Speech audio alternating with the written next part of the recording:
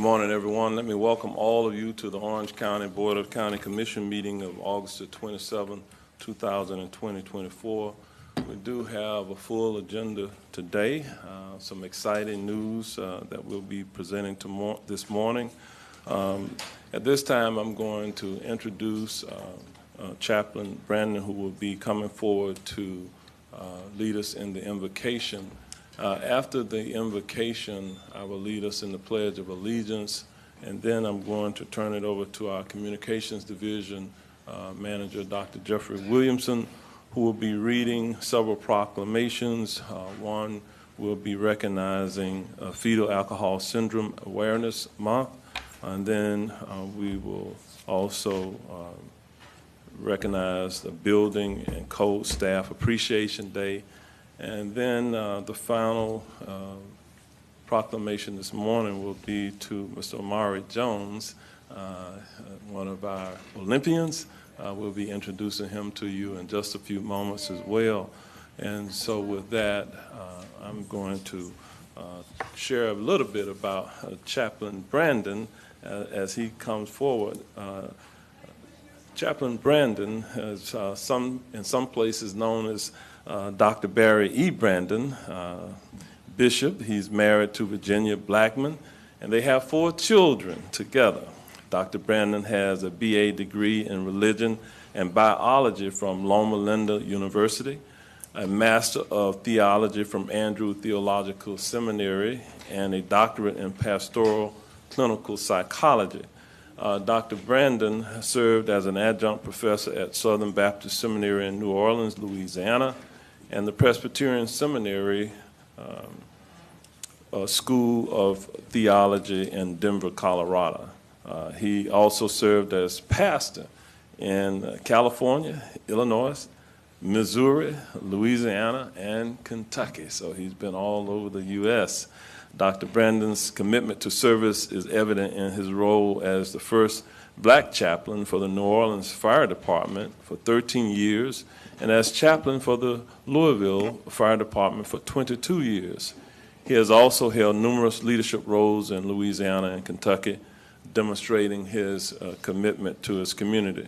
Dr. Brandon is the founder and director of Resources for Living a Holistic Approach to Family Counseling, and he's the radio host of the broadcast, I Thought You Knew That. He's a busy man, you can see. Dr. Brandon is the founding pastor of Faith Covenant Fellowship of Orlando and has served as the head and lead chaplain for the Orange County Fire Rescue Department for the past 8 years. Chaplain Brandon has officiated numerous graduation ceremonies and memorial services for Orange County Fire Rescue. He is a valuable member and critical incident stress management team member with the fire department and may be called upon at any time to support first responders after a difficult call or scene. And with that, ladies and gentlemen, join me in welcoming Chaplain Dr. Barry E. Brandon, our friend, to the podium. After the invocation, I will lead us in the Pledge of Allegiance, and then we'll make several other presentations. Chaplain.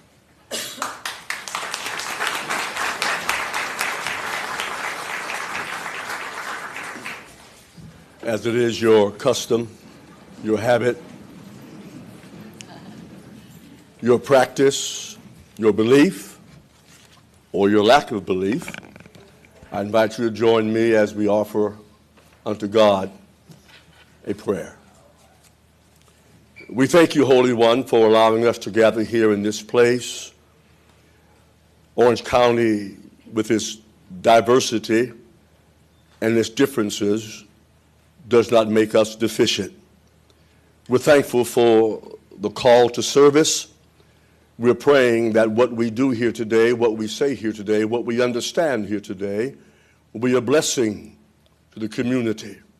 Remember our families, our children, and our service. We pray all of this, believe it, receive it, in our Lord's name. Amen.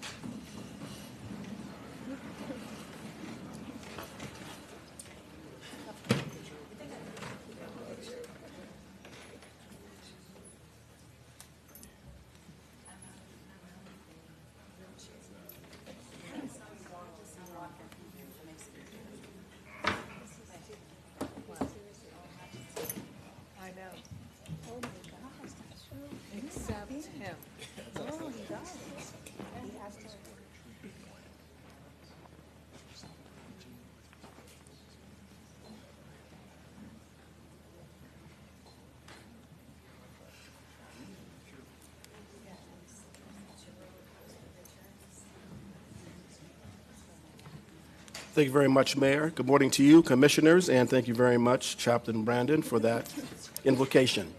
As the mayor said, we have 3 proclamations today. The first is for Fetal Alcohol Spectrum Disorders, FASD Awareness Month. And the proclamation reads, whereas fetal alcohol spectrum disorders is the umbrella term that describes the range of effects that can occur to an individual who was exposed to alcohol before birth. And whereas, according to the Centers for Disease Control and Prevention, it is estimated that 55 to 59% of pregnant women aged 18 to 44 use alcohol during pregnancy, which can cause lifelong impairments, preventing individuals from living independently. And whereas, according to a study published in the Journal of the American Medical Association, FASDs affects 1 in 20 children. And whereas it is estimated that over 90% of individuals with FASD will develop comorbid mental health conditions. And whereas as many as 60% of adolescents and adults with an FASD have contact with the criminal justice system, a rate 30 times higher than the general population. And whereas early screening, identification, and treatment of affected individuals can improve a child's overall development, and raising awareness of FASD can potentially prevent physical, behavioral, and learning disabilities. And whereas refraining from all types of alcohol in any amount is recognized by medical professionals as a fundamental element in protecting infants against FASDs. And whereas it is important to increase awareness of FASDs, it may present in individuals across their lifespan and the ongoing need for services and support. Now, therefore, Jerry O. Demings, by virtue of the authority vested in him as Orange County Mayor, does hereby proclaim the month of September 2024 as Fetal Alcohol Spectrum Disorders Awareness Month in Orange County, and invite residents to show their support for those impacted by prenatal alcohol exposure by wearing red shoes or red clothing on Monday, September 9th, 2024, in observance of International Fetal Alcohol Spectrum Awareness Day. Done and ordered this 27th day of August, 2024, signed by the mayor and all 6 members of the Board of County Commissioners. Receiving the proclamation is Spencer Munns of the law firm of Bogan, Munns and Munns. Mr. Munns.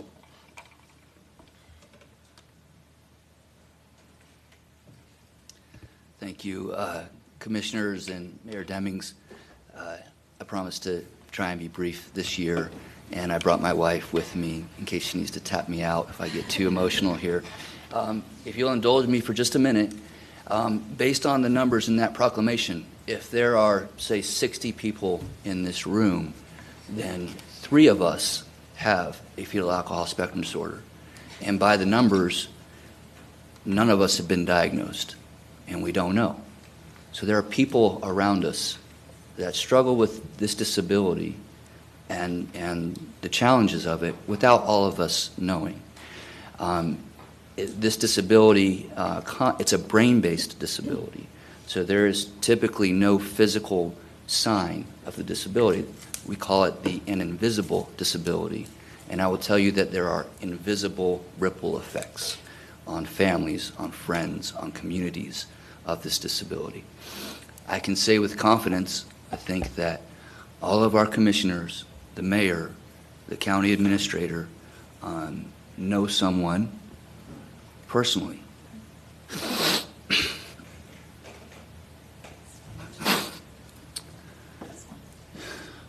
who they've seen someone struggle, and they've seen what happens when there's a lack of awareness around the issues and there's a lack of supports. And I'm happy to make a fool of myself if it will get the message out there that to really help these people, it's that saying, it takes a village. It takes family, it takes friends, and it takes government. We need help from the government.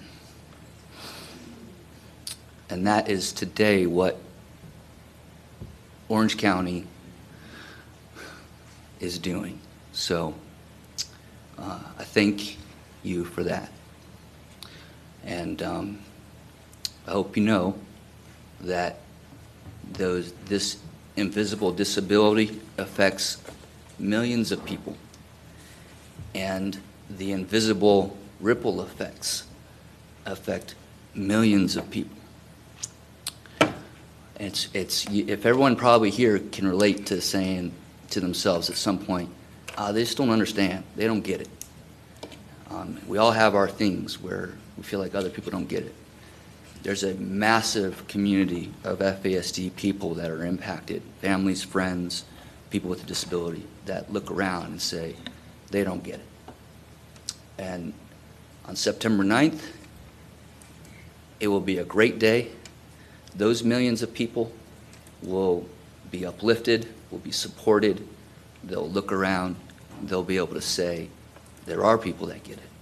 There are people that are compassionate, that are wanting to help. And I thank the county for being a leader in this effort. And we will be happy, we will proudly tell everyone that we know that Orange County is doing their job and is leading in this, what for us, my wife and I, is a mission critical effort. So I'll leave that with you and I say thank you.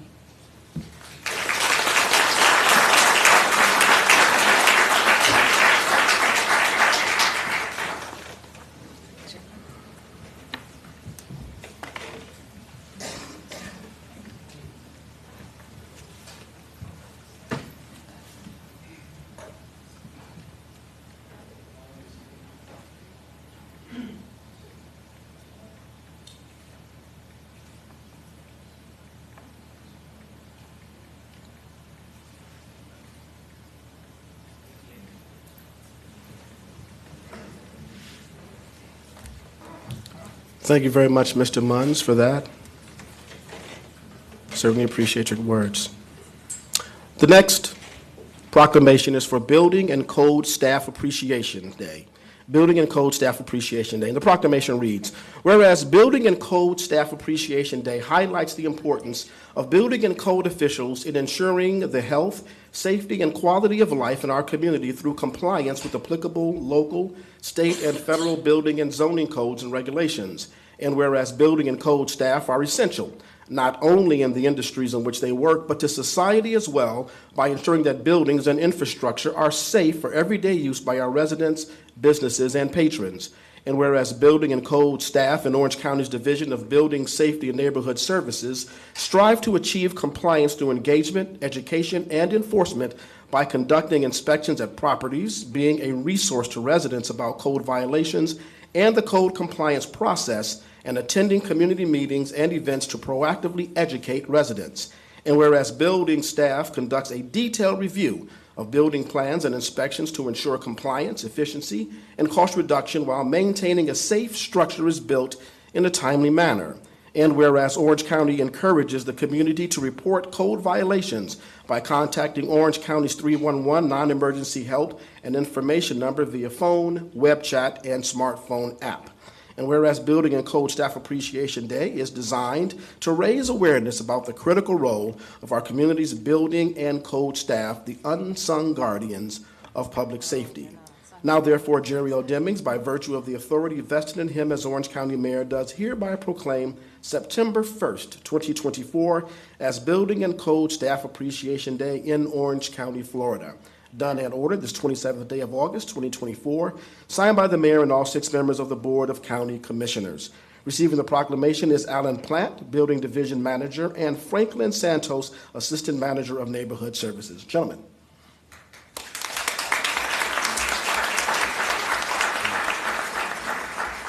Good morning, Mayor Demings and Commissioners. On behalf of the code inspectors and staff and the neighborhood services and the Division of Building Safety, thank you for today's proclamation recognizing Code Enforcement Officers Appreciation Week. These dedicated servants often are unsung heroes, yet play a critical role in ensuring the health, safety, and welfare and quality of life in neighborhoods and community. They understand the value of their work and are committed to serve and provide the service to this great community. Again, thank you for this proclamation recognizing Code Enforcement Officers Appreciation Week. Thank you.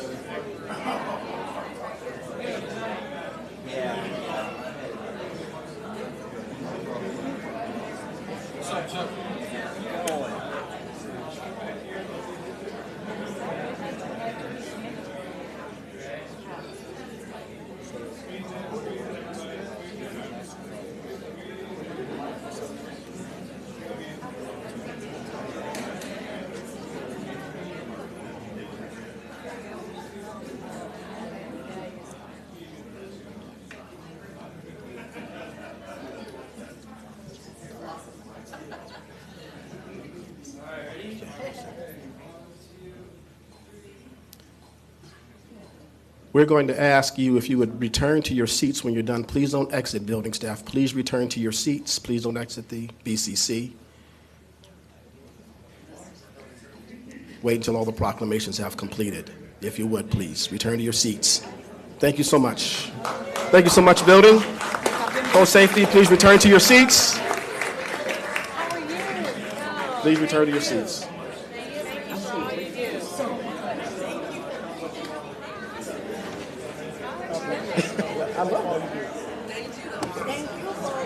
Congratulations. Thank you. Yes, sir. All right, Alan, good job.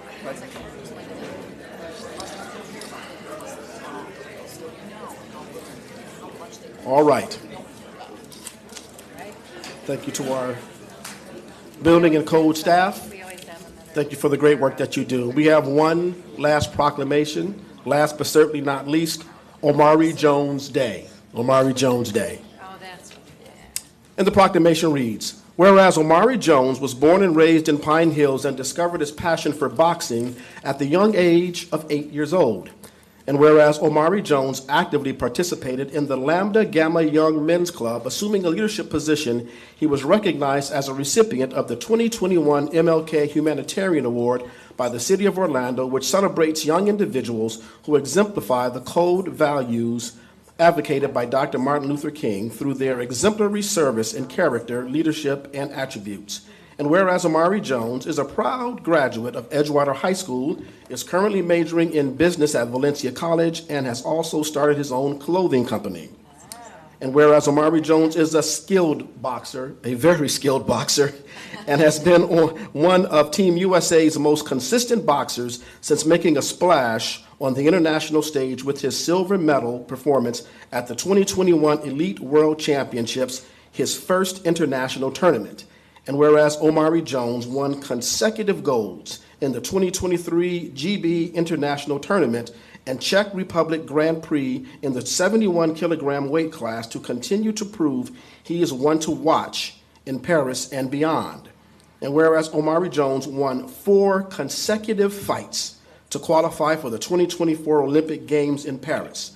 And whereas on August 6th, American boxer Omari Jones won a bronze medal in the Olympics in the men's welterweight division semifinals, the only medal in the sport for the United States of America at the 2024 Olympics in Paris, France.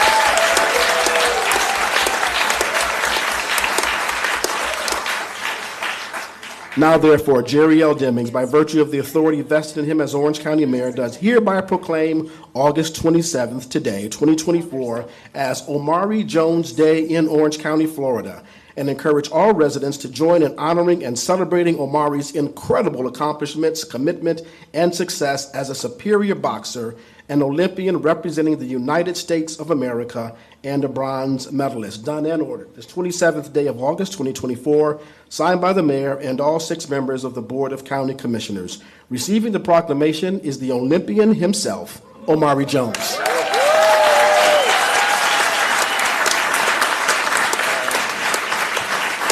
Before we ask Omari to come up, he's here with his father and his family, and we are exceedingly proud of his accomplishments. He didn't get here without a lot of hard work. I had the opportunity to go to Paris myself for the opening ceremonies of the Olympics, and so it warmed my heart to see all of our American athletes who were there. There were some 23,000+ athletes who competed during the Olympics, and we just happened to have one from our community here who did well. For most of us, this is probably the closest that you will actually get to a real-life Olympian and see an actual medal. And so we're going to bring him up in just a few moments, but I wanted to share a few other words with you. Winning a bronze medal on the world's largest stage is the result of years of hard work, dedication, and perseverance. It is a testament to the countless hours of training and sacrifice. It's important to note that Omari's achievement is truly exceptional, as he was the sole member of the USA boxing team to win a medal. We are immensely proud of you, Omari, and your entire family.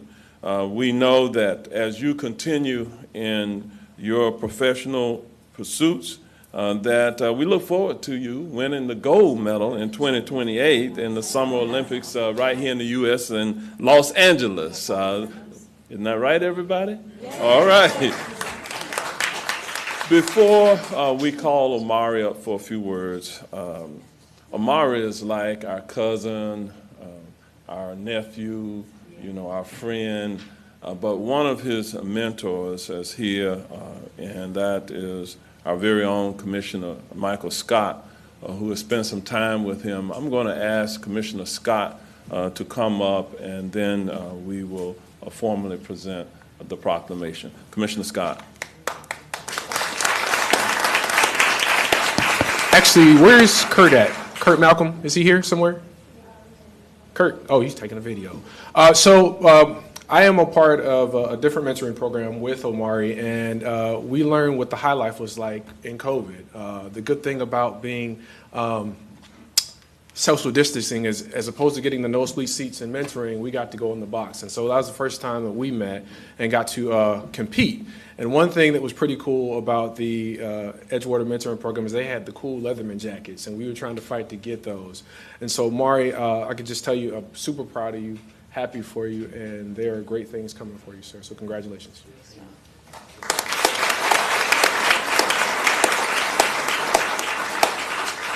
Thank y'all. Thank y'all. First and foremost, I just want to say, with all of this happens when you put God first, and all glory to Him to getting me to this point. But I didn't get here alone. As you can see, my family in the front row, they're here. My mentors is here. My coaches is here. Family, grandma, cousins, and mother and father. So on this journey to the 2024 Olympics, I found boxing at a real young age, at 8 years old. I would say probably 5 minutes from my house in Pine Hills, Florida. And that's where I found my passion for boxing. And I'm just honored, what you give into the community.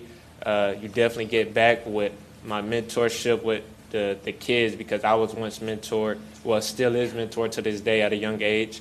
And, giving back to the community by feeding the homeless. And just, all those things is what got me here, because I know it really does take a village, and Orlando was behind me. And I'm very happy to bring back the bronze medal to my city, and all my hard work paid off. It was something that I wanted since a child at 8 years old. I'm 21 now, so 13 years in boxing. My consistent hard work and dedication got me here, and like I said, with my team. So I'm happy to bring a bronze back to Orlando, Florida. Thank you.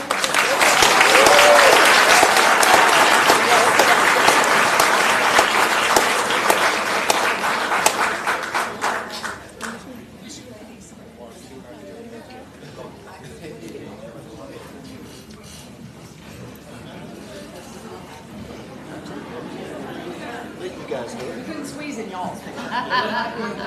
Sure, we would have let you.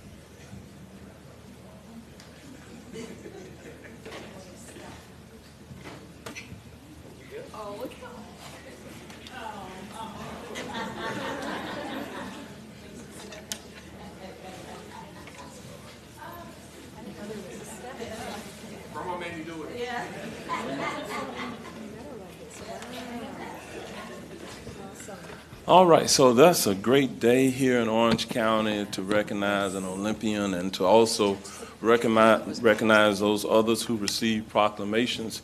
I would be remiss if I did not also at least acknowledge from our metropolitan area the Lake Mary Little League baseball team that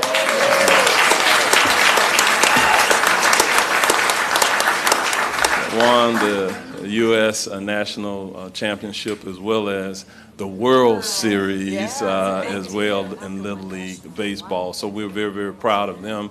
We know that various ceremonies are being planned for them here within the area. I wanted to make that acknowledgement. Again, thank you, Amari. Congratulations to you on your accomplishments. And for those who must leave, we're going to be moving forward on our agenda this morning. If you need to leave, now will be the time to kind of gracefully exit and before we go to the next thing. You got this.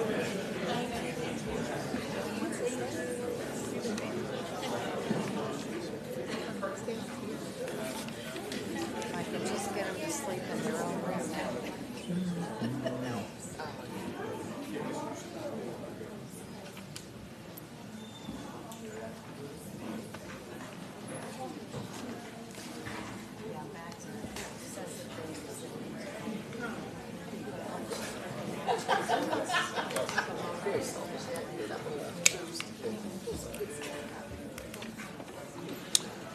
All right, so as we move forward on our agenda this morning, we're moving to the point of public comment. I'd like to invite members of the public to come forward regarding topics of interest or concern that are within this board's authority. However, there are certain matters which are not appropriate for public discussion during this public comment period. These matters include pending procurement or land use issues or concerns that should properly be brought to another board. This afternoon is the appropriate time for those types of issues to come forward. We will be soliciting public input during each of the public hearings scheduled for this afternoon. With that, Mr. Thalmuller, do we have members of the public who wish to be heard at this time? We do, Mayor. We have 7 speakers registered this morning. Okay. All right, folks, I'm going to call your name in batches. When I do, please line up along the back wall. When you approach the podium in order, please start with your name and address for the record. Our first speaker this morning is going to be Nelson Betancourt, followed by Eric Grimmer, Kenneth Bradley, and Liza Minnelli.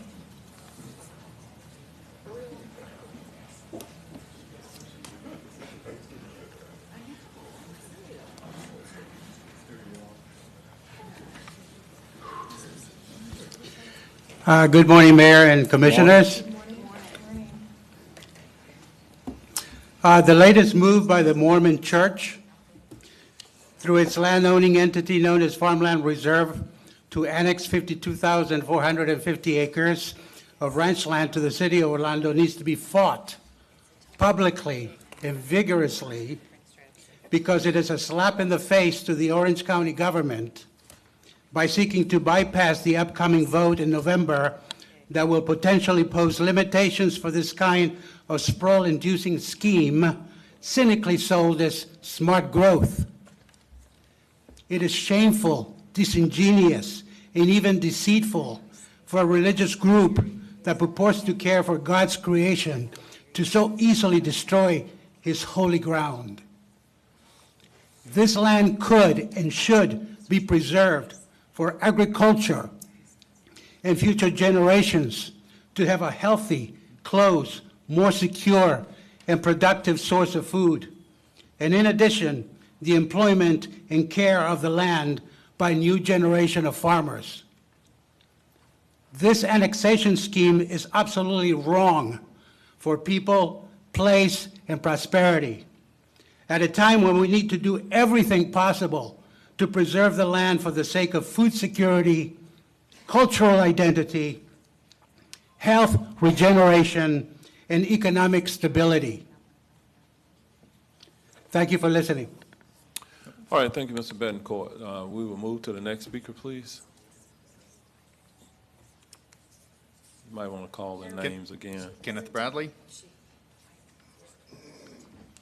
And again, folks, please start with your name and address for the record. Good morning, Mayor and Commissioners. My name is Kenneth Bradley. Morning. I live at 1612 Elizabeth's Walk, Winter Park, Florida. I'm the 53rd Mayor of Winter Park, and I am the closest I've ever been to Liza Minnelli. This is a big moment in my life, so she'll be speaking in a moment. I stand before you because today you'll be discussing an expansion and an extension of the Winter Park CRA, the Community Redevelopment Agency. We've benefited from this CRA for many, many years. But I have real concerns about some of the expenditures that will be being made in this proposal, including expenditures on things like the purchase of a post office in our non-blighted parts of Winter Park. So I ask you to seriously consider this proposal that's before you. I would urge you to thank Winter Park for its proposal, but not extend the CRA and say no to this proposal. Thank you for your service. All right, Mayor Bradley, thank you for your presence and your comments today. We'll move to the next speaker, please. Good morning. Again, my little disclaimer, I do not sing or dance. My name is Liza Minnelli Pacheco, and I live in Davenport, Florida, but again, who knows me knows that I have a nonprofit, and I'm always here, right, when they need me and they call me. Today I present to you a situation that's happening off of OBT where I have families and friends and also working people there. So the situation is about this cooking oil recycling plant. Our main concern today that I want to bring up to you guys is I have like 15 people today. Out of 15 people did not get a letter to a meeting. And that's very concerning. So these people did not get letters.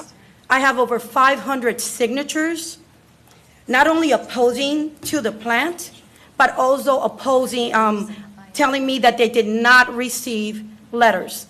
This is concerning because most of them are business owner, they pay taxes, okay? And I think that they were very disrespected by not letting them know what's gonna go on. Not only that, this plant is right next to their work. So we really need to give them the time and the day to listen to their concerns. It's legit. I know that there's a hearing on September 5th. All of us just found out about this last Friday. And again, we would like, I know this is Uribe's location, if she can just listen to them. And we're trying to extend the 5th. We're really trying to extend it because we just learned about this on Friday. Okay? All right, thank you, Ms. Minnelli Pacheco. I'll go to the county administrator. Byron, who's perhaps right now the appropriate staff member that might be able to I follow? presume they're talking about a BZA. I'll be honest with you, Mayor, I'm not quite sure what case this BZA matter. So I thought I saw some folks from, where's Tanya? Oh, yes. So Ms. Wilson is director of PEDS, who's right in front of, where's Ms. Pacheco? Oh, there she is, over there.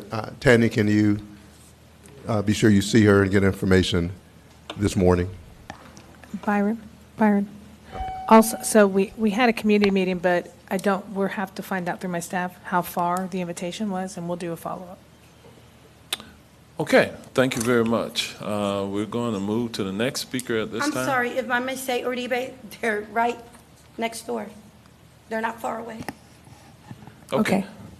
We'll get with them. Please talk to Ms. Wilson there. All right, next speaker, please. Next speaker, Eric Grimmer. And then that's going to be followed by our last three speakers, Daniel Ramos, Matthew Roland, and Stephanie Viema.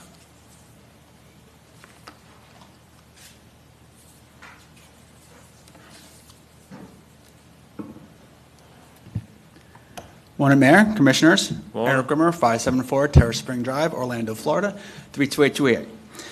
I had the privilege of serving on the committee that helped draft the Orange County Vision Zero plan, which this board will be adopting later today. For those who have never heard of Vision Zero, it is the ambitious but worthwhile goal of eliminating all traffic deaths in Orange County.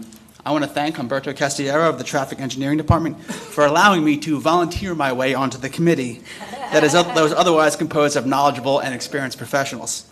I learned a tremendous deal from my fellow committee members, and I thank them for their willingness to impart their wisdom to me.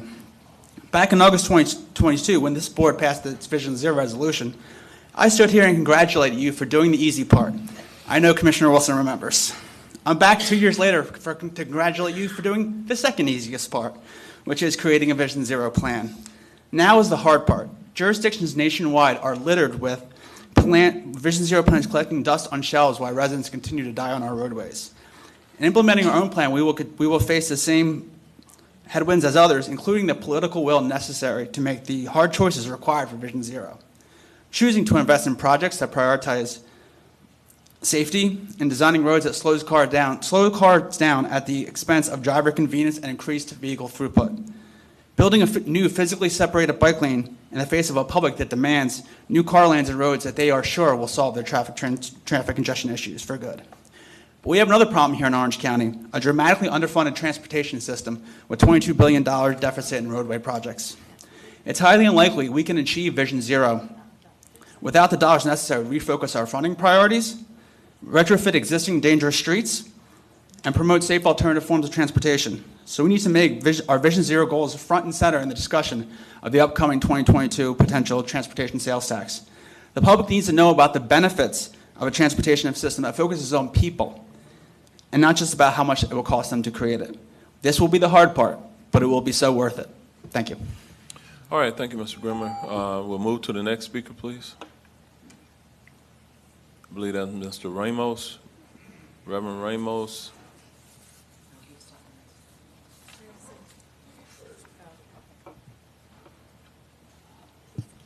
Reverend Ramos. Yes, sir.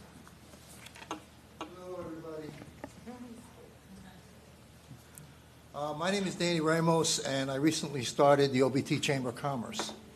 The reason why I started the Chamber of Commerce, because everybody thinks OBT is not, it has a certain type of image, and it's been going through a major renaissance economically for about 4 or 5 years now.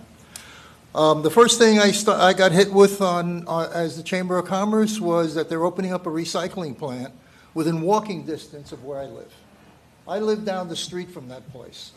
And there are residents and people that live in private homes within walking distance of that recycling plant.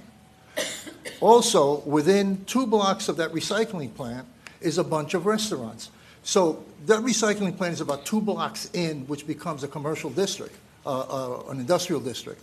But the 2 blocks away is all the residential district, pizza places, Spanish restaurants, and that community is extremely diverse. We have practically every nationality represented in that community in clusters. And we also have a very diverse economic situation there where we have high-income people and low-income people working together on OBT. OBT has a fantastic economic powerhouse. And now, all of these property values that are near this property are going to go down, up to 40%. I've spoken to real estate people. As soon as you bring a recycling plant in, it has a very negative connotation. All of the retailers will be affected. Also, recycling plants are notorious for smelling. Now, if you ever had a recycling plant and passed by one, you know they smell, okay? So a lot of times they do that, the processing at night, so residents who are affected don't get that smell. Now, I literally live within walking distance. And I didn't find out about this till 4 days ago, when I was contacted by some of the local business people in a meeting. And they said, did you know about this? And I said, absolutely not. I never got, and I've been there for 5 years. So I never got a letter, a registered letter. I never got any information. And one of my business associates has a $50 million property on OBT. He has a 7-story hotel building, which they're renovating, and it's going to become a Holiday Inn. That's going to affect that process.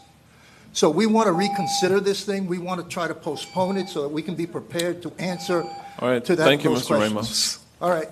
See you, Jared. Thank you very much. All right. Thank you all. Appreciate the feedback. Next speaker, please. Did we have Stephanie or Matthew? Yeah.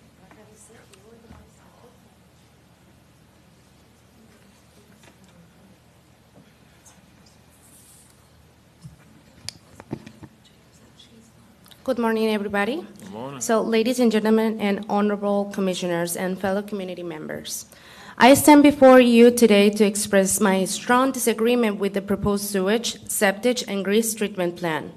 While I understand the need for waste management, I urge you to consider the far-reaching consequences of this project on our community. The plan will not only affect our environment, but also our economy, health, and overall quality of life. The potential risks of water pollution, fallout odors, and noise pollution will impact local businesses, property values, and obviously our health. I ask you to think about the families who will be affected, the children who will be exposed to potential health hazard. There are family residences, as my Danny Ramos just stated, and also we have a lot of schools and daycares in the area, and the local economy that will suffer as restaurants, supermarkets such as Costco, Sam's, mini markets, and also the Hispanic community. Let us consider some alternatives and solutions that prioritize our community well-being and sustainability. I request that we work together to explore alternative options, engage in meaningful dialogue, and prioritize the needs of our community. Let's make a decision that benefits everybody. And also, we would like to state and clarify that this has no political pursuit. It's basically from the community to the community. So I here stand for asking you, please, to think about it. Just think about the community that also, at the end of the day, they voted for you to be sitting there. So please, and thank you so much for your time. Okay, and before you leave the mic, give us your name and address if you don't Stephanie mind. Vielma, and I live in 6609 Datura Drive in Orlando, Florida. Okay, thank you. All right, thank you very much. Do we have any other speakers? Mayor, I believe that was the last speaker for this morning. Okay, is that Matthew? You had a Matthew, I think. I believe right? so.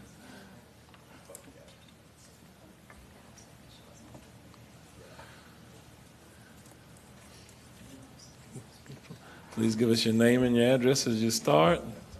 Thank you Good very morning. much. Good morning, everyone. I don't have a big speech. Actually, I had one. But as soon as I walked in here today, I saw something that actually brought me back into a little bit more peace as it was when I first walked in. I'm going to read something real quick, okay? And it's something that I saw here in the building. And here's how it goes. I don't know if some of you guys probably already seen it, but this is what it says. It says, the law says, if you poison the water, you'll die. The law says that if you poison the air, you'll suffer. The law says if you degrade where you live, you'll suffer. If you don't learn that, then you can only suffer. There's no discussion with this law. Has any one of you guys seen that before? If you haven't, it's right outside your door. And this is the reason we're here today. In this area where they're going to build this plant, I've been working there for 15 years. And since I know the area pretty well, I bring my family to eat there on those restaurants, on those food trucks. Who hasn't ate on one of those food trucks? They're amazing. They're great. So that's where I bring my kids. To eat, to spend time with them. I think they're going to build something like this so near. Because let me tell you, once you look at it, it's like right there. This whole room right there, all this space that I've been spending time with my kids for the past couple of years, eating there, going to different places there. I even purchased my car across the street from the plant it's going to be. So that place is going to be gone. All these food trucks are going to be gone. All these restaurants. The smell, the toxic, everything that is involved, it's just going to bring the area down on the economy. Because everything that is built around it, where the plant is going to be affected. So that's it. Just want to bring this to you guys. I put my speech on the side because this is actually right outside your door. Okay, what is your name? Thank you so much. What is your name? Your name? Pablo Rodriguez. I live on 2380. Pine Needle Trail, Kissimmee, Florida. Okay. 34746. Thank you, Mr. Rodriguez. All right, do we have any other speakers? I have no more speaker cards, Mayor. Okay. All right, we have no other speakers, then we're going to move forward on our agenda from the public comment period of this time. At this time, we're going to move to our consent agenda. I'm going to ask the county administrator, Mr. Byron Brooks, to present the consent agenda. Thank you, Mayor.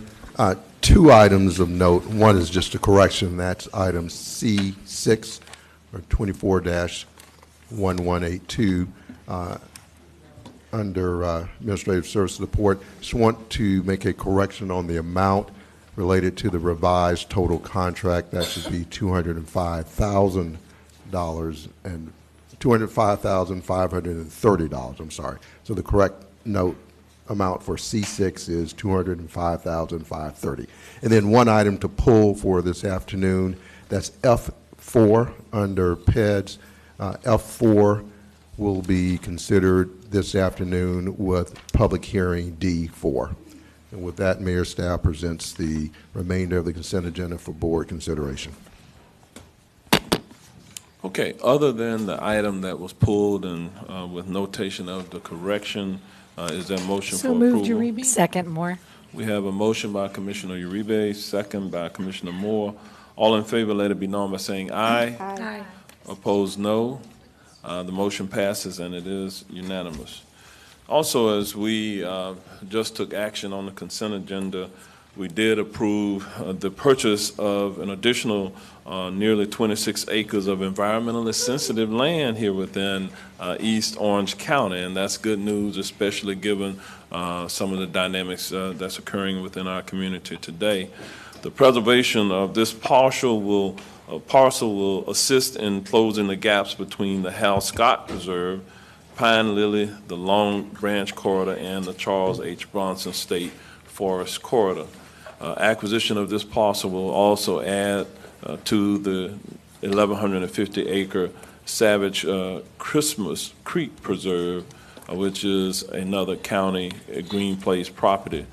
To date, Orange County has purchased and preserved 1,751 acres since the board approved the $100 million to purchase environmentally sensitive lands. Also, on another note, regarding issues in our community related to homelessness and those who suffer with various mental health related disorders, there were 3 items on today's agenda that continue Orange County's effort to help local families live happier and healthier lives. In total, the county is contributing nearly $3 million additional towards these initiatives. Orange County will also be connecting to the central sewer 93 additional septic tank parcels fronting the Pine Hills Road area just south of the intersection with Silver Star Road at no cost to the residents. And so that is good news, and thanks goes to the Florida Department of Environmental Protection, the St. John's Water Management District, and the American Rescue Plan Act. The federal dollars that we received totaling $9.2 million. And so in order to expedite the construction and minimize disruption to the community, the county negotiated a change order with the road contractor currently working on the Pine Hills Road pedestrian safety improvements just south of the Silver Star Road area, resulting in a $9.8 million change order to this current contract. So we sometimes hear from the residents and those who patronize businesses there in the Pine Hills area about some of the challenges centered around the roadways as well as the septic to sewer projects. So again, that's good news for us. This project is located in the southern boundary of the Wekiva and Rock Springs Basins Management Action Plan, and removal of these septic tanks is consistent with the state and county's goals of protecting our springs. Orange County's own contribution to this project is for a total of $2.7 million, or 23% of the total cost. So again, good news I wanted to share with you all concerning the consent agenda. At this point, we're going to move forward to our discussion agenda at this time. Mr. Dan Kiltonen, Commissioner Moore, I'm sorry. I just wanted to highlight, Mayor, one additional item that I think a lot of people be pretty excited about, the Lake Apopka Connector Trail, where we are connecting the West Orange Trail up to Magnolia Park and around Lake Apopka. So on the agenda today was the contract, nearly $8 million to get that done. So that's exciting as well for our folks. All right, thank you, Commissioner. Now we'll have Mr. Dan Componen, the Chief Planner from the Neighborhood Services Division, come forward. He'll be making a presentation regarding the Winter Park Community Redevelopment Agency and the area that is of note. Former Mayor Bradley came forward and spoke about this earlier this morning. And so with that, Mr. Componen, you're recognized at this time. Well, good morning. Thank you, Mayor and Commissioners. Again, my name is Daniel Kilpanen. I'm a Chief Planner with the Neighborhood Services Division, here to present a discussion item regarding the Winter Park Community Redevelopment Agency, or CRA. The purpose of this presentation is to inform you that the Winter Park CRA is scheduled to sunset in 2027, and that the city has requested to extend the CRA for an additional 10 years, and also to expand the redevelopment area. Orange County reviews and must approve most requests such as this to reauthorize CRAs for additional terms and for area expansions. In today's presentation, I'll provide some background information about CRAs in general, review the Winter Park CRA and the draft redevelopment plan, the request to reauthorize and extend the boundaries, and show some next steps in the approval process. So this lays out the presentation outline for today. First, some background about CRAs. Local governments may designate redevelopment areas based on a finding of necessity and establish a redevelopment plan. This is laid out in Florida Statutes, Chapter 163, and the redevelopment plan associated with the CRA identifies the projects to be funded and to help revitalize the area. The source of funding for CRAs is tax increment financing, and the idea is that with some public investment, it hopes to encourage the private sector to also invest in the redevelopment of particular targeted areas. Again, Chapter 163 outlines the requirements for CRAs, and it does state that a charter county, such as Orange County, is granted the exclusive authority to create CRA districts within their jurisdiction. The charter county may also delegate that authority to the municipalities within its boundaries via an interlocal agreement. The governance for a CRA is typically the Board of County Commissioners or the City Council, plus a county representative, and often has an advisory committee that makes recommendations to the governing board. So within Orange County, you, the Board of County Commissioners, are the board of directors for two of the CRAs. So that's the one along Orange Blossom Trail and the one along International Drive. There are also 7 municipalities within Orange County that have CRAs, and they're listed here on the slide.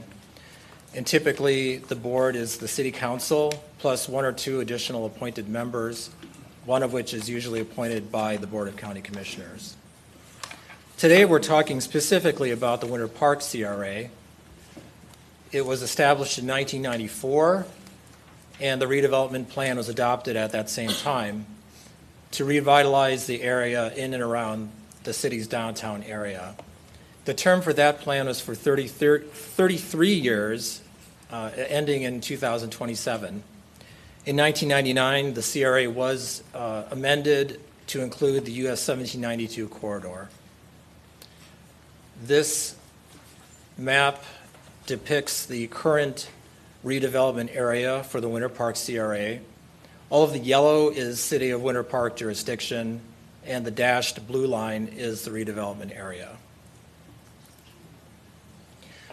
The CRA board is made up of 6 members. It's Mayor DeCiccio and 4 city commissioners, and there is 1 Orange County appointee, Hal George.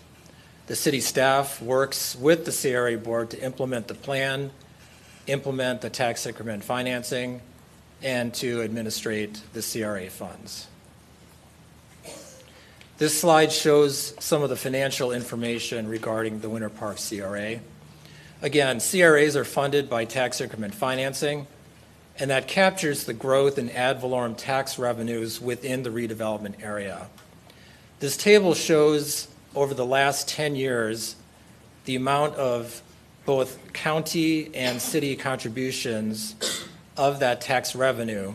And instead of going into the city or the county's general fund, it is put into a redevelopment trust fund. And so that's the funding source for projects to be built within the redevelopment area.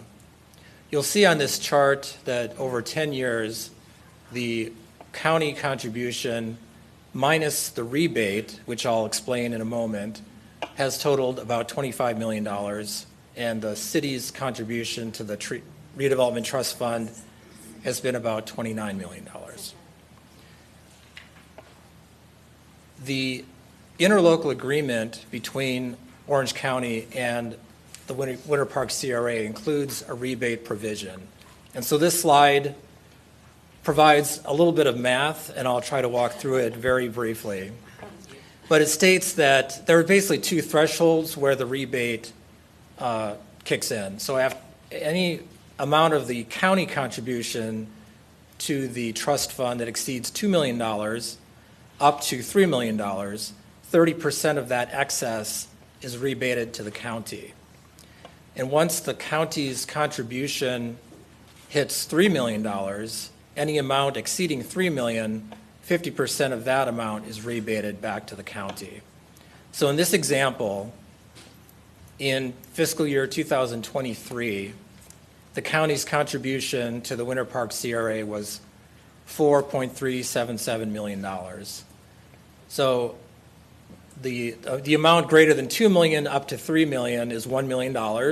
So apply 30% to that, and the rebate portion is $300,000. The portion greater than $300,000 is $1.377 million. 50% of that is $688,000. Add the two up, and you get a $988,000 rebate to Orange County based on this rebate provision. This shows some of the accomplishments and projects that the Winter Park CRA has made since 1994. One major project is depicted here, and that is the change to Denning Drive. It basically did a road diet from 4 lanes to 3 lanes, adding a mixed-use path and landscaping. They also contributed to the community center and a few other projects listed on the screen. Knowing that the CRA is in effect till 2027, the CRA does have continuing and ongoing projects, some of which are listed on the screen here, including changes to the Martin Luther King Jr. Park and Shady Park. They have a housing rehabilitation program and business facade improvements as well. So the request from Winter Park is to extend the CRA and the redevelopment plan for another 10 years. So that would put it to 2037, and also to expand the redevelopment area into the Fairbanks Avenue area. This map, again, shows the existing redevelopment area in the blue dashed line and the proposed expansion area in the red dashed line. And if we zoom in a little bit, you'll see that the proposed expansion area runs from Orlando Avenue or 1792 west to the I-4, and basically between Fairbanks Avenue and Minnesota Avenue. You'll notice that portions of this area are within City of Winter Park in the yellow shading. There's a few parcels within City of Orlando that's in blue, and then there are some unincorporated parcels as well. Anytime a redevelopment area is proposed for a CRA, a study needs to be done that shows that there are conditions outlined in Florida statutes that are described as either slum or blighted conditions. And so these are the conditions that were found in the expansion area, including things such as deteriorating structures, unsafe conditions, in this case flooding, and inadequate or outdated infrastructure.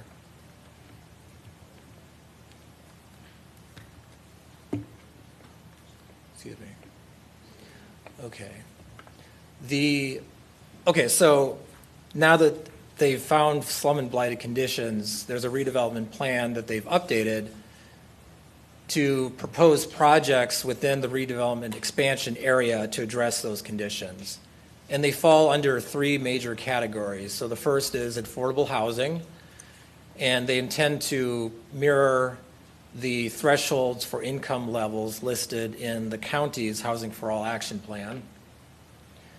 The second category is for transportation and safety projects. The photo here depicts the conditions along Minnesota Avenue, showing the sidewalk gaps, and there are some other projects proposed as well.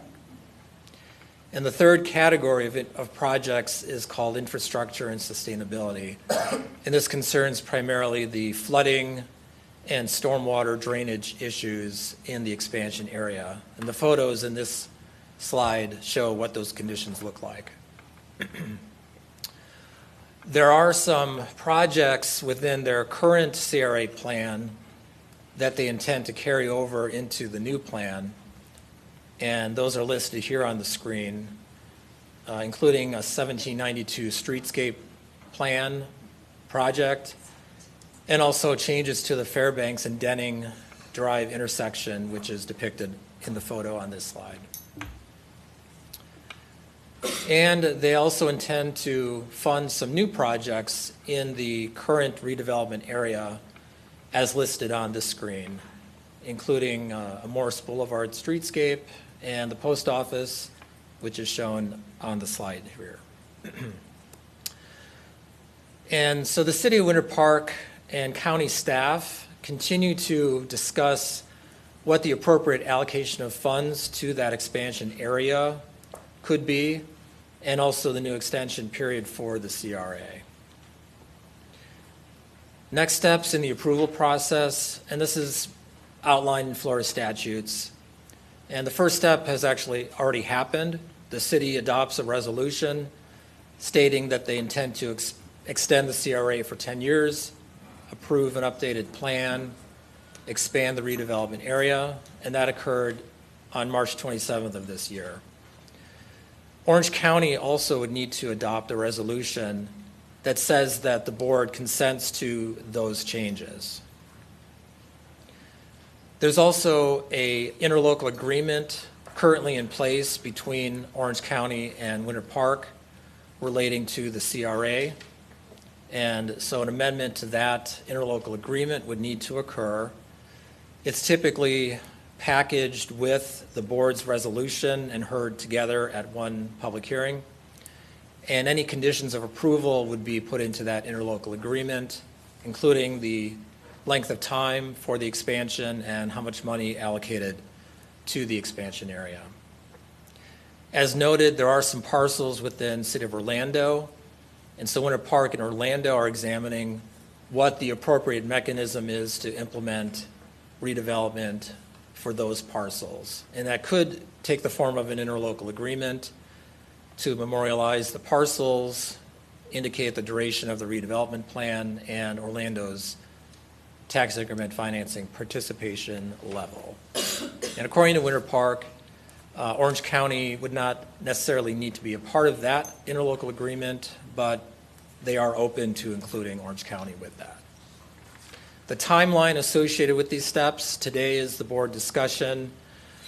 Winter Park would need to approve an amendment to the interlocal agreement that's to be determined, as well as whatever agreement needs to occur with Orlando agreeing to this. And then finally, the board adopting its resolution and the amendment to the interlocal between Orange County and Winter Park. And that concludes my information regarding this item. I'm here to answer some questions, and there is staff from Winter Park as well if any questions need to be directed to them. Thank you.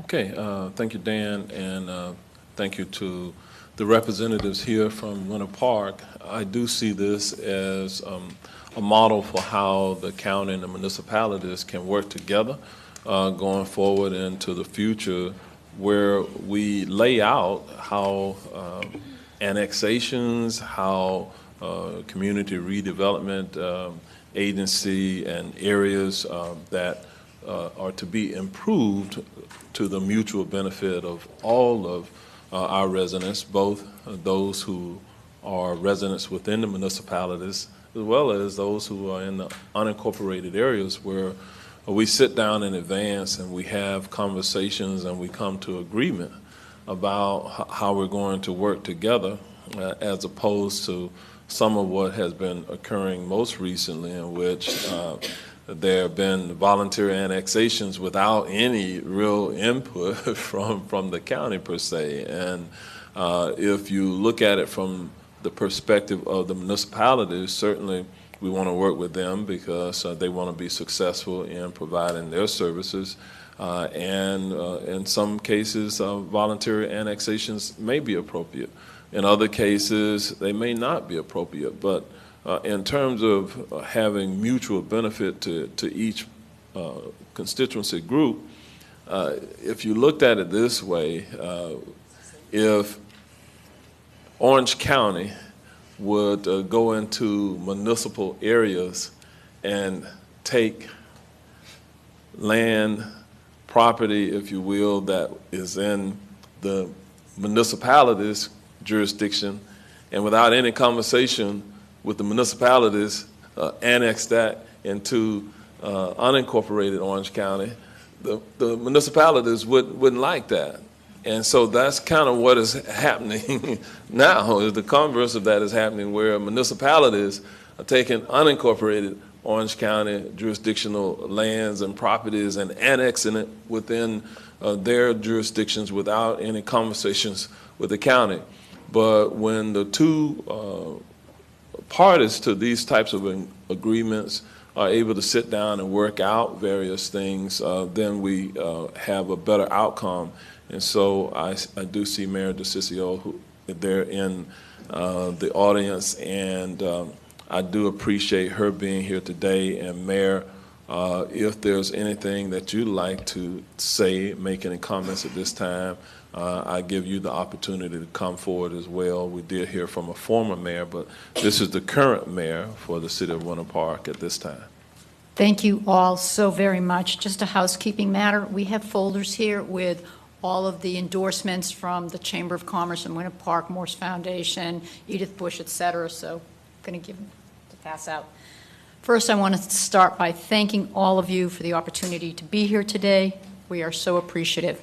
Also, as you know, I'm Sheila DeCiccio, the mayor of Winter Park, and with me is Randy Knight, the city manager, Peter Moore, the director of management and budget, Kyle Durgan, the director, the CRA director, and we also have our consultants here from the Community Solutions Group, Tom Kohler and John Jones. So we are so excited about this project. We're so grateful for you, and we think that this can be a win-win. Dan did an excellent job of presenting it to you. We're here to answer any questions. As you know, we always do what we say. We have increased the tax base 400% in the existing CRA, so it has been a tremendous boon for all of us, and we think that this area, which is a very low tax base right now, once we put the infrastructure fixtures, we are aiming to hit the affordable housing, the environment, and transportation. We can take care of all of this. We can get it done and just, as I said, make it a win-win for both the county and the city, and we're very excited to work together with you on it. So with that, I could go on, but I will be happy, I or anybody else that we brought with us, to answer any questions that you have. Again, thank you so very much. Thank you, Mayor, for your presence. And with that, we do have some questions or comments by members of the board, and I'm going to call on them in the order in which they press the button. We'll begin with Commissioner Wilson, followed by Commissioner Scott, then Commissioner Bonilla. Thank you so much, Mayor. And I may turn it over to the brains of the city to answer some of these questions for you, so thank you. Well, I was going to say thank you, Mayor, and I want to thank your staff and leadership team for providing as much information as you have throughout. This was just a question that recently popped up from an email that we got that I think our staff should be able to address, and it was about the sunset timeline of this. Is it sort of unusual to be 3 years out and revamping? I know we've we've seen them at various stages of their CRA lifespans. I just wanted to kind of find out about that sunset date of 2027. Well, I think probably Randy Knight is the best one to answer that question for you. One reason that we're coming forward now is we'd really like to get started on this particular area because there's so much flooding and water knows no boundaries. It's hitting Clay, Minnesota, into Winter Park, and we would like to use some of the money, already existing money in the CRA, to start work on this area. So Honestly, that's a good enough answer for me. Like, if there's a need, then that seems like it's a good enough answer. I just didn't know. So we I'm just are unfamiliar with seeing that sunset date and then being here this early. in the Actually, I was going to say, Commissioner, that in most cases, the jurisdictions have come prior to the sunset date. So I think we had Winter Garden that was before the board, a year or two ago. Apopka more recently, earlier this year, I believe. In each case, they typically come a year, 2 years or so before that sunset date hits, so they have the opportunity to do some planning. Okay, great. Thank you. I appreciate that. No problem. Thank you. Commissioner Scott. Thank you, Mayor. Mayor? Yes, thank you. Thank you for coming. I've seen some of the challenges you have with the flooding. I frequent that area, a lot of good foods, places to eat. Can you share to what frequency and detail will you provide updates to us as you guys start to progress with the work? That I'm definitely turning over. Thank you. Certainly. Thank you, Commissioner, for your question. We can do that in any detail that Orange County staff would like to receive it at. So certainly we're required by law to annually provide updates on all of our projects and our status. I also know that our staff stays in continual communication with your staff on where we're at. So if you guys want to see that quarterly, monthly, we're nerds. We have loads of data. We're happy to provide it to you at any interval to make sure that we're being accountable to what you're contributing. And then my second and final question, with respect to the area that's within the municipality city of Orlando, obviously a little bit of that area abuts like Fairbanks Road on that's the south side. Yes, Will sir. any of this, obviously indirectly you have the road area, but do you guys have any plans to do anything within that area? And if so, what does that look like? Sure. So one of the reasons that we have this sort of maybe unusual request for our CRA extension covering typically you're going to get a city saying we just want to do our own municipal area. Right. We're actually wanting to do other municipal areas because we want to make regional improvements. So when we're talking about the West Fairbanks corridor, stormwater and regional stormwater capacity is an issue. And so we have a number of plans looking at public-private partnerships to combine pond areas. We've already purchased some land in the area that we can try to do. We can do interconnects to Lake Killarney. So we have a number of options that we can pursue because we plan on benefiting that whole area, not just Winter Park's municipal boundary. And so you are engaged or plan to engage the city of Orlando with respect to those goals? Yes. Okay. Thank you very much. Thank you. All right, Commissioner Bonilla. Thank you. I just wanted to let the board know that I have met with Mayor DeCiccio and also with the former mayor, Mayor Anderson, on this, and so I've been very well informed by them, and the city manager as well. And I do want to say thank you for being such a great partner too, because I've had a constituent who was complaining about some ditches that were an Orange County property, but they were saying it was the city of Winter Park, but the city of Winter Park did come out, clean it up, even though it was an Orange County property. Like, you've always been such a great partner. As I could see from this as well, just the discussion you just had, you're willing to even take on some responsibility on properties that are not in the city of Winter Park and just help, you just care about, the area. And so I want to thank you for that, for being that good partner, with the county, with other cities, and, looking at some of the issues that we're having with affordable housing and trying to find some solutions. So I just want to, again, just keep saying thank you for that, because, we don't get that too much. So it's really great when we get those wonderful partnerships. Just like Mayor was saying, those partnerships are really important to us. So thank you. Thank you. It goes both ways. We truly appreciate you too. Thank you. All right, with that, Commissioner Gomez-Cordero. Thank you, Mayor. Good morning, Mayor, and good morning to everyone. I have a simple question, like always. I know you said about the affordable, or the presentation, affordable housing. Do you have a location where they're going to be, and when, if this is approved, you're going to start that project? Again, I'm going to turn it over to the brains. Okay. Thank you. Thank you. Randy Knight, City Manager, Winter Park. We do not have specific location identified. Most of that property in that area is individually owned, so our first step is to start having community meetings with them to see if we can consolidate, to try to pick areas that will work. We've been successful in doing that in the original CRA over the years, so, but we don't own a lot of property in there other than, as Mr. Moore said, some property we bought to help with the stormwater drainage. But we plan to work with Mr. Weigel and many of the other property owners in that area to provide incentives as well as financial incentives to put affordable housing as part of whatever projects come forward. Thank you. Yes. All right, and so to the city manager, Randy, now they refer to you as the brains of the city of Winter Park.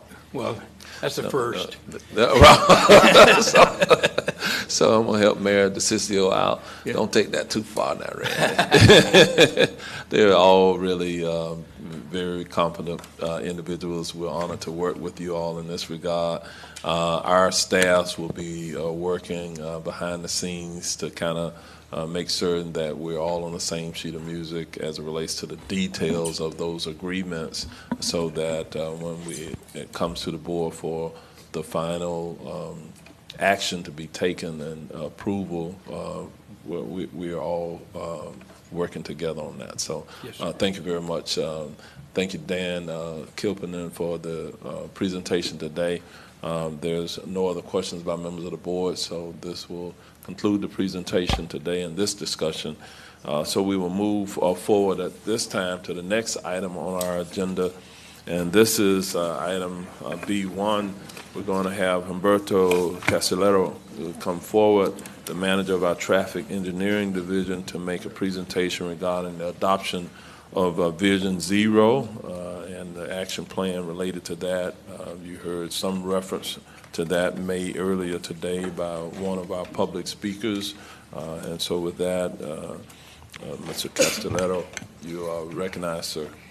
Yeah, thank you very much. Good morning, Mayor Demings, Commissioners. My name is Humberto Castellero, the Traffic Engineering Division Manager in Public Works. And it is a pleasure to be here with you this morning to discuss the progress that we have made in the developing of the Vision Zero action plan since the last time we met. We will be discussing the background, the action plan overview, the resolution, implementation, and the summary, and last but not least, the action requested.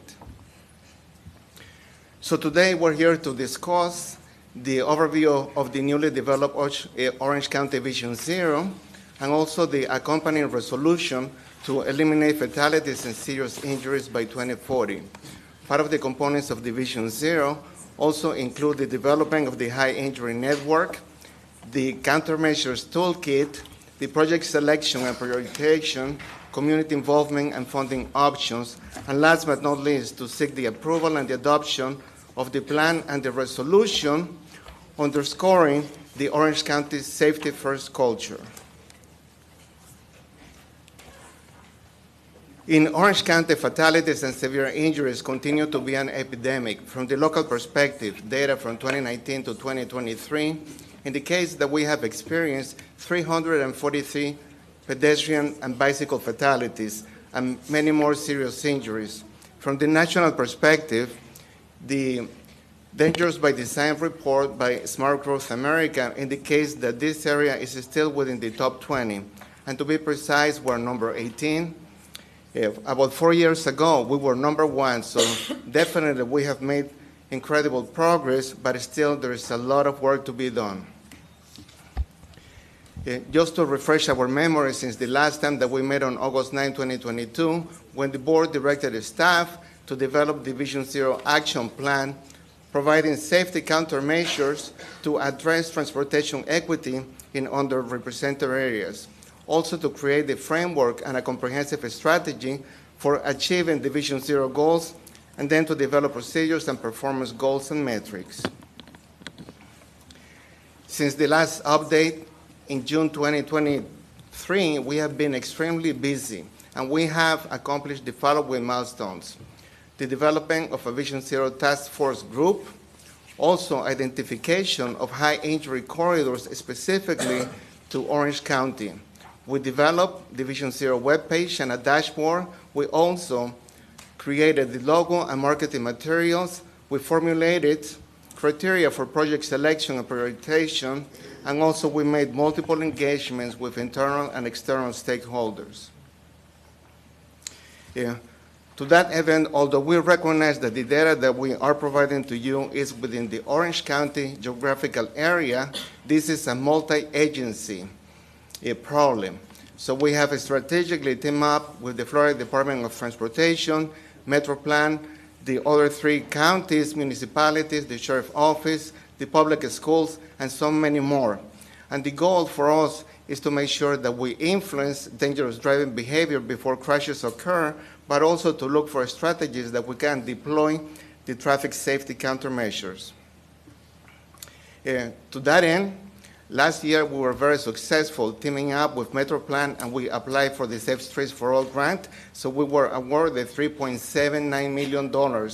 So that money was used for the development of all Division Zero action plans within the region. This week, between today and tomorrow, we are also going to submit another grant for the second round, and this is teaming up with UCF for a demonstration grant using artificial intelligence for near misses. And we will apply for $3 million. And then upon adoption of the Vision Zero action plan, we will go for the third round to request another $3 million for implementation. The Vision Zero action plan, it consists of 6 main chapters: introduction, crash analysis and trends, public engagement, policy review and benchmarking, toolkit, prioritization, and also the plan recommendations. So first and foremost, 7 lives, that is what this plan is all about. And the only acceptable number to us is 0. And this is what the residents in our community demand.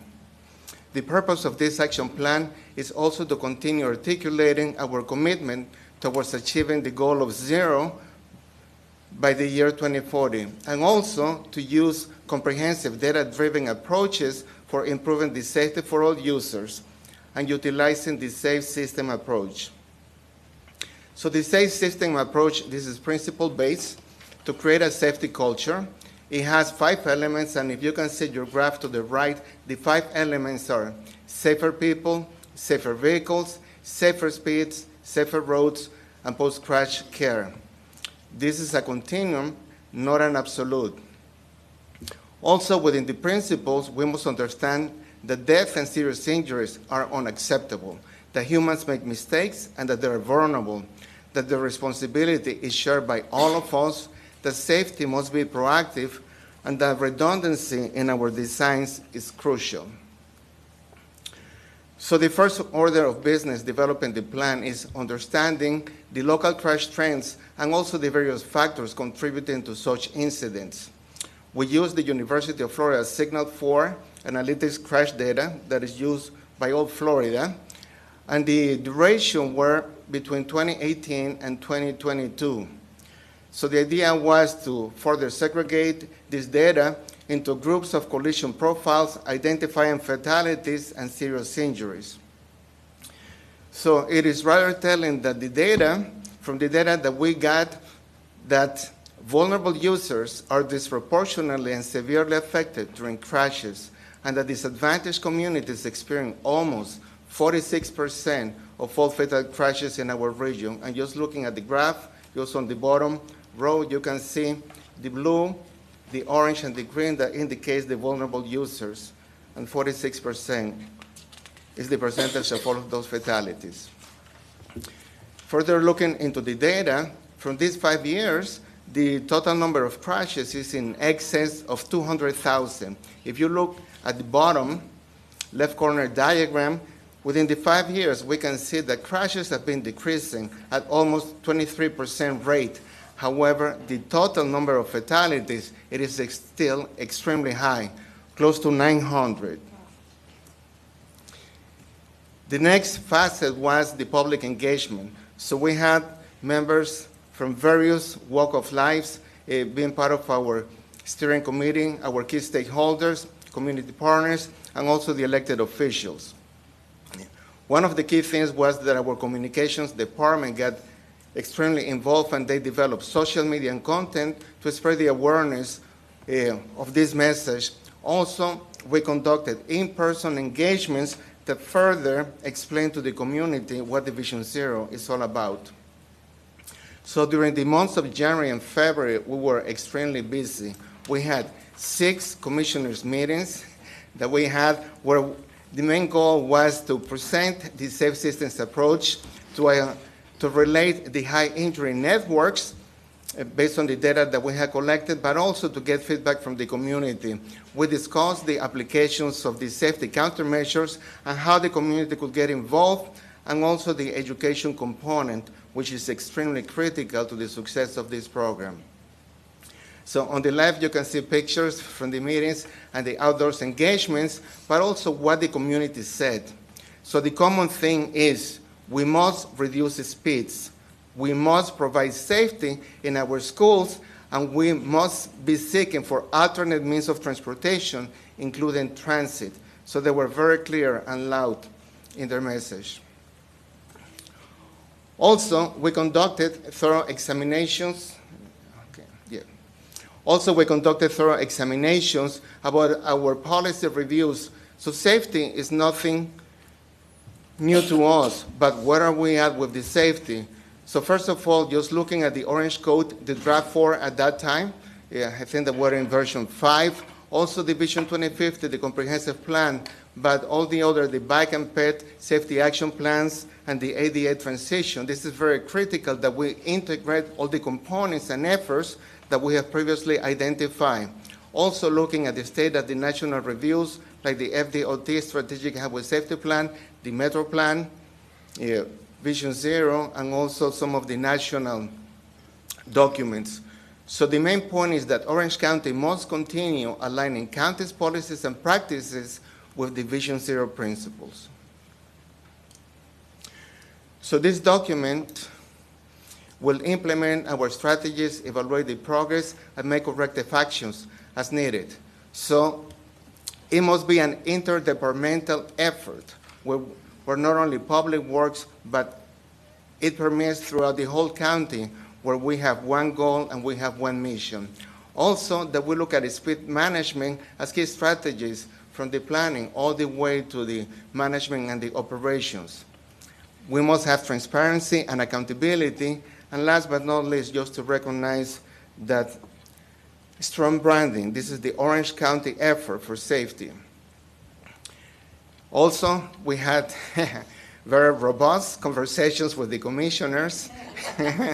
Went back and forth, and thank you so much for your support, for bringing your community, and also giving us your input about what is important to you and to your constituents. So what we heard from you is that we need to champion this Vision Zero initiative.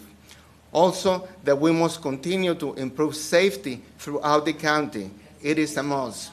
That pedestrian and bicyclist safety is top priority to you, that funding must be set specifically for this initiative, that we must pursue state and federal grants.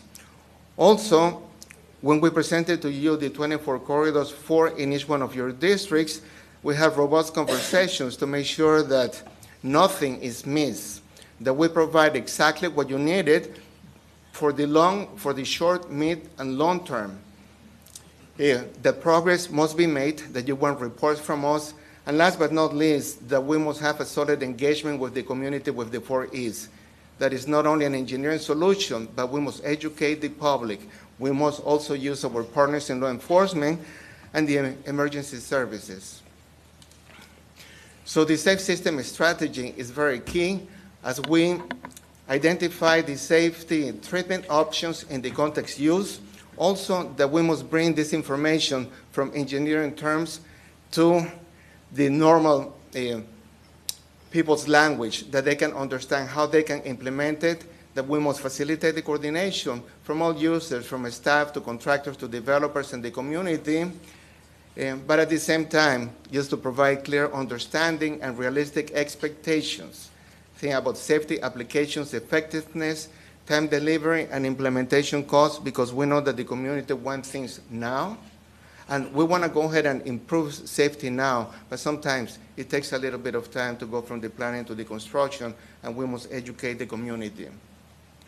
So for the developing of the toolkit, we did not start from zero, but we began the conversation with the already Federal Highway Administration safety proven traffic countermeasures. So you see here the categories from speed management to roadway departure to intersections to pedestrians and bicycle safety to cross-cutting. So what we did with the developing of the Vision Zero plan is that we further categorize this into normal lane terms, just about signals, sanding and striping, bikeways, pedestrian facilities, intersection roadways, speed management, and other strategies. When we get the calls or the complaints or the concerns from the community, this is the way that they communicate to us, and we further refine those, developing these cards where you have the actual countermeasure. It indicates what, based on the categories, what it is targeting. Also, if this is low, mid, or highly efficient in reducing the crashes, the mode of transportation, also the implementation. You can see a little time clock. So if this is just a quarter, it means that it's going to be implemented faster. If it is filled completely, it means that it's going to be taking perhaps a little bit more time. A dollar sign is very cost effective. $3 signs a little bit more costly. But we have also information for our engineering, so they know exactly where to look the information to apply their design countermeasures. So as an example, and we did this for the 24 corridors, so these are crosscuts and cut sheets that we had for each one of these corridors. So first of all, we identify a location map. So this is the Pine Hills Road between Silver Star Road and Pinto Way. So the map is to the furthest left. So you can see, apologize for being too small, but each circle represents a crash and the type of crashes, but you can see the agglomeration or the cluster of crashes specifically at the intersections or within certain segments, so we know that that is priority to address the geographical location. You see the total number of crashes, how many fatalities, how many serious injuries, and this is through the 5 years, and then to the further right, what are some of the countermeasures that we can start implementing right off the bat. So this is great information, so we're not starting from zero. So to the right, you do have this table. So 5 roadway segments for each one of the districts. And these ones that were selected, I must say that as part of the regional plan, there are 25 to 30 high injury network corridors, which we also have some additional corridors, but this is statewide on the FDOT streets, but this is specifically to Orange County and to our needs, which we thought that it is important because this is where we're going to be investing our money. So they were selected based on the volume, on the type of crashes and the frequency, and the type of countermeasure. One of the things as part of the discussions that we had is how much is this going to cost? And that is the critical factor. Mayor Demis always says, how much is this going to cost? How this is going to impact the community? How much is going to be affecting our staff? So we heard you. So what we did was that we used the sales tax formula for safety projects, and lo and behold, the price tag is $264 million for safety projects only.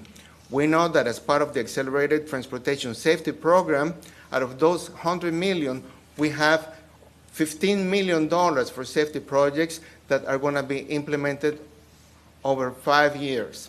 So just to further reiterate this $264 million is only for these 24 projects, but as part of the sales tax initiative, the price tag for safety was $2.8 billion. So we're barely scratching the surface, and funding, it is a need, but yeah, I'm sure that we can put our hats together and develop an action plan. So the plan recommendations are just simple. We must start now and to develop a timeline because the clock is ticking and 2040 is not too far along.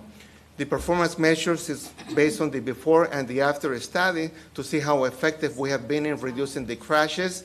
Funding must be a priority, and also the progress of these projects, put it in the dashboard, just like what we have on the ADSP, being very transparent, and then updating the action plan every 5 years based on the accomplishments that we have made. So the resolution has the following recitals. It declares that our crash statistics are unacceptable and can be eliminated by 2040, that we further commit the previous resolution to approve the Vision Zero, that we endorse the safe system approach as the foundation to Vision Zero, and also that we already have identified the highest corridors within Orange County for appropriate implementation of the safety countermeasures. The sections, of course, adoption of the Vision Zero action plan, the progress monitoring, periodically to track the progress, the Vision Zero priorities, not only in the various modes of transportation, but also the solutions, the enforcement, the technologies, and the equity across our county. Funding commitment, whether we have money that we can allocate from CIP, from partnerships, or whether we should be seeking for additional local, state, and federal grants. And the commitment to implementation to have safety standards and operating procedures throughout the county. And last but not least, the adoption of this resolution today. So for the implementation, approval of the Vision Zero action plan, continue to run the corridors, and to improve the safety countermeasures, to evaluate the performance. The budget and the schedules is very critical according to what strategy we're going to use, to determine the responsible departments and divisions, to provide the annual progress report, and also to refresh and to update the action plan every 5 years. So the integration of safety first, it has to be part of our culture. I know that there are several documents that have been brought to the board. For instance, the Orange Code. So Vision Zero should be implemented in the adoption of safety criteria and design standards for our county roads through the Vision 2050 to setting the planning principles and the framework for a safe and functional developing infrastructure. From the planning and engineering perspective, to incorporate safety countermeasures in the beginning, from the construction, also to make sure that we enforce safety mechanisms in work zones, and from the operations and maintenance, to make sure that we continue preserving and integrating safety throughout the county in all projects. And this is we have done. What you see before you are several projects that we have in design through our CIP and also through the ATSP. So all of these safety well, not all of them, but a great majority of these safety countermeasures already they have been implemented, so we don't have to go back and to retrofit these roads. So we feel very comfortable that we are putting safety first. Yeah. So the main goal that we have with the implementation is 3. We must reduce the speeds, we must eliminate conflicts where we can, and also we must provide infrastructure through the goals of speed management, access management, pedestrian safety, traffic calming, and the implementation or installation of the bus shelters.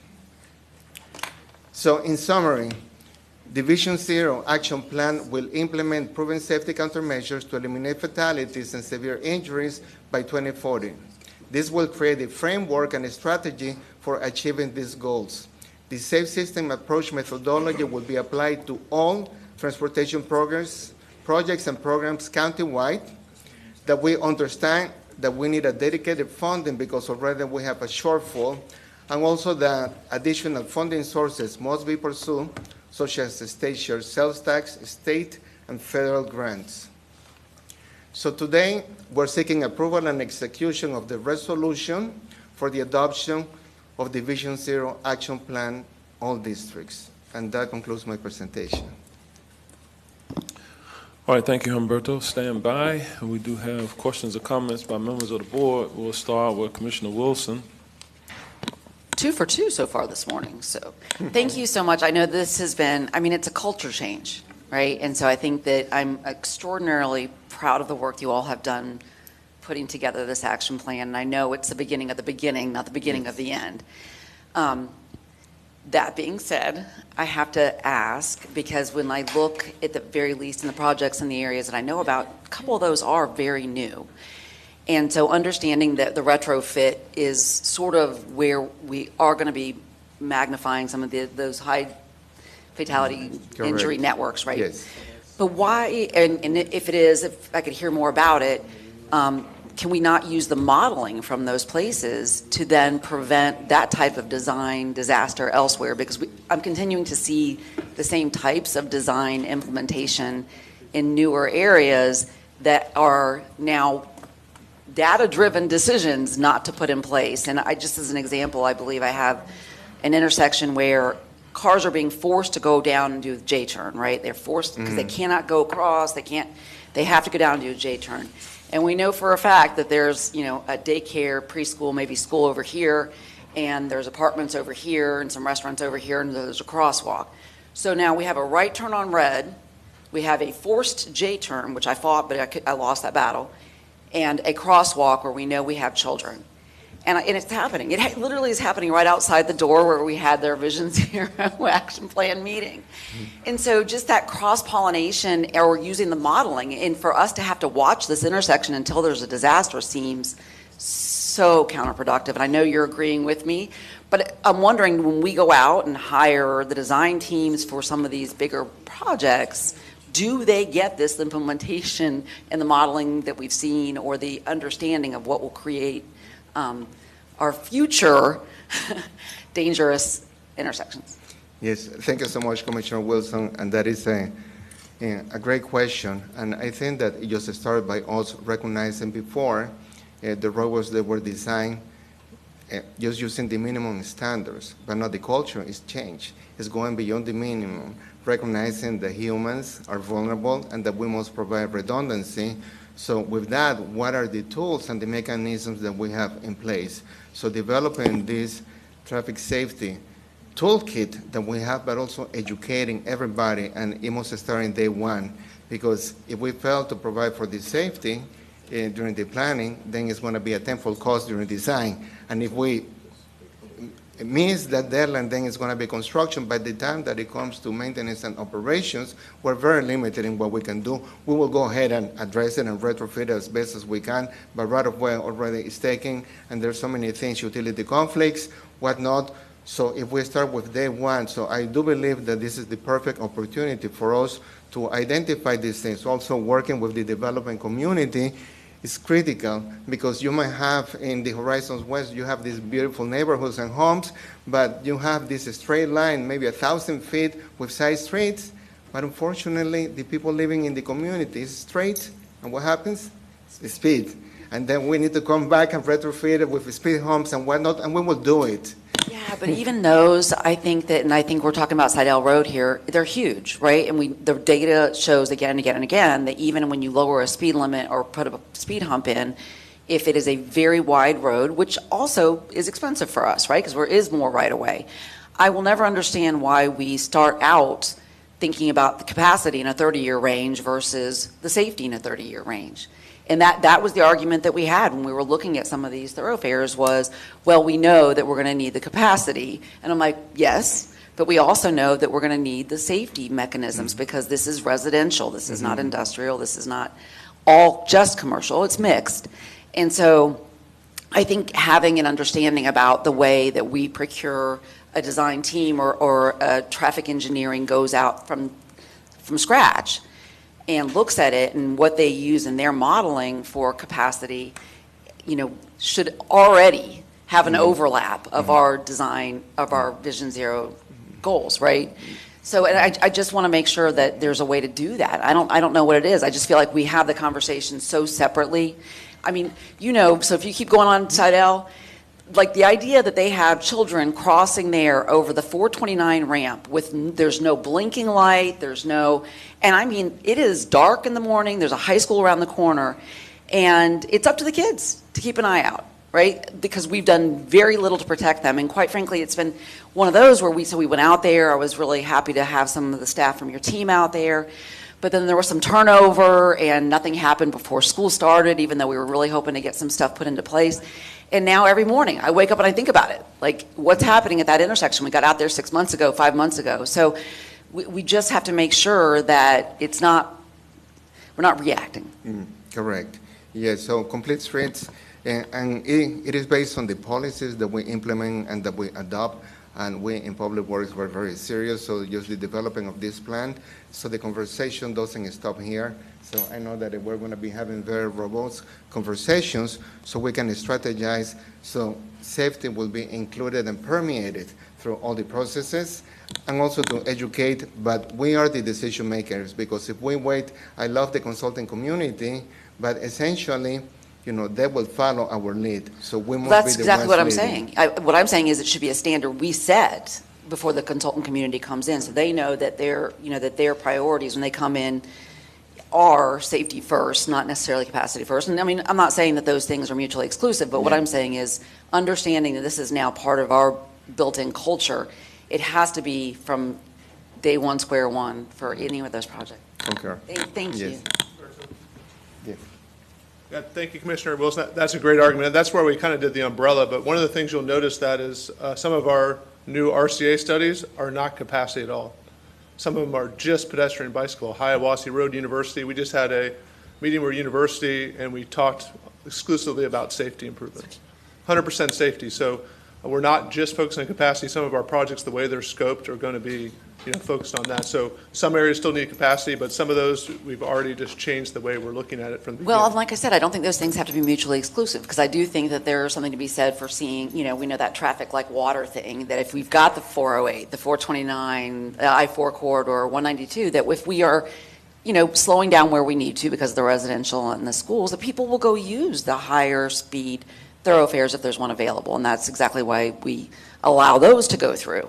So I think having those continued conversations, and I could not let you all step down from here without asking, because Eric Grimmer is my buddy, why are we still hung up on protected bike lanes? And I don't mean, everywhere, but the places that we know that it would really benefit, that we're just doing a stripe out there, which means that people really can't utilize those bike lanes. And the protected bike lanes across the world aren't necessarily super expensive protections, but they're things that visually allow for there to be something that it's not just a swerve lane, because we know all over Orange County right now the bike lane is a swerve lane.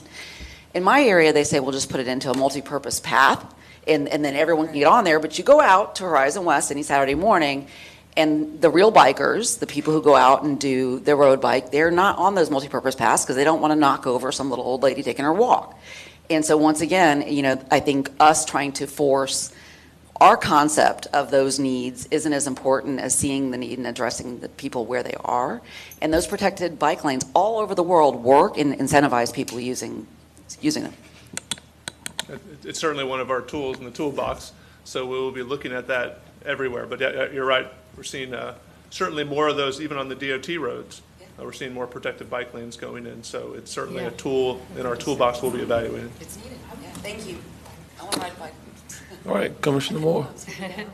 They said they'd never ride a bike on one of those roads. Well, I had a bike accident in my own neighborhood, so. But anyway, I think, I think a lot of times you guys are doing the heavy lifting of all of this, and you're bringing it to us and trying to find solutions. But when you look at the other means of trying to reduce fatalities, we're finding some deficiencies in enforcement in the community themselves. I was driving the speed limit home, and he's beeping at me and flashing his lights on me, turned left, and then I realized which neighborhood he went into. Well, sometimes we're our own enemy. And then it does take, Commissioner Wilson, I know this from being on the school board, we don't always know the behavior, whether it's the vehicular, the pedestrian, the cyclist, how they're going to go, and sometimes we do have to adjust after the fact. So I think thank you for using an example from District 2. It's pretty shocking, and we did try to get some money from the state this year to help on Claire Conacoy, and unfortunately we were vetoed. So that avenue was closed. And so I know they've been very responsive to individual requests. We've seen great success with a raised crosswalk on Beggs Road. It's made a tremendous difference. But as soon as we make one improvement, then somebody says, well, now can you do this here? Or can you do this there? And so I guess I'm shocked by that large price tag. So Humberto, can you talk to us about, after you did all this work, it's a tremendous amount of work, we're putting the burden of this almost exclusively on Public Works because, again, it's a community problem. You know, Orange County, we weren't this urban.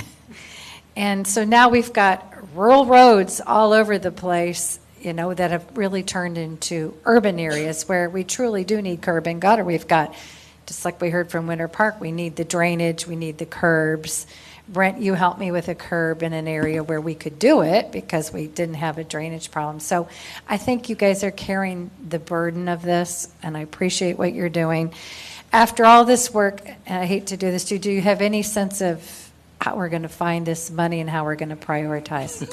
Well, I was looking at you to see if you had some ideas. I know that we had the sales tax before initiative, which actually that would have solved some of our issues. But yes, unfortunately, there are more needs that we have funding, and we can be very strategic about implementing this funding. But the $15 million, which we're implementing across your communities, is just a drop in the bucket. It's barely scratching the surface. Now, we are trying to be mindful and to stretch those dollars and trying to be systemic how we do it. So as opposed to waiting for a crash to happen, if one intersection or one roadway segment has a problem and down the road you have the same type of circumstances, then why not go ahead and do it now as opposed to when something happens? So certainly this is a conversation that we will need to have, and we will love to have, and I know that Mayor Demings has some great ideas for us, but yes, it is unsustainable, and without the funding, we are heartbroken when we can tell the community, we can try to see what we can do, but it's not the ultimate solution. They're grateful, but we must address this 2040, and this 2040 goal, I know that we're serious and that we are committed, but without the funding, I don't know if that goal is going to be able to be achieved. I would love to think that yes. Brett? Thank you, Humberto. Yes, I did. One of the slides that Humberto included was a slide from our presentation earlier this year from the sales tax initiative, and that showed that the safety need over 20 years is $2.8 billion. And just to let you know where that came from, because I think we presented a lot to you earlier this year, was we looked at the roadways that needed to be widened, and we actually revisited a lot of those and said, you know, because of even though that the model showed they needed to be widened, a lot of them really, it didn't make sense to widen them for various reasons, environmental impacts, right-of-way impacts. So we actually shifted a lot of money. So that $2.8 billion would cover the entire arterial and collector county roadways that are outside of the widening program. So that's a big number, but that is feasible under that scenario where you get a 1 cent sales tax over 20 years. You would basically cover the entire county over 20 years and improve the safety and operations of every road. So that's certainly a bold, approach, but that is important. And obviously, if we continue to have discussions about our future sales tax, we'll continue to incorporate. Now we have more information from this action plan, more discussions to put into that. Potential future discussions on another initiative, but safety is very important. Unfortunately, retrofitting these roadways, safety roadways, oftentimes requires us to completely reconstruct the road, and that takes a lot of money. Humberto's trying to do as much as possible, but sometimes just changing a sign. Changing some striping doesn't change the behavior as much as completely reconstructing the roadway and changing, severe geometry. But we have this work, and we'll continue to move this work forward as we talk about discussions for future funding. I just wanted to say that clearly we're going to need some communications tools, and we can talk about this offline because I think that raised crosswalk on Beggs made such a difference, and people are so happy. But I'm not sure my office are working together that we did a good enough job of explaining to them we would do more of this if we had the $2.8 billion, and we want them safe. But I think more of them have to recognize those tactics, the need for Correct. them and the true costs. Because at this point, I would say the culture in Orange County wants safety, but they're Yes. not recognizing the cost. Thank you. Thank you. You know, 2-3 weeks back when I was in Europe, they do have these well-connected, dedicated bike lanes and what have you on their roadways. But what they do have that we don't is a dedicated funding source, okay?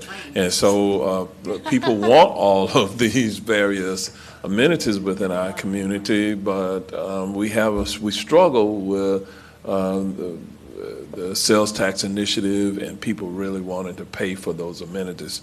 It stretches our budget, and so what we have been doing, obviously, as a board is we're living within our means. We have been incrementally addressing that, hence the $100 million commitment that we made. We'll see. You know, the recent tourism numbers came out for the state of Florida and for here in the Metro Orlando area, and the numbers are all good. Today, we cannot use specifically the tourist development tax revenues for these specific purposes. You know, there's some desire to expand the use of the TDT. Quite frankly, I don't think that that's the desire of the legislature. And we have a lot of commitments already with the TDT funding.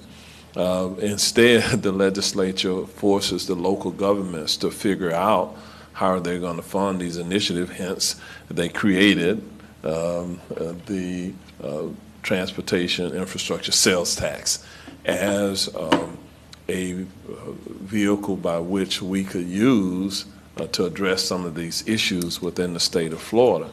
And so, you know, this is an ongoing conversation that we wrestle with all the time. So I do applaud Public Works because they get the brunt of the complaints from our constituents, but we all do hear it as well. But we are addressing it as the good news, but just incrementally. Commissioner Scott. Thank you, Mayor. Thanks for the work you guys have done, in particular the meetings you had in our respective districts. I think that's great.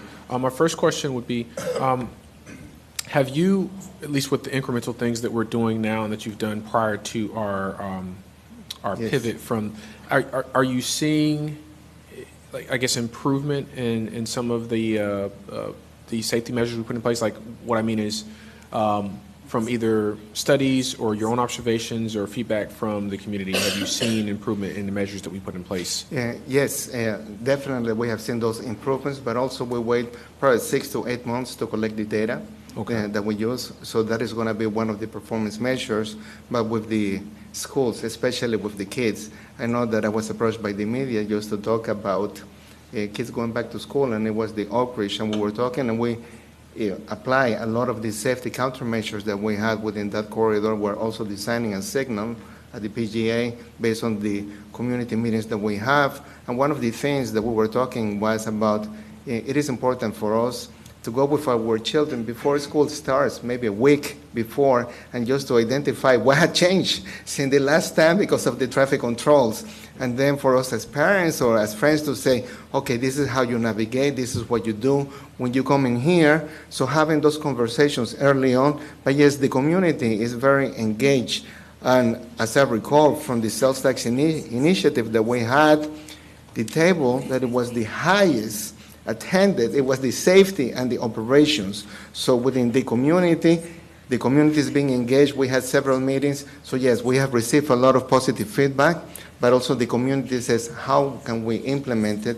They do not have enough resources. The sheriff's office attended every single one of our meetings with the commissioners, but also when they say, well, there is crime or there is a complaint in here, so they have also to be selective. So how do we go far with the resources that we have? But yes, these countermeasures are proven that they will give us the positive results.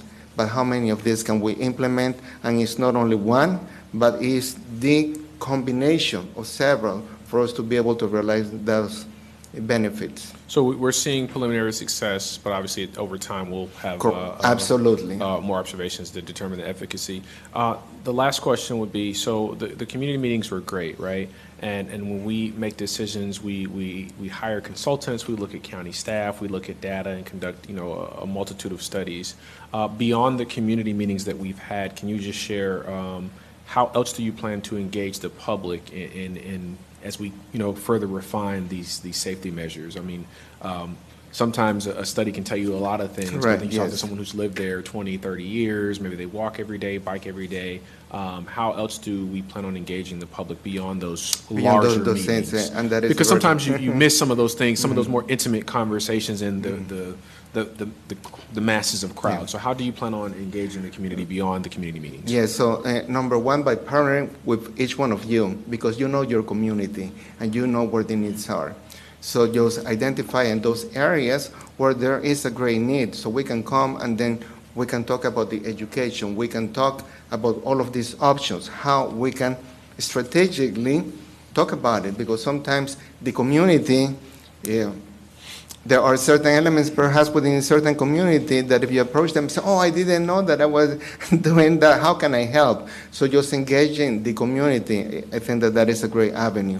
The other thing, what are the tools? And having the different partners, like the school principals, the sheriff office. So that is number one. Number two is that we should have, and we have been discussing this, of having meetings before and during design, so we can continue engaging the community so they know what is, sometimes you have some other folks that they were not part of the original meeting, and they come at the tail end, but how do we keep that information? Also through the social media and using our public information officers, and we have been doing this, as a matter of fact, the Rio Grande that is happening, so that is the conversion from the 5 to the 3 lanes.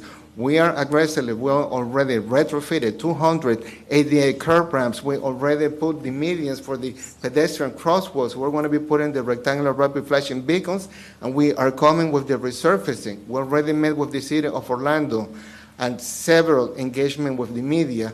So that is what, it just takes a village, but we will continue. But thank you so much, Commissioner Scott. We must continue to tell the story. No, thank you. I see the ADA ramps for each one of the crosswalks, particularly like right at Rio Grande and Gore. And just thank you for having the answer. I've come to you and Brett with what I think are complex math problems, and you all seem to always find a solution. So I'm really, really grateful for the work you guys have done. It's our So thank pleasure. you. Thank you, Mayor. Commissioner Gomez-Cordero. Thank you, Mayor. Thank you, Humberto, for the presentation, but thank you for all you have done and always being available for me. Thank you for fixing one thing that could take time, and you in, I don't know what, an hour, you took care of it. Thank you, Humberto. Thank you so much. Humberto, I have two questions, very Yes. easy. One of them is in one of the slides in the background, slides one, it says in the second round about Orange County and UCF pursuing demonstration of artificial intelligence. Yes. What does that mean? Yes, and thank you for asking that. Mayor Demis asked the same question. So I am attending the ITS Transpo that is happening right here in Bonnet Creek, the Hilton, and part of that is that being proactive. So through the technology and through the detection of the cameras, just recognizing the patterns of pedestrians when they are crossing at the intersection. So if a vehicle is making a right turn, but there is the pedestrian signal indicating for the pedestrian to cross and to walk, so based on this artificial intelligence, we said this movement must be prohibited. So now when that happens, we also have a blackout sign that it says not turning on red for the vehicles. So that way it's giving us the communication also. If you have the elderly or you have somebody that is walking slower than normal, we extend the walking light so people do not find themselves in the travel lane and they have not completed walking. So part of this is using artificial intelligence, using data, and hopefully to implement it on the fly based on what we have collected. So this is incredible technology, and it is available to us, and we are not shy. about experimenting and looking at the pilot projects. So certainly there's more information that we will be sharing with you as we are learning and also working with the DOT. But that is incredible technology, vulnerable users. That is our priority number one. Awesome, very good. So thank you for that. Well, my other question is, and going back to what Commissioner Moore said, how are we going to reinforce? And I said we, having that we passed today the Vision Zero, reinforce these speed limits and so, because we have a lot of problems because of lack of officers and so people patrolling, officers patrolling. So how are we going to reinforce that, for the safety of the community? And that is a very good question. So number one, it's a matter of timing, because perhaps there are some, like in Clarcona, Ocoee, we're going to be doing some chicanes, and the chicanes is that we're going to be shifting traffic, and this is what the DOT is doing. So when instead of allowing them to continue going straight, we shift them slightly, and also we have traffic delineators, so that is forcing them to slow down.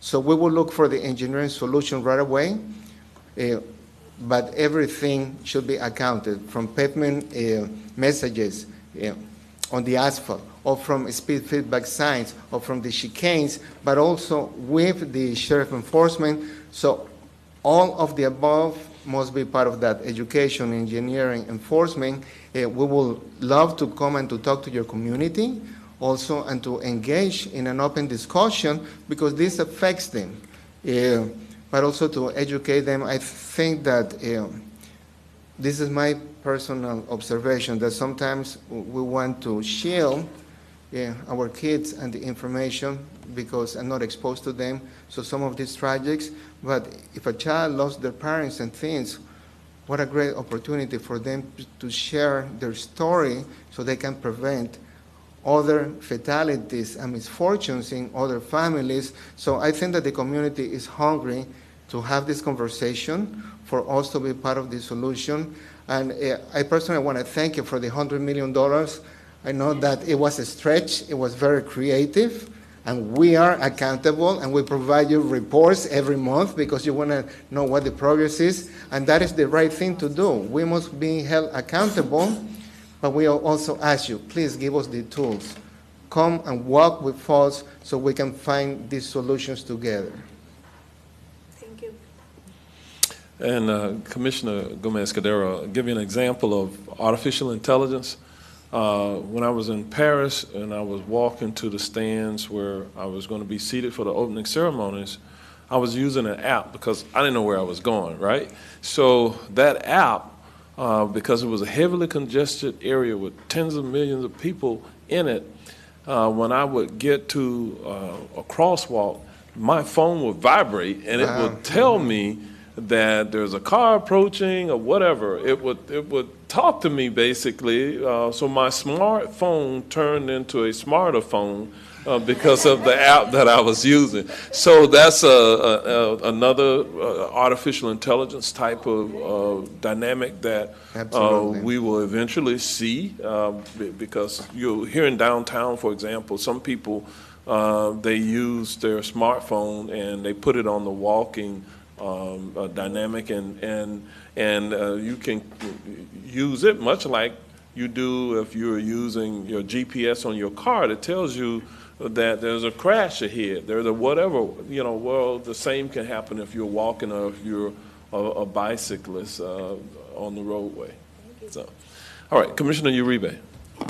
Humberto, thank you so much. And Brett, we have had a lot of conversations of things that almost seem like common sense to us that we've been able to get involved in. And I'm really lucky because I'm on the 2055 DOT steering committee, and we had a meeting at SpaceX last week.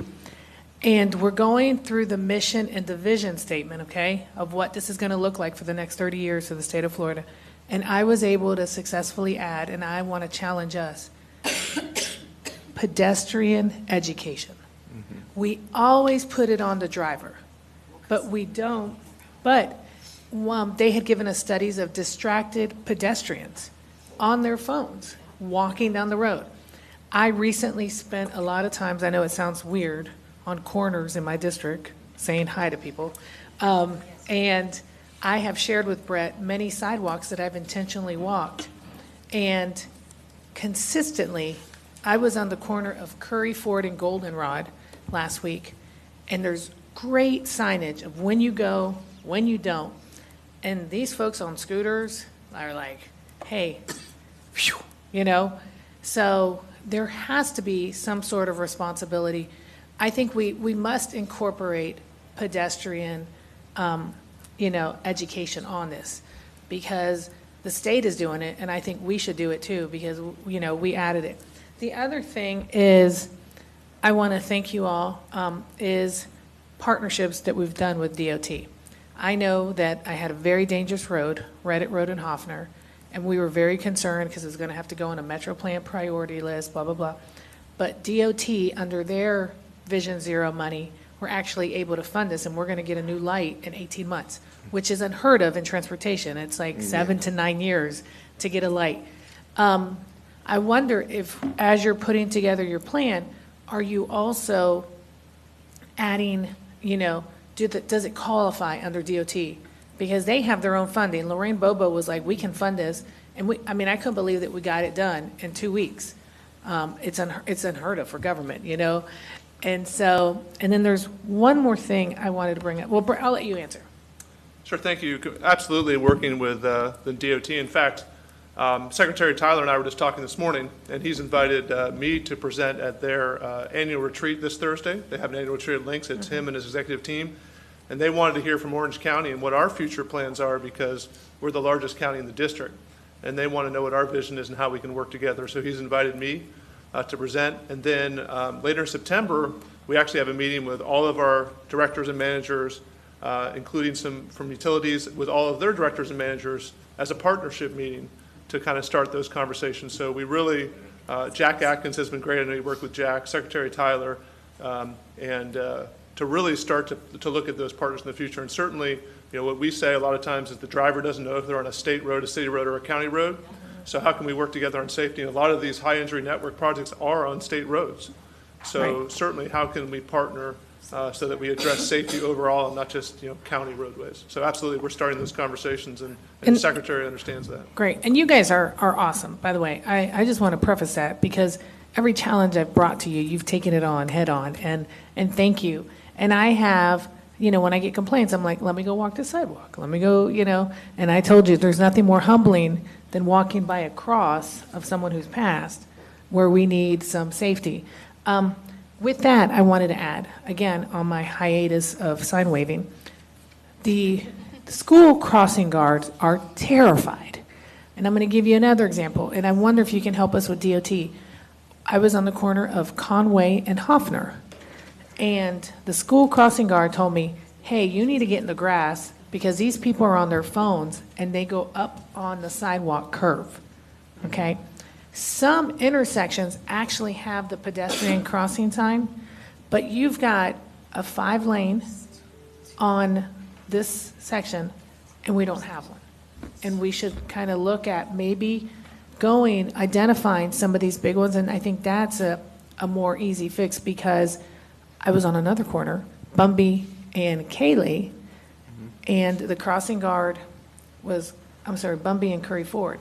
The crossing guard was crossing the children, but when you're 7 cars back, you can't see what's going on that corner. So these 2 cars who were in a hurry were beeping, and then they went around the cars and almost had a head-on, with kids crossing. I wonder if we can take this pedestrian education part to OCPS, because I've talked to a lot of those, when a crossing guard tells me, hey, I know you're sign waving, but you should really step back because you see this curb and you see the lines on the sidewalk, that's how much they jump the curb, Yeah, what I would like to just say is that we do have a student pet safety committee that we have represented this from the school, also from the sheriff's office. But oftentimes, these participants, they are limited in how they can influence. I think that the conversation, it needs to be at the high levels, just to make sure the understanding that there is support, because at the high levels is where we have the conversation, and then we can determine the objective, the performance measures, and when this must be accomplished. So we were reviewing the admin reg, and I said, well, it's good for information, but as far as effectiveness, this is not giving us the results that we need as part of Division Zero. So maybe this is a good time for us to try to see what the viability it is and make the changes, and also to have the conversations with the decision makers spearheading this effort as well. Right, absolutely, because I said there's no better knowledge than a person who's living it every day, and we should consider when we talk about the community, giving feedback, is having those stakeholders that are there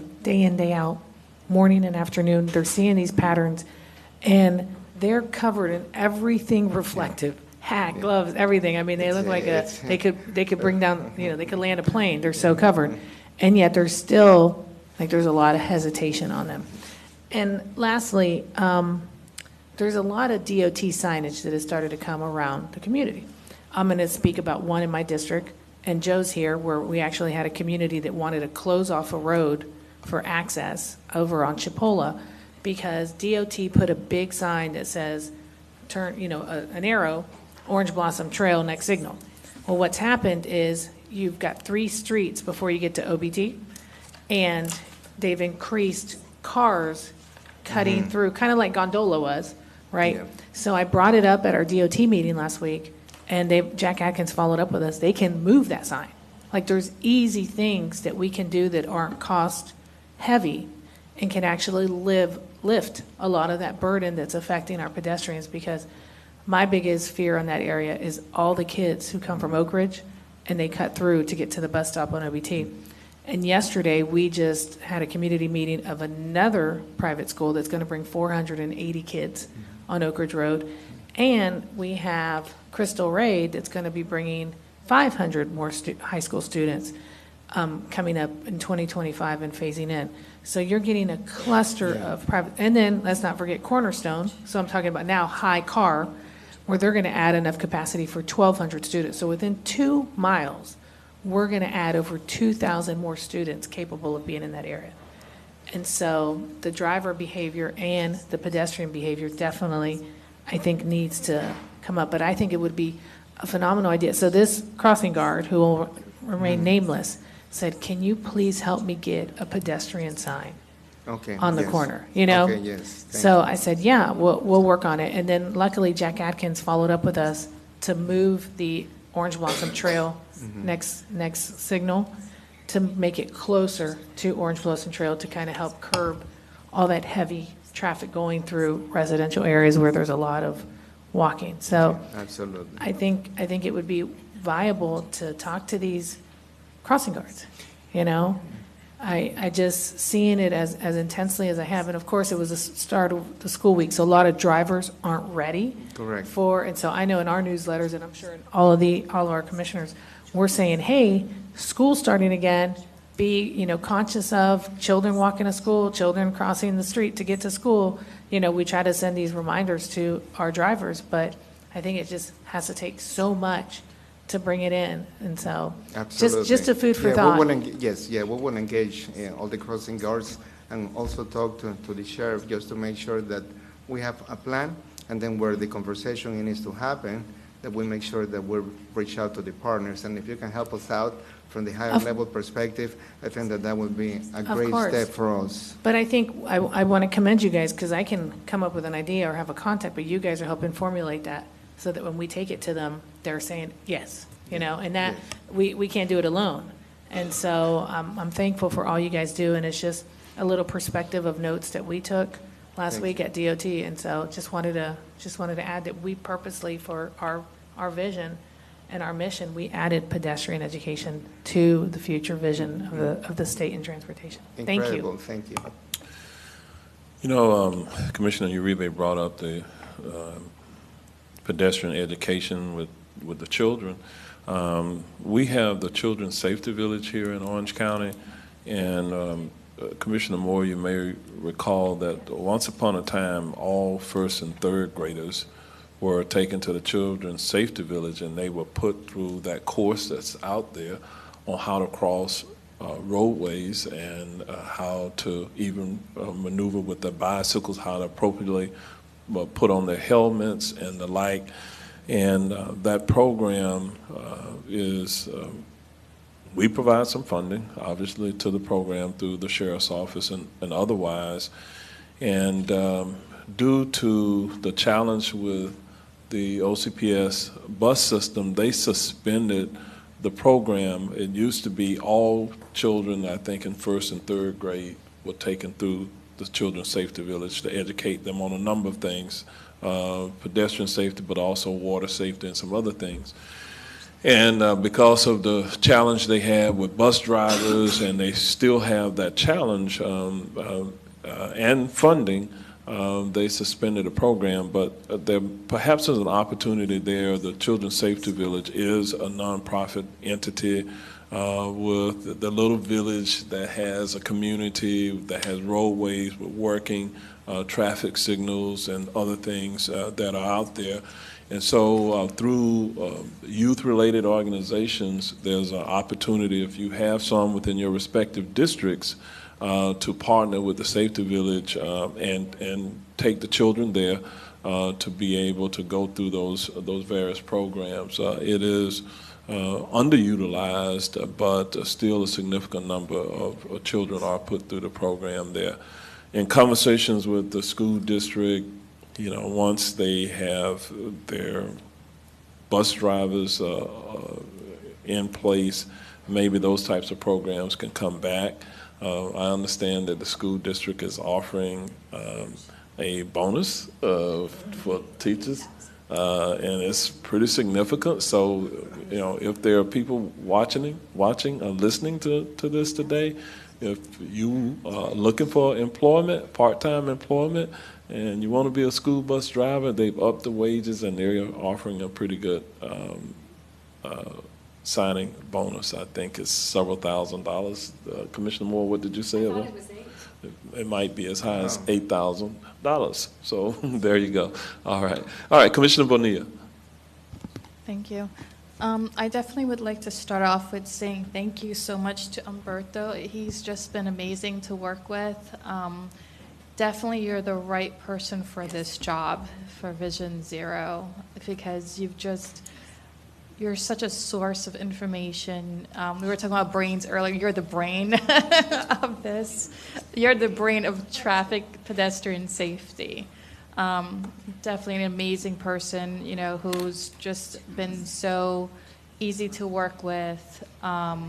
You're just quick to respond, quick to find solutions, and you've just been amazing. So I do want to say, you know, when I was first elected back in 2017, there was this person who actually came and talked to the Board of County Commissioners, and he liked to ride his bike to work, and he started saying, you know, oh, you need to get rid of bike lanes, and you need to share the road with bikes and stuff like that. And Mayor Jacobs was kind of buying into this, and I was like, oh no, like there is no way in HE, double hockey stick, that I'm gonna want my child to share the road with their bicycle going to school, you know, with cars. It was so scary and dangerous. So, you know, I expressed that, and I reached out to different bike organizations and told them that this person kept coming to the board saying this over and over again.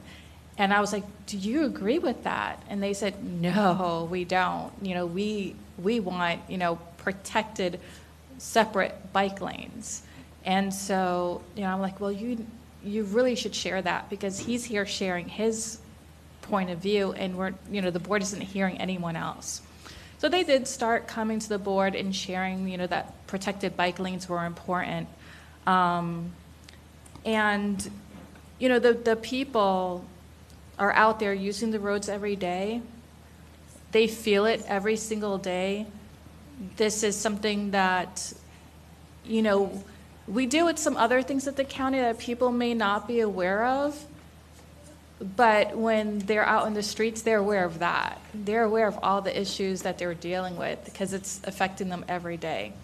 when people ask me, what do you do as a commissioner? Like, I try to simplify it as quick as possible. I just say, well, you pay all your taxes, right? You pay income tax, your states, all these taxes, and they go up, to the federal level. The federal level brings it down to state level. State level brings it down to the county, and then we spend it. And we're the ones who spend the money, your taxes, and everything that affects your everyday life. So the roads, your whatever. I start asking them what every day that affects your life, and I'm like, well, we fund that. We fund that, and just to get them to understand what commissioners and what we do as a county. So, and it's always like the first thing out of their mouth is traffic, the roads, utilities, like all this stuff. Those are the things that impact them every single day. So they know it. And when we're looking at the sales tax, right, the transportation sales tax, I keep saying it's all about trust. And in this trust, I'm going to ask this question. Protected bike lanes. It's been a discussion since 2017 that I've been having it. We're still having it today, and it's the year 2024. So it's been about 7-8 years now we've been having this discussion. Who makes the decision on whether we have protected bike lanes or not? Who's the decision maker on that? Yes, and that is a very good question, Commissioner Bonilla. And the solution perhaps, the question may be simple, but the solution is a little bit complex, because at what stage do we have the protected bike lanes? Okay, I understand that, but let's keep it simple. Yeah, okay. Let's focus on the simple part yes. right now. And the simple, who makes the decision? Who's the decision maker on whether we get protected bike lanes or not? Yeah. Well, we will make it in Public Works, right? Ultimately, it is the Board of The County board, Commissioners. And so when we bring studies to the board, a wide variety, we're taking note of this. We beg for them, we're told they're not recommended, and then we beg for them. I'm sorry, I have the floor right now. But we do, we have heard, obviously, this is from 2 commissioners today, so we will do that. We have many studies that are starting up. We certainly will consider that. The Vision Zero is a shift. If you give me a second, I started in the transportation industry 27 years ago, and safety was all about Sorry, speed. I'm just trying to keep my time short because I don't want to go on too long. I don't want to, keep everyone from our lunch. Sure, this is a shift. This is a big shift in mindset. So we still have to realize that we're still using standards and stuff as we shift. So, Joe and I are here. Okay, we're the directors. We're going to help make, but when it comes down to it, if we bring any project to the board, you always have that ability to make that feedback on protected bike lanes. All right, thank you. So you said there were 2 commissioners here who mentioned it. Like I said, it's been mentioned since 2017. It was before your time. You weren't here. But it's been many years that we've been having this discussion. And we have Vision 2050 that comes up. And Vision 2050, I kept mentioning protected bike lanes, that needs to be part of the policy for that as well. Yet when we got the presentation, the pictures showed they were not protected bike lanes. And they were out in the street. And that Vision 2050 is our opportunity to make sure that moving forward, we're doing things right. It's that policy. And yes, it's the Board of County Commissioners who are the ultimate deciders on what we do. We make the policy, and staff should follow the policy. So, I bring that up because I'll bring up another situation. We're talking about protected bike lanes. I'm going to talk about roundabouts.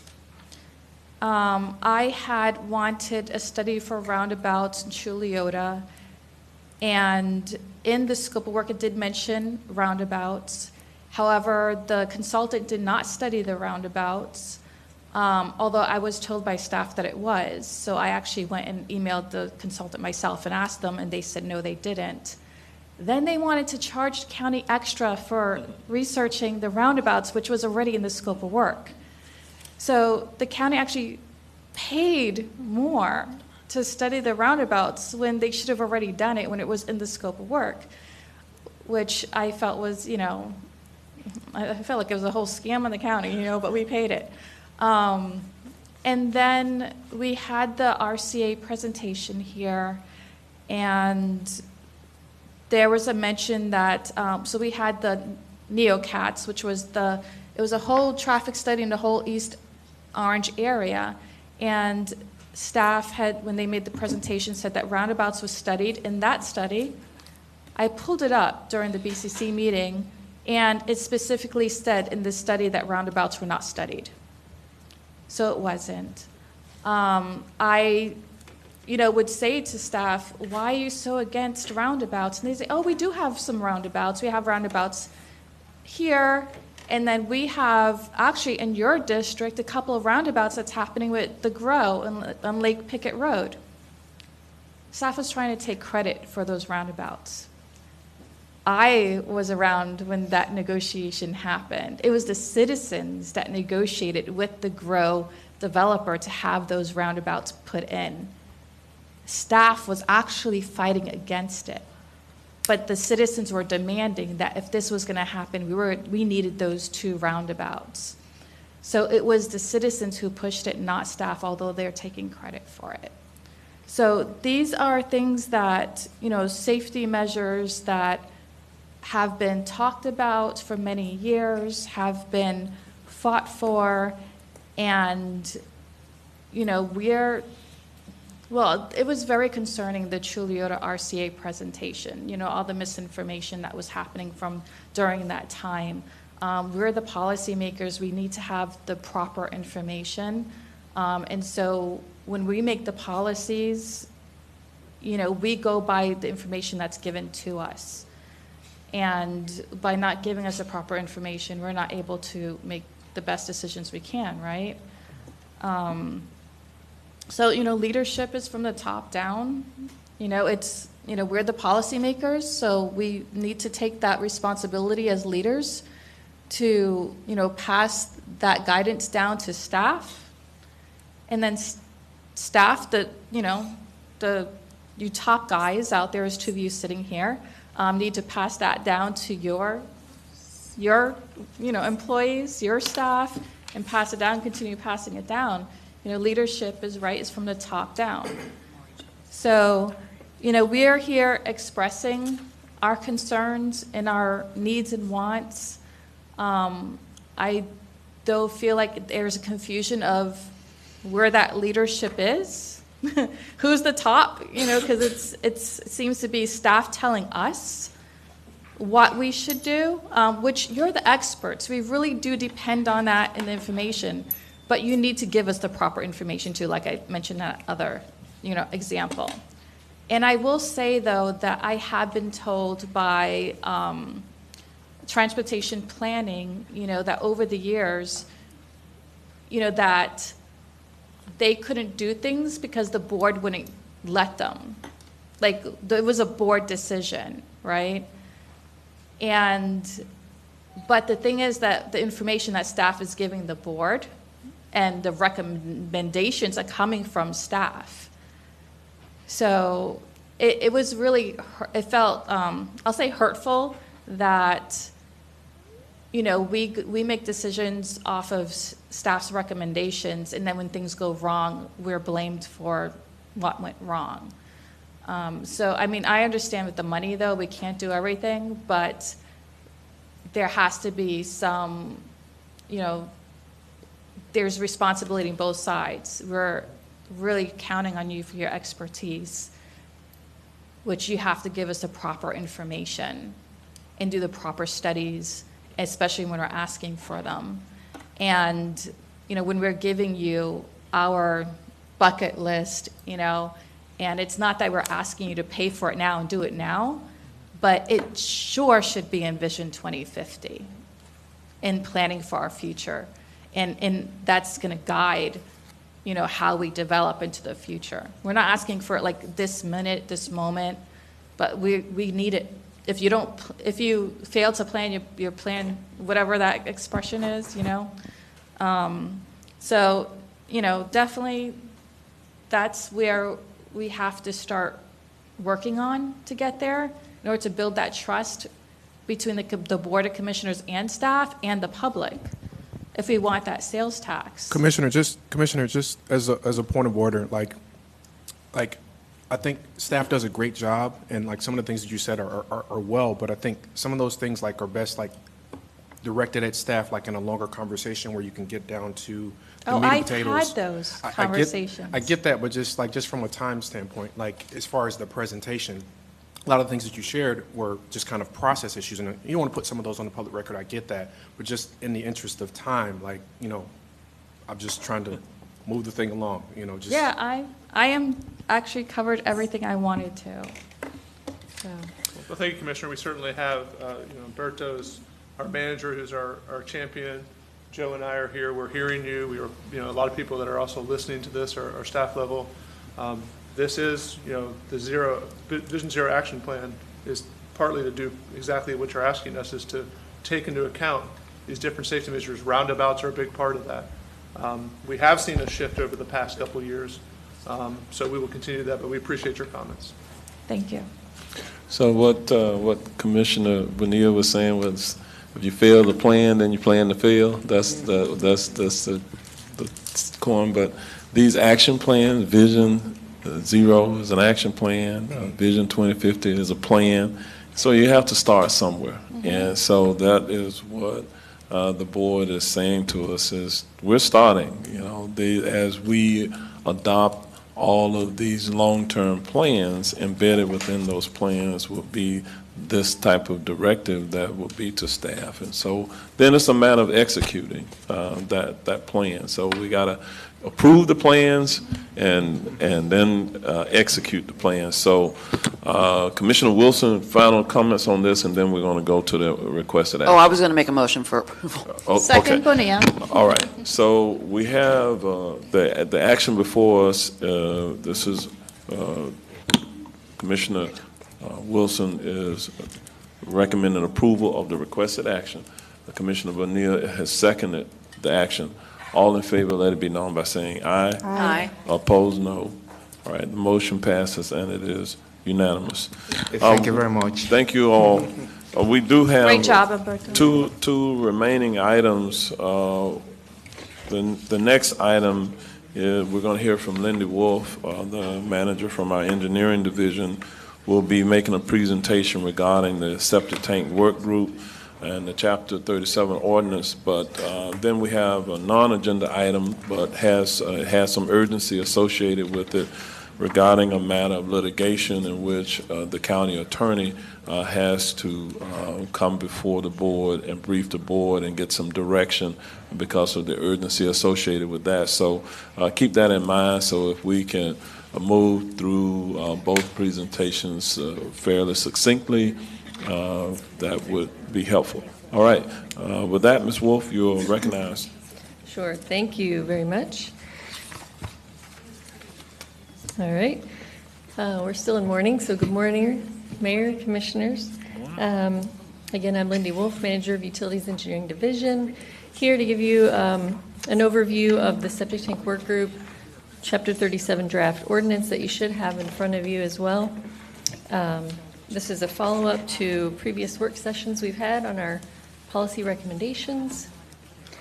I'll go over the background of our work group, our objectives and goals, how we achieved those, a recap of our last work session when we gave the policy recommendations, an overview of the draft ordinance, next steps for the ordinance, summary of the work group's initiatives, and then asking for board direction, basically consent and approval to finalize the ordinance and move to the next steps.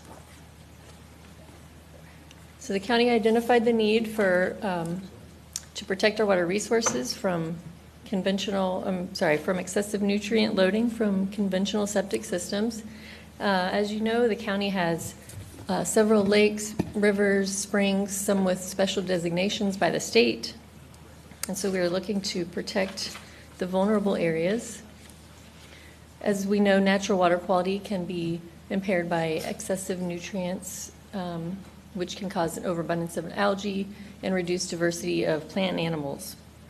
We know conventional septic systems can provide safe, effective wastewater treatment in the right locations and right densities. And we know that enhanced septic does provide higher nutrient removals than conventional and could be used in those vulnerable areas. So the septic tank work group, again, created to protect our water resources. We have staff from multiple county departments, and DOH, many of who are in this room with us today. Our objectives were to address the appropriate use of conventional septic in the county, identify areas outside of the Wekiwa PFA that are vulnerable in the county, and propose policy changes to make additional protections for those vulnerable areas. Before we started the work group, the state had already identified the Wekiwa PFA as a vulnerable area in the BMAP and is already enforcing enhanced septic systems in those areas in the purple outline. And also they have no repairs for conventional. That's not yet enforced. It will be in the future. And so we had a summary of our work sessions. We've had initially an overview of our work group in 2022, followed by 4 subgroups where we gave our preliminary recommendations. And then last summer was our groundwater vulnerability assessment. We gave the results of that, which were our priority vulnerability areas in the county. And since completing that GVA, we had more state legislature protecting additional areas in the county.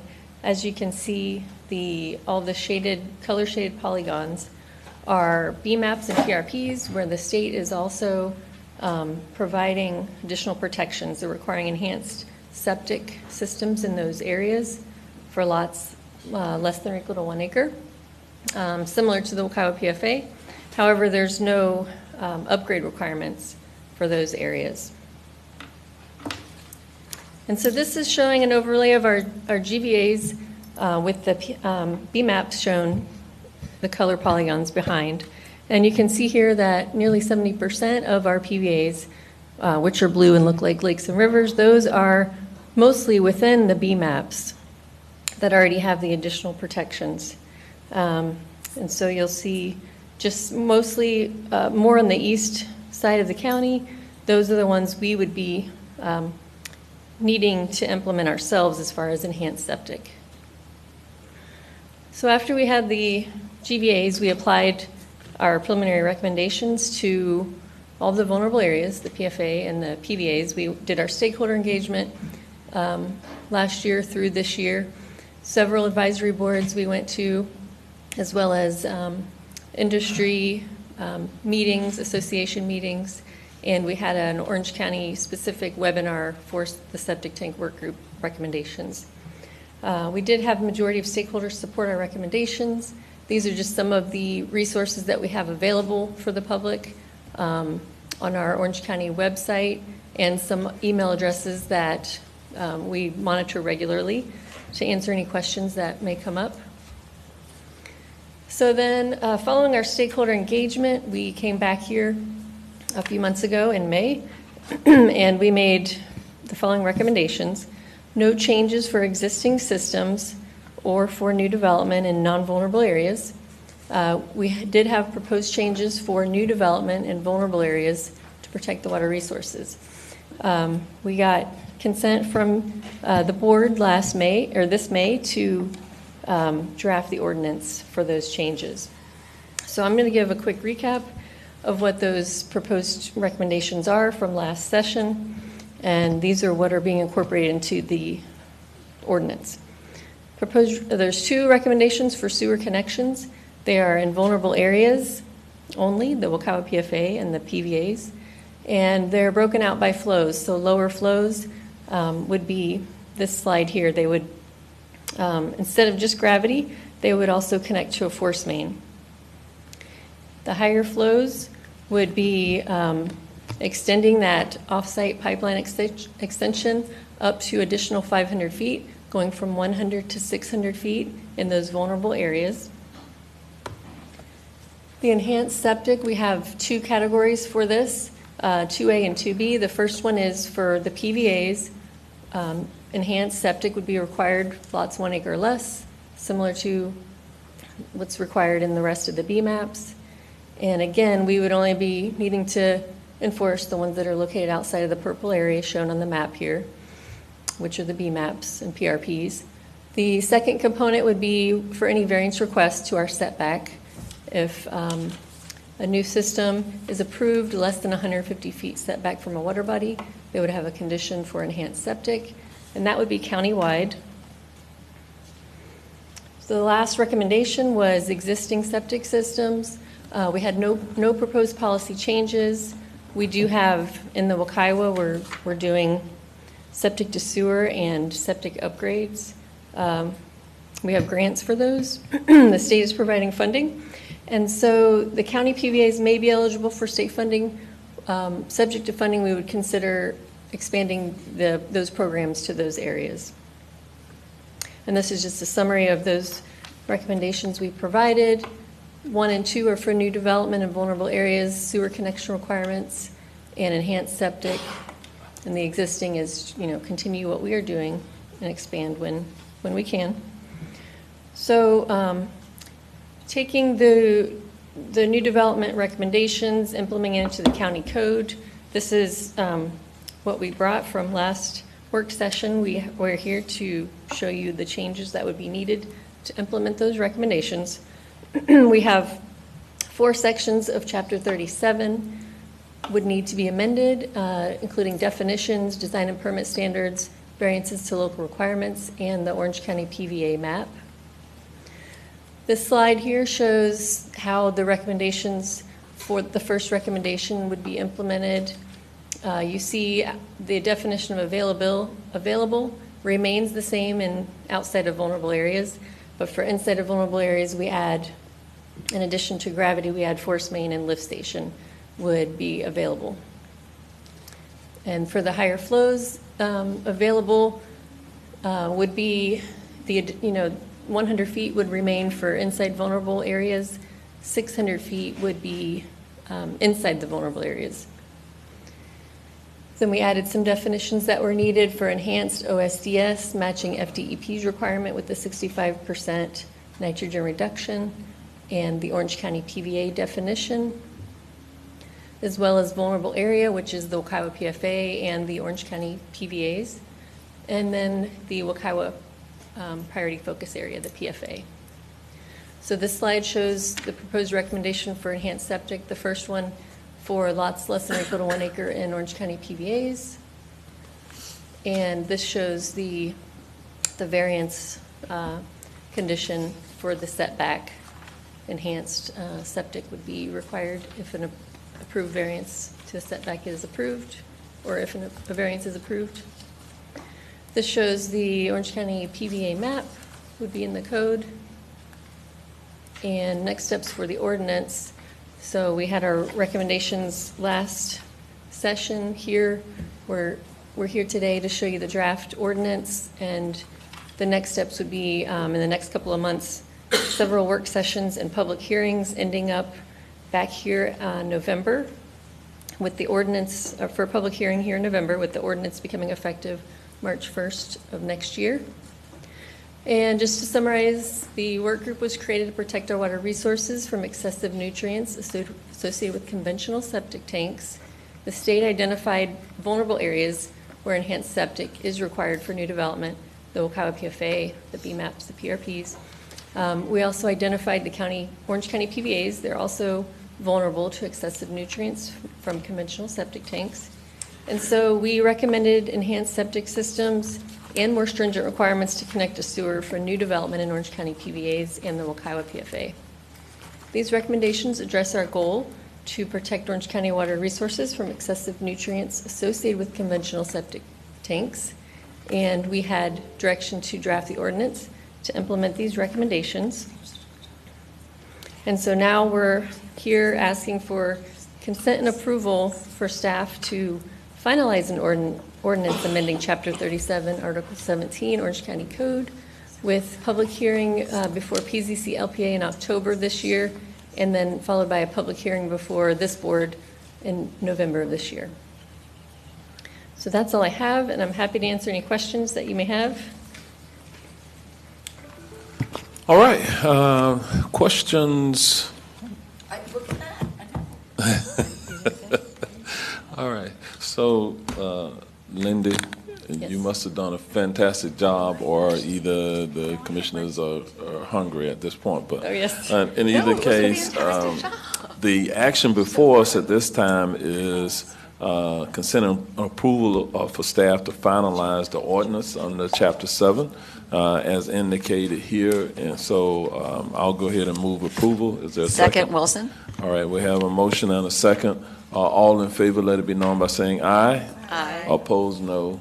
The motion passes and it is unanimous. Great. Thank you very much. all very much. And All thanks right. to the rest of the work group. All right, so we'll move now to the next item that was a non-agenda item. Again, the county attorney's office is going to provide us an update regarding a matter of litigation that is a recent development.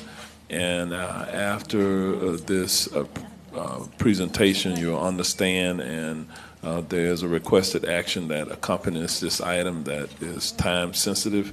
With that, I'll go to the county attorney, Jeff Newton, first, who will make the introductory comments. Thank you, Mayor. As you each know, this past Friday, very late Friday, the county received electronic notification of a lawsuit by Lake Pickett North LLC. That is an entity represented by Brent Spain. And in that lawsuit, they are challenging the two charter amendments that the board passed by ordinance on July 30th and August 13th. We have reviewed that lawsuit. The main allegation in that lawsuit relates to what is called a business impact estimate, which is part of the notice provision of Florida Statute 125.66. The claim is that we did not meet the requirements of that statute and provide a business impact statement, a business impact estimate that is accurate. We did not believe that that particular notification requirement is applicable to a ordinance which provides for a referendum, and there are also two exceptions that we pointed to. The problem is that one of the exceptions which exists is actually been amended away by the legislature, and it is scheduled to go into effect on October 1 of this year. So that leaves us with one exception to the notice requirement. We believe that by the board taking action today with respect to these two resolutions, which do exactly the same thing as the ordinances did, it will effectively moot the lawsuit. It is in section 101.161 of the Florida statute, which enables the board to place a matter before the voters by ordinance or resolution. It had previously been done by ordinance. Today, we're going to present both of those charter amendments by resolution. The only change in the language of the resolution, which I should say the resolution tracks the exact same language of the ordinances with an exception, two exceptions, one being that it's titled resolution and the other being that the resolutions will take effect immediately. On your screen right now, you have the resolution related to the rural boundary and rural area, which was initially approved by ordinance on the agenda of July 30th. And so, as this is a non-agenda item, it will require 5 votes for you to approve the resolution, and that's what we are requesting at this point. I think the less that I say, the better we are with respect to this, since it is a matter involving litigation. I have briefed each of the commissioners as well as yourself, Mayor, and so if there are any questions, hopefully I can handle them offline as opposed to in this forum. I'd like to make a motion for approval. Second, Bonilla. Just a moment. Yeah. Jeff, the action, both resolutions Right, be approved with one action. No, we're going to do each one. We're going to do each one. Separately. Okay, so I want to make sure that in terms of the motion, The motion needs to be specific in that regard. Right. So Okay. you have. All right, so on just a point of order, so we'll go back to the first person I heard, I believe, was Commissioner Wilson. Commissioner Wilson, would you like to state your motion at this time? I'd like to make a motion for approval for this resolution today, Okay, that's the rural boundary resolution. the rural boundary All resolution. right, and second Bonilla. Okay, so for the clerk, we're clear on which resolution? Okay. All right, we have a motion by Commissioner Wilson, second by Commissioner Bonilla. All in favor, let it be known by saying aye. Aye. Opposed, no. Motion passes, and it is unanimous. All right. Now and for the next second one, which is the resolution regarding municipal annexations. All right. Is there a Motion motion? for Motion to approval? approve. Motion by Commissioner Gomez Cordero. Second, Wilson? I think the first I'm staying seconder quiet to I allow other heard people was a chance. Commissioner Wilson. So we have a motion by Commissioner Gomez Cordero, second by Commissioner Wilson. All in favor, let it be known by saying aye. Aye. Opposed, no. The motion passes, and it is unanimous. Thank you, Mayor and Board. Okay, and with those two actions, we have certainly sufficient votes by the board to move forward. If there's nothing else that we need from this morning's agenda, we will go into recess and reconvene at the 2 p.m. hour for the afternoon portion of our meeting today.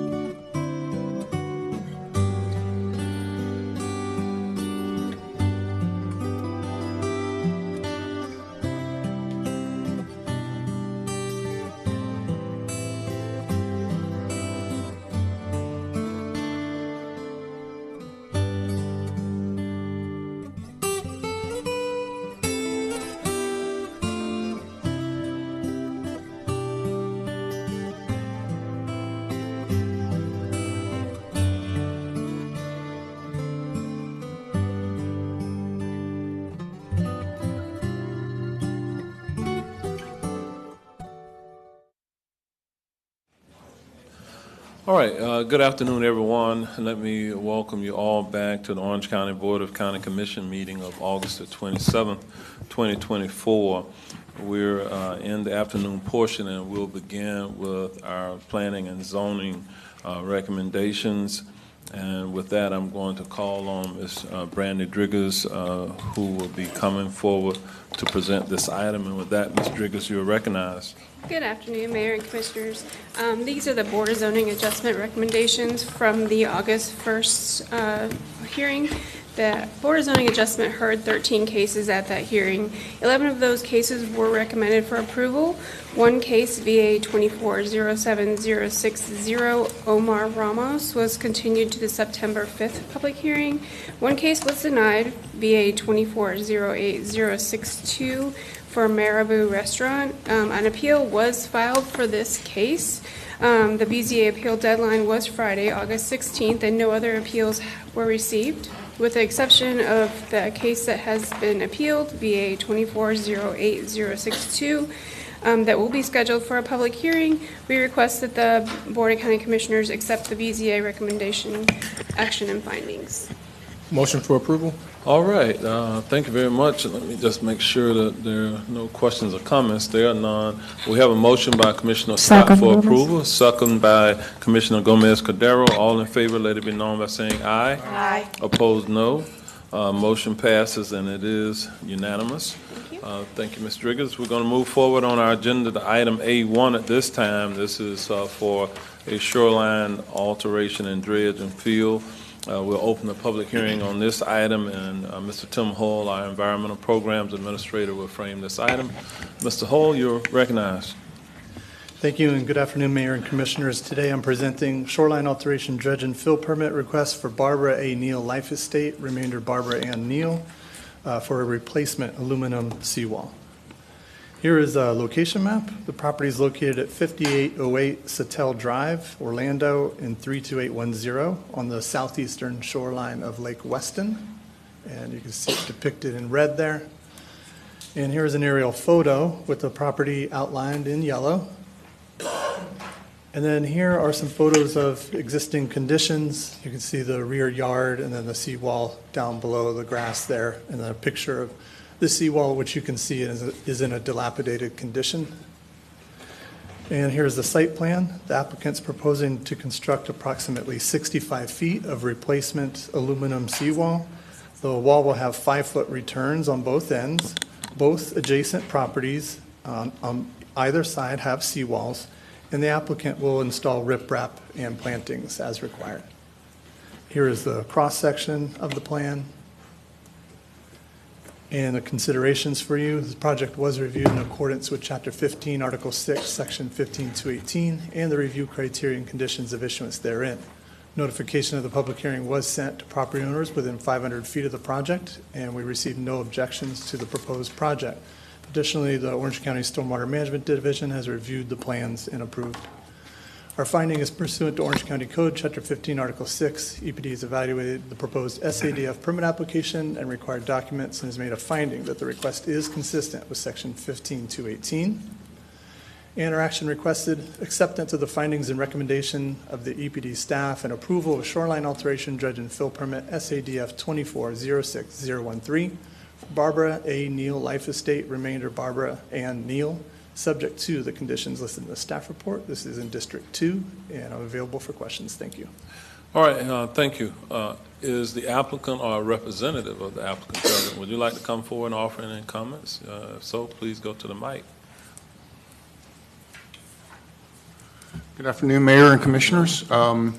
This is just one of many dilapidated seawalls that will be coming before you in the next decade or two, and so this is just an event to keep the shoreline from going into the lake, and that's it. All right, thank you, sir. Did you give your name? I did not. I'm Richard Horn of PlanWorks Florida, 5106 Leeward Way, Edgewood, Florida. All right, thank you. Mr. Horn, if you'll stand by. Do we have members of the public present who wish to be heard on this item?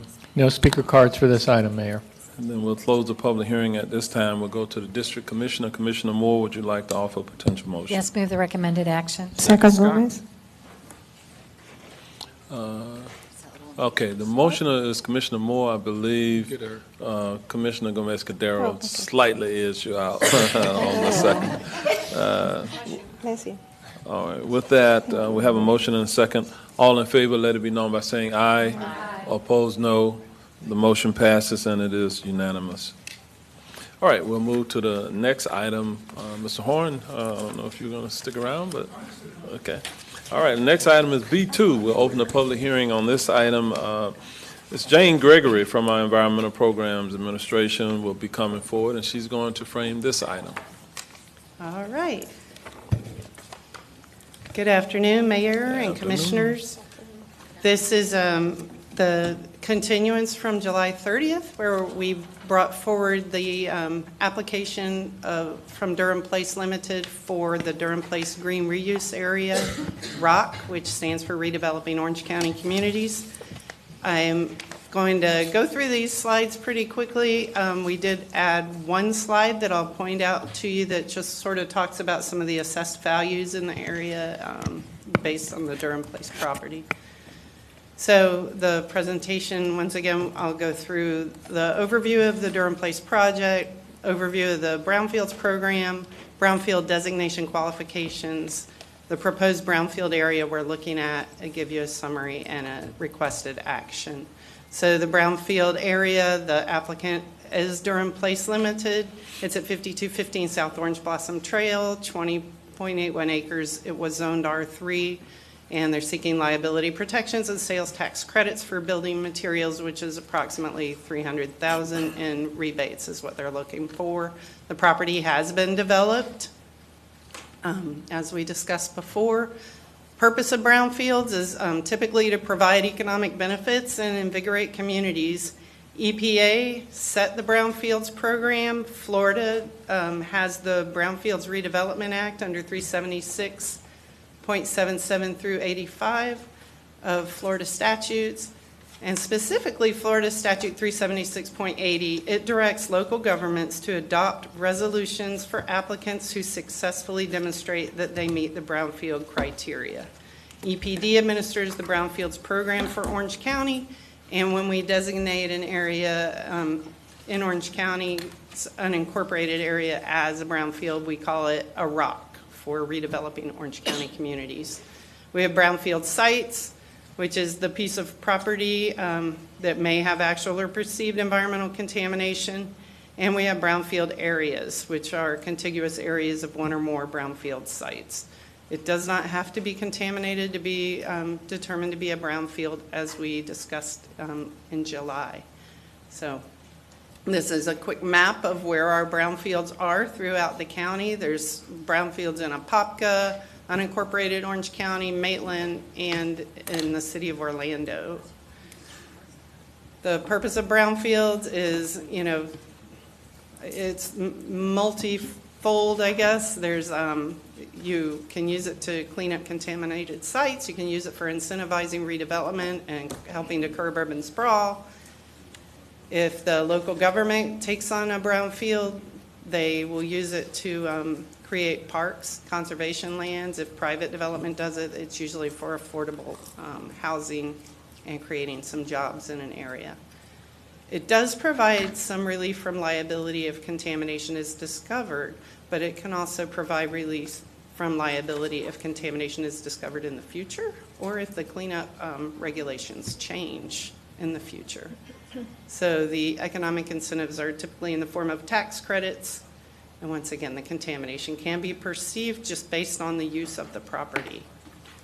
Florida Statute 376.82C, brownfield area designation proposed by persons other than a governmental entity, means that for a designation of a brownfield area that is proposed by a person other than the local government with jurisdiction over the proposed brownfield area shall provide notice and adopt a resolution to designate the brownfield area pursuant to paragraph 1C if at the public hearing to adopt the resolution, the person establishes all of the following.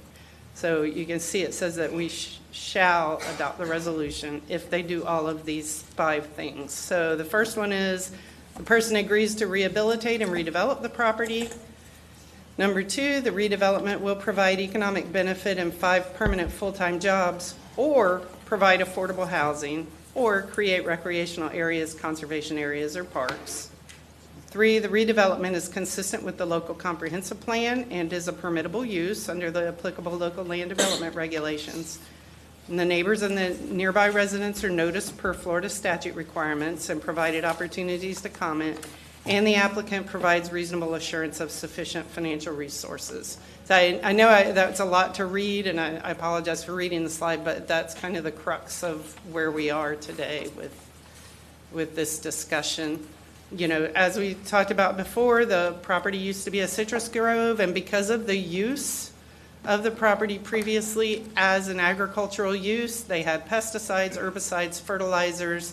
They are automatically considered, they can be a brownfield because of that agricultural use where they have found no contamination, but there's a perception that it could be considered contaminated sometime in the future, or if the laws change, you know, just based on the use. All right, this is on the left is what the site looked like prior to development in 2021. That's an aerial photo from our property appraiser's website, and on the right is what the site looks like essentially today.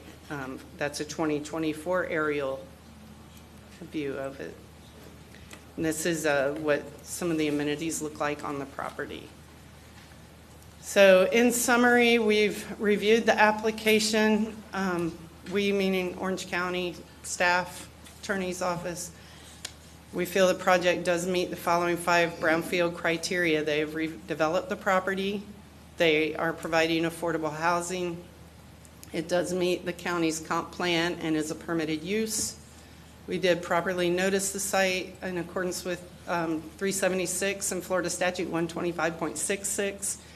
We conducted 2 public hearings in the area of the project at the Holden Heights Community Center. First one on May 18th of 2022, the second one on June 6th of 2024.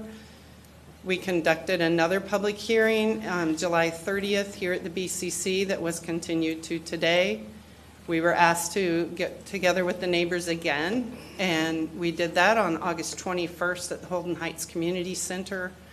And the 5th piece is that the applicant has demonstrated they have the financial resources to complete the redevelopment.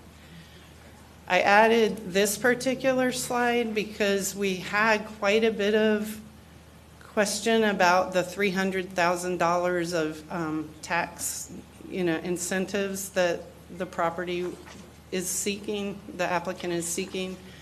And this shows you that in 2021, our tax base, or the tax income from that property was around $17,000, and 2024 property appraiser site is listing it as $118,000. So it has gone up significantly since the project was built. Okay, so the action that we're requesting is approval of a resolution of the Orange County Board of County Commissioners regarding designating certain land within unincorporated Orange County parcel ID 15-23-29-0000-00-020 as Durham Place Green Reuse Area, ROC, for redeveloping Orange County communities, and as a brownfield area for the purpose of environmental remediation, rehabilitation, and economic development. And this project is in District 3. And that concludes my presentation, but we're here for questions, and the applicant is here. All right, thank you, Ms. Gregory. At this point, is the applicant or a representative of the applicant present? If so, would you like to come forward and offer any comments?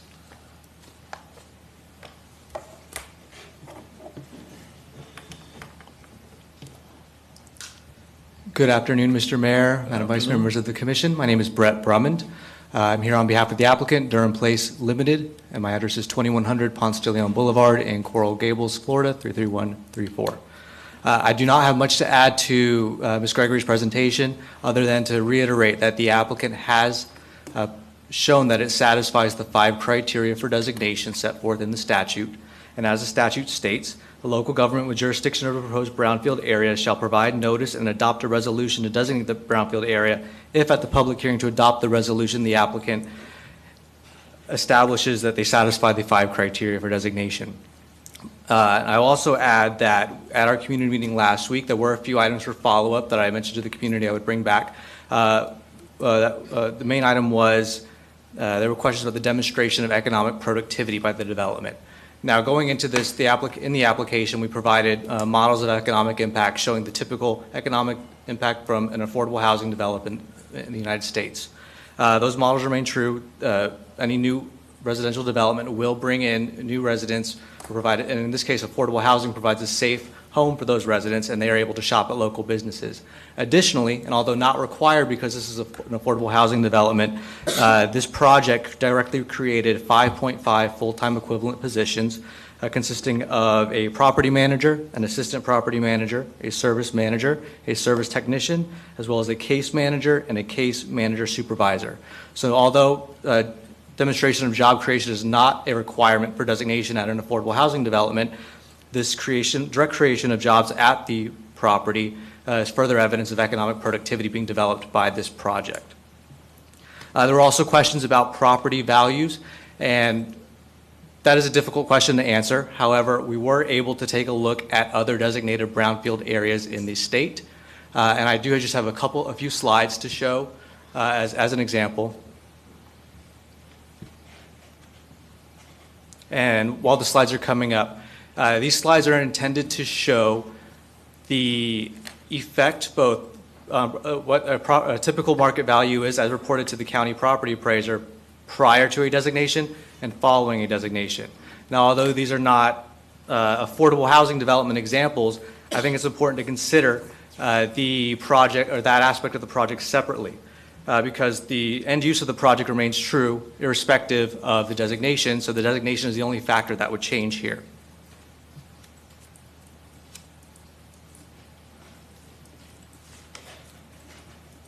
And again, while they're coming up, the first example will be from Palm Beach County, the residences of Boca Dunes Green Reuse Area, designated by Palm Beach County in 2019, or December of 2019.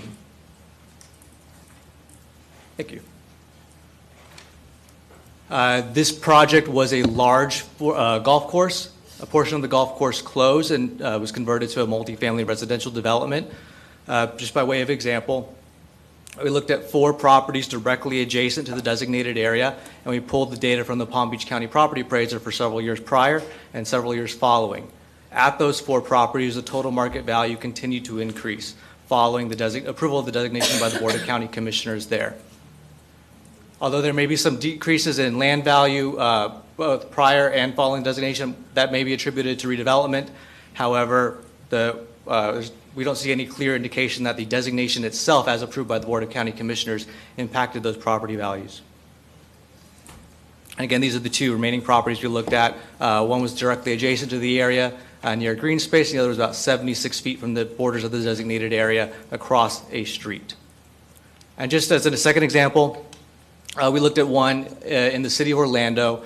This was created by the city of Orlando in November of 2022 as a former pest control service facility, surrounded on all sides by residential property. And again, these property values that we looked at from the Orange County property appraiser are for single-family residential homes directly adjacent or within several feet of the borders of the brownfield area. And again, here we see the total market value of these properties increase continually from the designation in November of 2022 to present. And again, the first property is directly adjacent. The second property is roughly 75 feet from the area. And the final 2 properties are roughly 138 feet from the area, each across a street.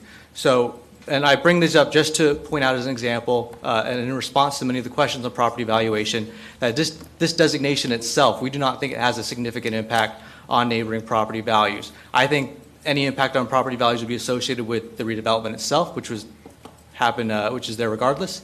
or many other factors. However, this designation, which if approved by this board, would simply go on one of the county's economic development maps and the Florida Department of Environmental Protection's Brownfield GeoViewer map. Nothing is recorded in title, so this remains just an incentive program to demonstrate or designate an incentive area at the request of the property owner. And again, just to wrap up, and I would be available to answer any questions, but here we believe that the statute directs this board to adopt this resolution if the applicant provides can establish that they satisfy these 5 criteria. And again, as we've demonstrated at prior public hearings, and again at our community meeting last week, the applicant does satisfy all 5 criteria for designation. And again, I'll reserve any time to respond to questions. Thank you. Mr. Brumman, just real quickly, are you an attorney, paid attorney representing the applicant? Yes, I'm the applicant's authorized representative. Okay. All right. Thank you. All right. Stand by. Do we have members of the public present who wish to be heard on this item? Yes, Mayor. I have a total of 14 speaker cards. A number of folks are dedicating their time to the 6 people that will be speaking. I'll start with Nancy Campiglia. And if you can raise your hand when I call your name, Jackie Fetzko. Are you here? Okay, thank you. Cherie Roan. Thank you. Jean Thompson. Thank you. And Miguel Hernandez. All right, thank you. You'll have a total of 6 minutes. Thank you. Nancy Campulia, 5465 Lake Jessamine Drive. Good afternoon. Good First and afternoon. foremost, it's really important that you understand that we are not here complaining about affordable housing. However, this is an affordable housing project. Our sole issue is the brownfield and what it does to our property values. In the very first meeting back in 2022, the developer and the staff agreed there is no contamination. Brownfield is exactly that, relates to contamination or the perception of contamination. Today, numerous meetings later, almost 3 years later, there still is no contamination. Historically, the site has not had any stigma associated with contamination. The Durham site actually is nestled between 2 lakes. Both are part of the Boggy Creek watershed, which boasts about 95 named lakes and rivers. This affects the aquifer. The Durham site abuts the Legacy Luxury Estates in the city of Edgewood. It also abuts, or is just to the east of another new development of luxury homes that's called Haven Oaks. But it also abuts an older community, our community, Lake Jessamine Shores. Right now, to my knowledge, there's one house for sale, and it's listed at more than $900,000.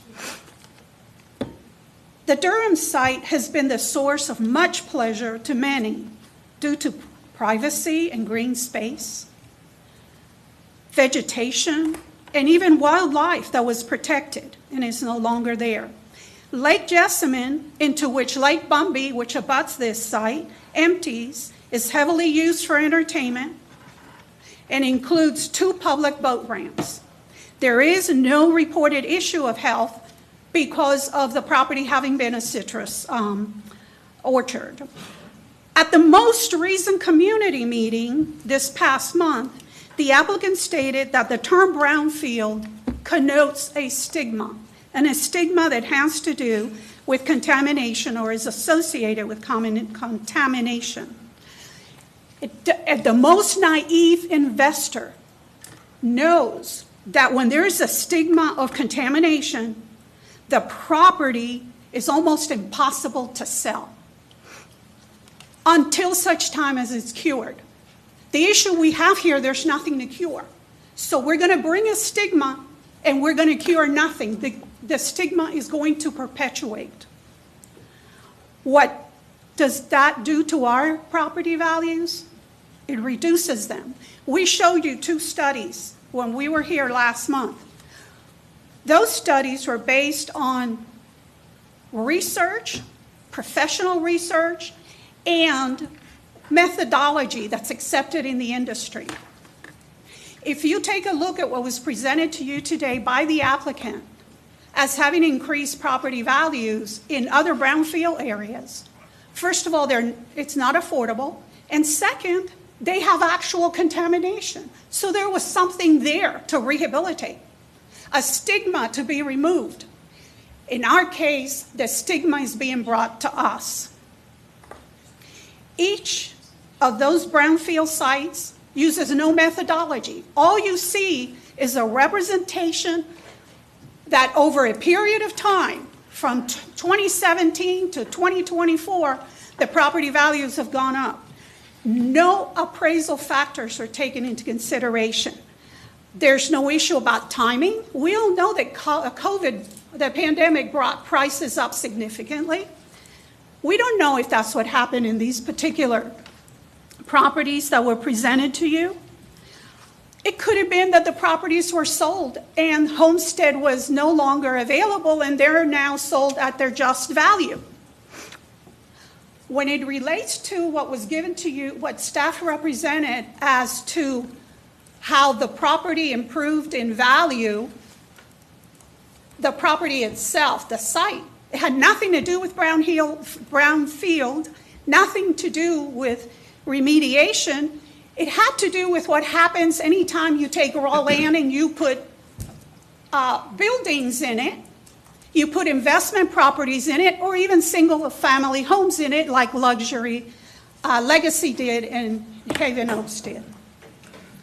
We submit to you that the applicant has failed to meet the criteria, and my neighbors and friends are going to show you specifically how.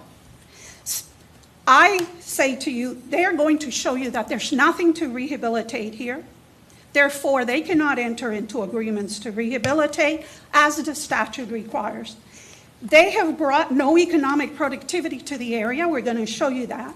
They're performing commercial services in an R3 property under the guise that they're not charging.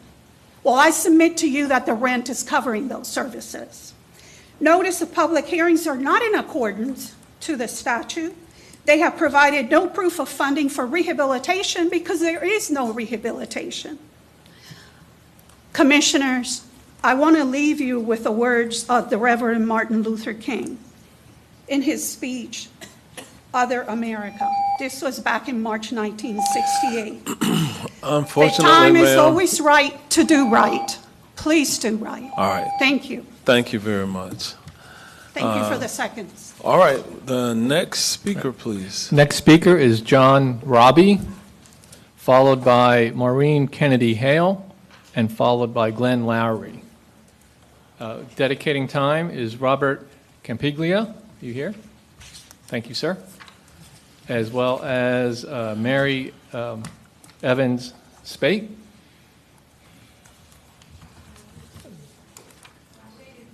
All right, thank you, ma'am. Is that the way that goes? And, okay, thank you. As well as Carol Fitchie. All right, thank you. Sir, you'll have 3 minutes. Please state your name and address for the record, please. All right. Ready? My name is John Roby. I live at 1005 Lake Jessamine Drive, Orlando, Florida. Prong 4. The statute requires that the county and the applicant follow specific instructions when giving the community notice of public hearings on matters related to the resolution you are being asked to adopt today. For at least 2 of these hearings, that did not happen. See email here. I quote, "The meeting that occurred on August 21st, 2024 was a community meeting and was not a required public hearing for the brownfield process. However, we received this notice from staff." Here's that one. Let's see. You see this notice from staff. Please note the request by applicant as approval of a resolution designating Durham Place brownfield. See email 2 from your staff. I quote, "The management directed me not to place the meeting notice on the county calendar as this community meeting had a very narrow focus. In addition, and just as important, the statute specifically requires that the community be given the opportunity for comments and suggestions about rehabilitation. That also did not happen. I encourage you to listen to the audio of each hearing, including the hearing before you this past July. You will note there was no discussion about rehabilitation plans for this site. That is because there is no rehabilitation needed. Even more important, there is neither actual nor perceived contamination at the site. The Phase 1 environmental report and the limited soil assessment both came back negative. In conclusion, because the applicant and the county failed to employ the proper procedures for noticing the meeting, and because there was no discussion or opportunity for comment on the applicant plan for rehabilitation, the applicant has not met its burden under the statute. This commission cannot grant the applicant's request for designation of the site as a brownfield because the controlling status prohibits it. Please abide by your duty and deny this application." Thank you. All right, thank you, Mr. Roby. Next speaker, please. Next speaker is Maureen Kennedy Hale. Okay, sure.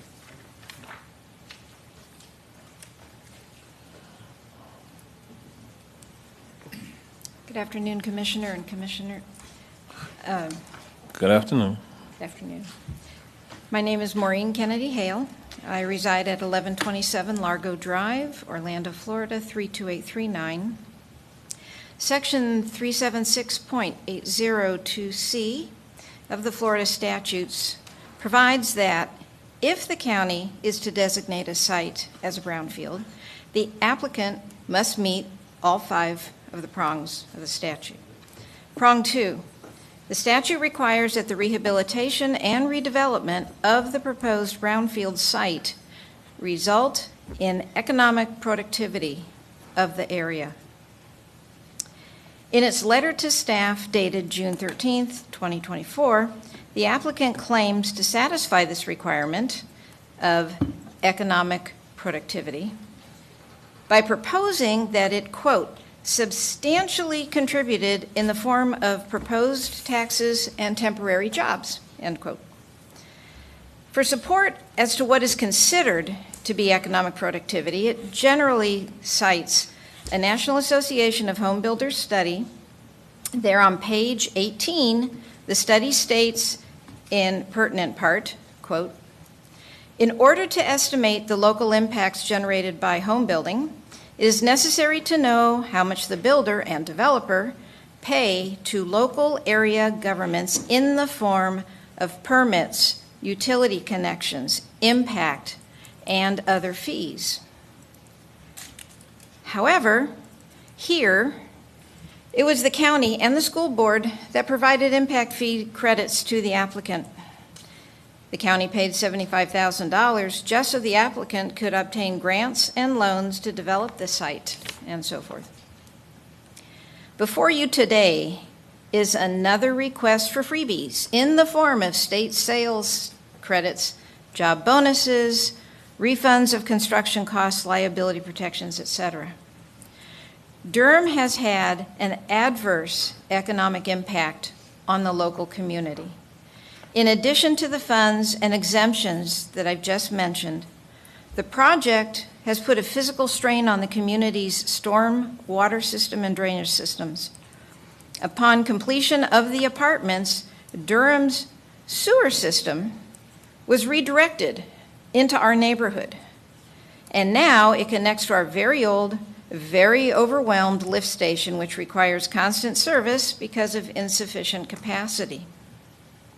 We've also experienced an increase in door-to-door panhandlers and increased law enforcement activity. And with no disrespect to council, the developer's law firm isn't even local. You know, what have they brought to our immediate community in terms of finances? These are not petty issues. The Durham project has resulted in economic deficiency, not economic productivity. We ask that you deny the request. All right, thank you very much. Next speaker, please. Next speaker is Glenn Lowry. And he'll be followed by Kay Hanna. Is Richard Hanna here as well? Thank you, sir.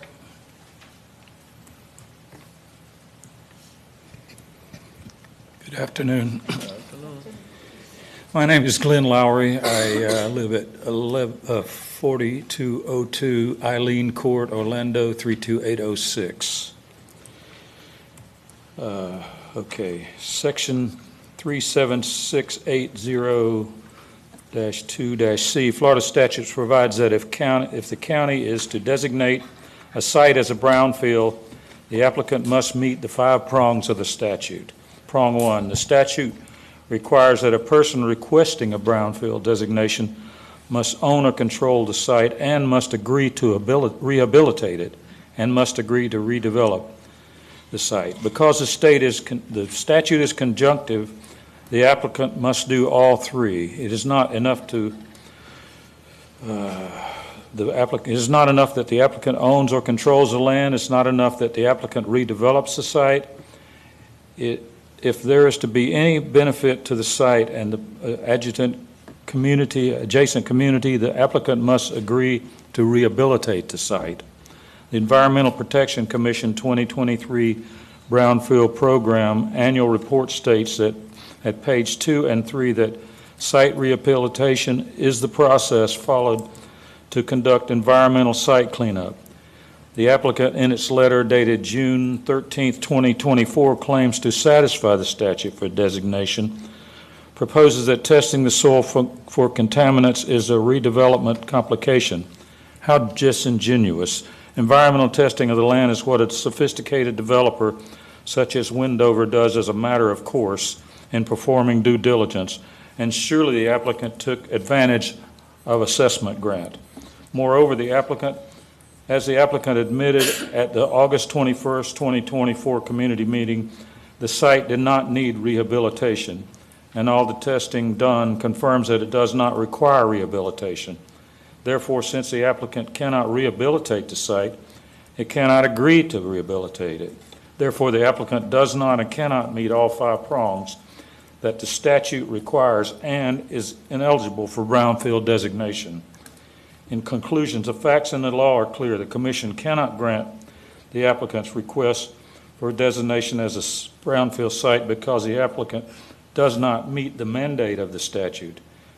Please abide by your duty and deny the application. Thank you. All right, thank you, Mr. Lowry. Next speaker, please. Next speaker is Kay Hanna, to be followed by Jacqueline Davenport.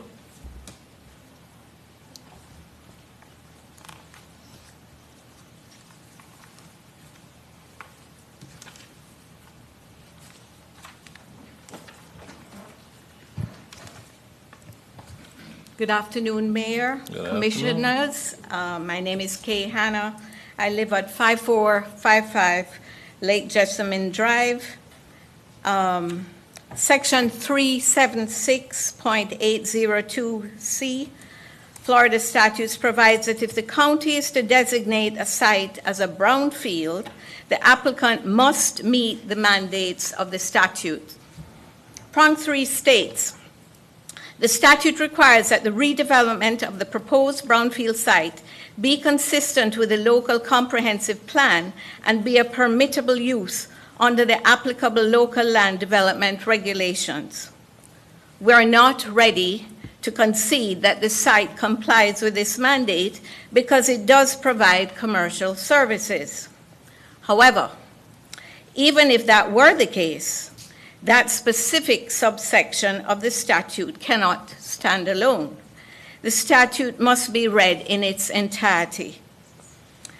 The site cannot be brownfield because Section 376.821 Florida statute states that a person who has caused or contributed to the contamination of a brownfield site is not eligible to participate in the brownfield program. The applicant brought fill dirt to the site. Can you fix that for me? fill dirt to the site. The fill dirt has contaminants. We know this is true because Universal Engineering performed a fill sample, as seen on the screen, collection analysis for the applicant site from a fill dirt stockpile and found the volatile organic compounds, semi-volatile organic compounds, and metals were in the fill dirt. A stockpile is a fill dirt that stands alone. It is not a combination of the existing soil and the fill dirt. While the existing soil and the fill dirt separately, in separate assessments, registered below contamination levels, together they may add up to actual contamination. This would not happen without the applicant exacerbating the potential for contamination. Therefore, the fill dirt and the prior use are equipoised. If the prior use creates a perception of contamination, so does the fill dirt. As such, the applicant cannot benefit from its contribution to or exacerbation of the release or threat of release of any hazardous substance through its act of omission. See Section 376.82K3, Florida statutes. In conclusion, the facts and the law are clear. This commission cannot grant the applicant's request for designation of the site as a brownfield because the controlling statute prohibits it. I implore you to abide by your duty and deny the application. Thank you very much. Okay. Thank you. Next speaker, please. Next speaker is Jacqueline Davenport. Please state your name and address for the record, please. You'll have 2 minutes. Good afternoon, Mayor and Commissioners. My name is Jackie Davenport. I live at 1124 Hall Lane.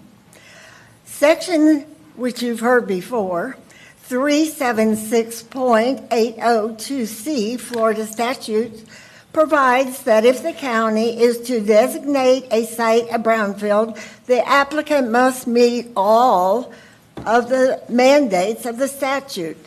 Prong 5 states that the applicant must have provided reasonable assurances of sufficient financial resources to implement and complete the development and the rehabilitation agreement.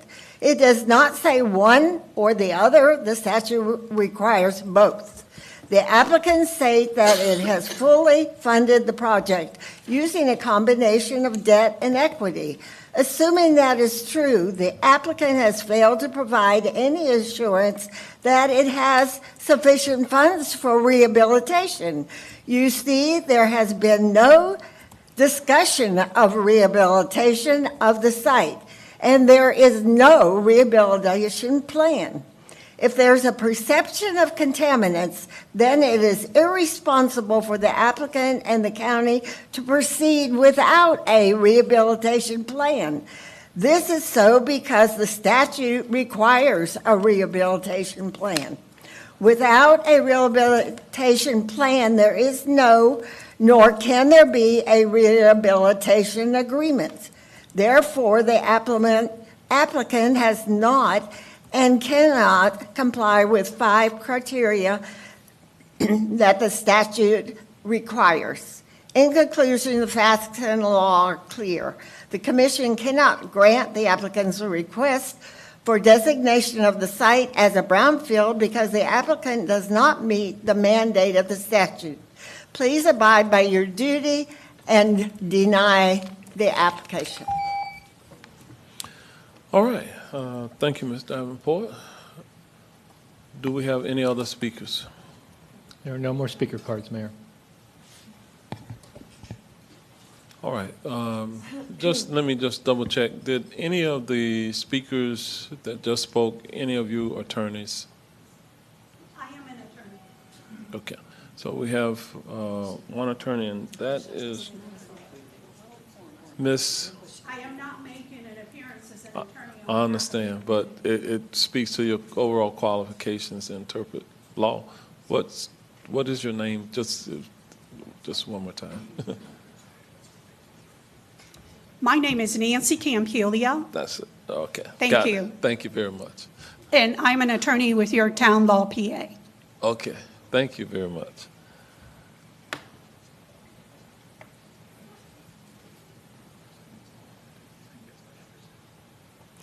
All right, I'm going to give the applicant the opportunity for any rebuttal comments, and how much time does he have left? 9 minutes, 12 seconds, Mayor. Okay.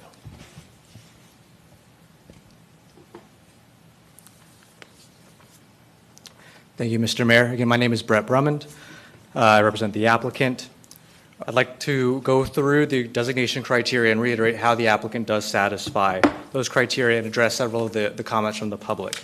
So the first criterion is that the applicant owner control the site, that they agree to conduct rehabilitation, agree to redevelop the site. Here, the applicant does own the property. The applicant has redeveloped the property, and prior to developing the property, the applicant conducted a soil assessment to determine if rehabilitation was necessary. That being said, the applicant certainly agrees to conduct any rehabilitation that is necessary from this point on, as would any future property owner who owns this brownfield site and has access to Florida's Brownfields Redevelopment Program. And considering the need to rehabilitate as a requirement for designation would be in contrast with other designated brownfield areas that Orange County has, this Board of County Commissioners has created in the past, including the Holden Heights Rock, located several miles north of the property. That was a large area designated by Orange County without a specific finding of contamination at any single property that I'm aware of. There have been no cleanup agreements executed with the Florida Department of Environmental Protection. However, any property owner within that designated area has the right to seek any of the brownfield incentives that are available that they qualify for. This designation is no different. However, it is on a much smaller scale as requested by the private property owner. Second, the requirement is that the applicant show that the site will result in economic productivity and create at least 5 jobs. However, that job creation requirement does not apply here because the property provides affordable housing. And as stated before, the applicant demonstrated that affordable housing development typically does result in economic productivity by providing housing. Additionally, as mentioned by a member of the public, those temporary construction jobs generated economic productivity by bringing in construction workers to the area who worked on the project and were able to go to local businesses. New residents are able to shop at local businesses, and this project also directly created 5.5 full-time equivalent positions not associated with the redevelopment or demolition or rehabilitation. Third, the brownfield site must be, or the redevelopment must be consistent with the local comprehensive plan and be a permissible use under local land development regulations.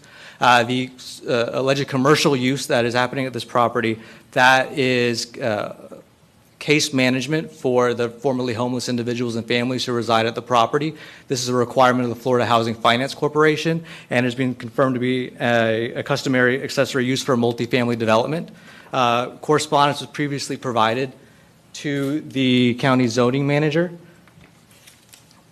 that speaks to this customary accessory use, and which is permitted in the R3 multifamily zoning district. Therefore, I don't think that the provision of these services to the individuals who live at the development is a disqualifying factor here.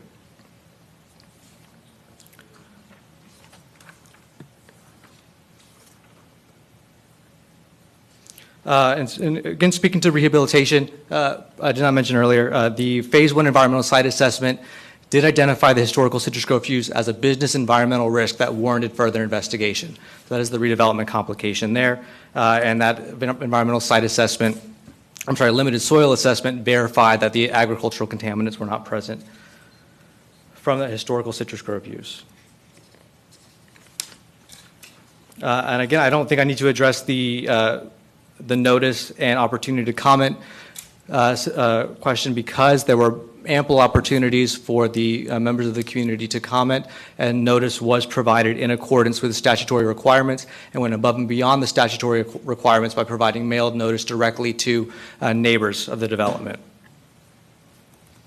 And finally, with respect to reasonable assurance that the applicant has the financial resources to implement and complete redevelopment and rehabilitation, here the applicant provided direct evidence of its funding sources in the form of $21.7 million in low-income housing tax credit equity from an equity partner, part of the low-income housing tax credit program, as well as a $1 million permanent mortgage, a $4.8 million state apartment incentive loan program mortgage, roughly $359,000 sale or state apartment incentive loan, extremely low-income program mortgage, a $1 million deferred developer fee, and a $75,000 impact fee credit from Orange County itself. And notwithstanding, the applicant is a credentialed developer throughout the state of Florida with the ability to raise additional funds as needed, and the statute requires just reasonable assurance. I believe the success of the applicant's previous projects, both in Orange County and across the state, provide that evidence that if additional funds were needed,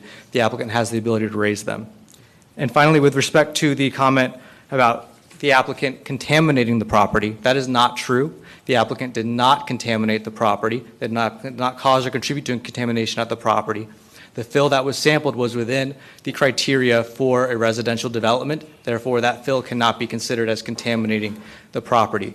And I draw a distinction there between the perception of contamination that brought us here in the first place and the import of fill.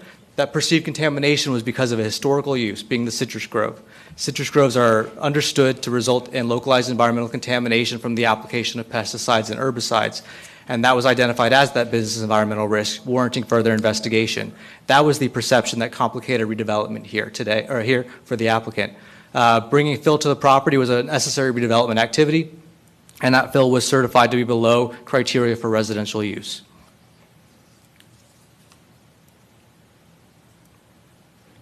And again, as I presented here, now the applicant does satisfy the criteria for designation. And again, we ask the board to approve this resolution because, as the statute states, if the applicant can establish they satisfy these 5 criteria, the board shall approve the resolution. And we read that as a mandatory provision of the statute that does require the board to take action following satisfaction of all criteria for designation. And I'll reserve any remaining time to respond to questions from the commission. Thank you. All right, thank you. With that, we're going to close the public hearing portion at this time, and we'll go to our commissioners for any questions or comments, and we'll start with Commissioner Moore.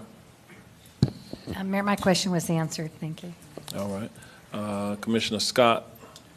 Mayor, for the applicant, it wasn't clear to me. So are you a licensed attorney? Yes, sir. Okay. And which law firm are you? The Goldstein Environmental Law Firm. Okay. You described that you guys created 5 additional positions, right? One of them which was a caseworker, am I correct? Correct. Can you describe what that caseworker does? The caseworker is there to provide not counseling services, but they're able to coordinate counseling, off-site counseling services for the formerly homeless individuals and families at the development. So that case manager, they are there just to provide assistance with receiving those off-site services. Okay. What are some of those off-site services? Those off-site services may include literacy training, job training, assistance with finding a job and holding a job. And this because this is, in addition to being an affordable housing development, this is a supportive housing development for the formerly homeless individuals. Okay. And then you talked about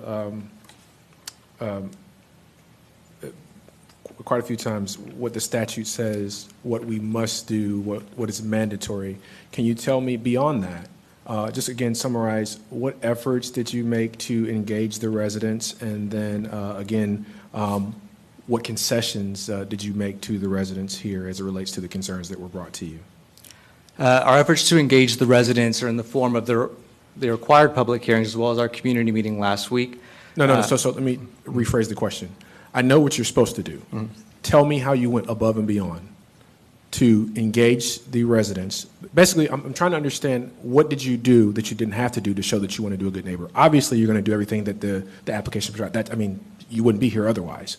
What I'm asking is, what are the efforts that you made or your organization made to this community to understand what their concerns were, to meet them in the middle, or to resolve those concerns, and over the period of time that you did that? I understand the question. Thank you. Thank you. So in addition to any outreach done by the county, we did not perform our own outreach. We relied on the efforts of the county county staff as required by the statute there. However, at the community meetings, we answered questions related to the project itself, although there are several questions that were not related to the designation, including the impact on property values in the area. But beyond that, we did not do anything additional beyond what was done by county staff, although I will say county staff did go above and beyond by providing that additional notice to county residents or to neighborhood residents directly. Did you reach out to the district commissioner at all? We did not. No further questions, Your Mayor. All right.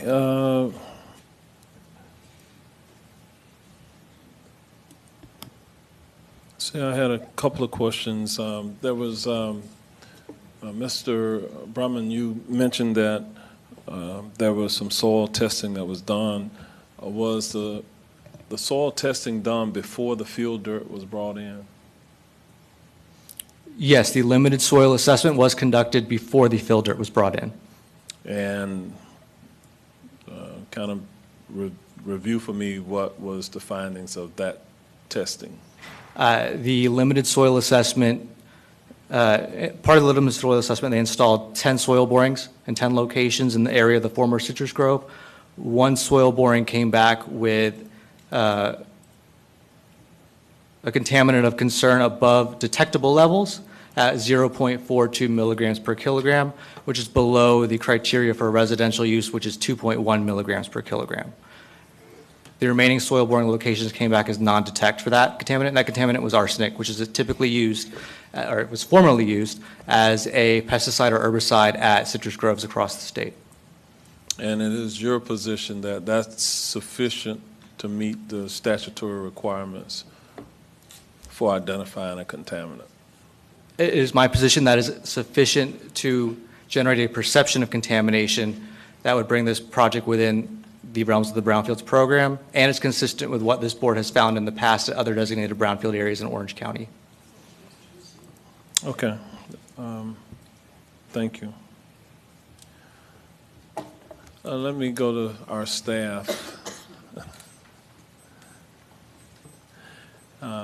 Staff has reviewed the 5 criteria that seemingly the statute requires to be met, and you heard some testimony from members of the public who were questioning the determinations that have been made by staff. Right. And I just want to kind of hear from staff when you hear the questioning, for example, regarding the economic productivity of the site.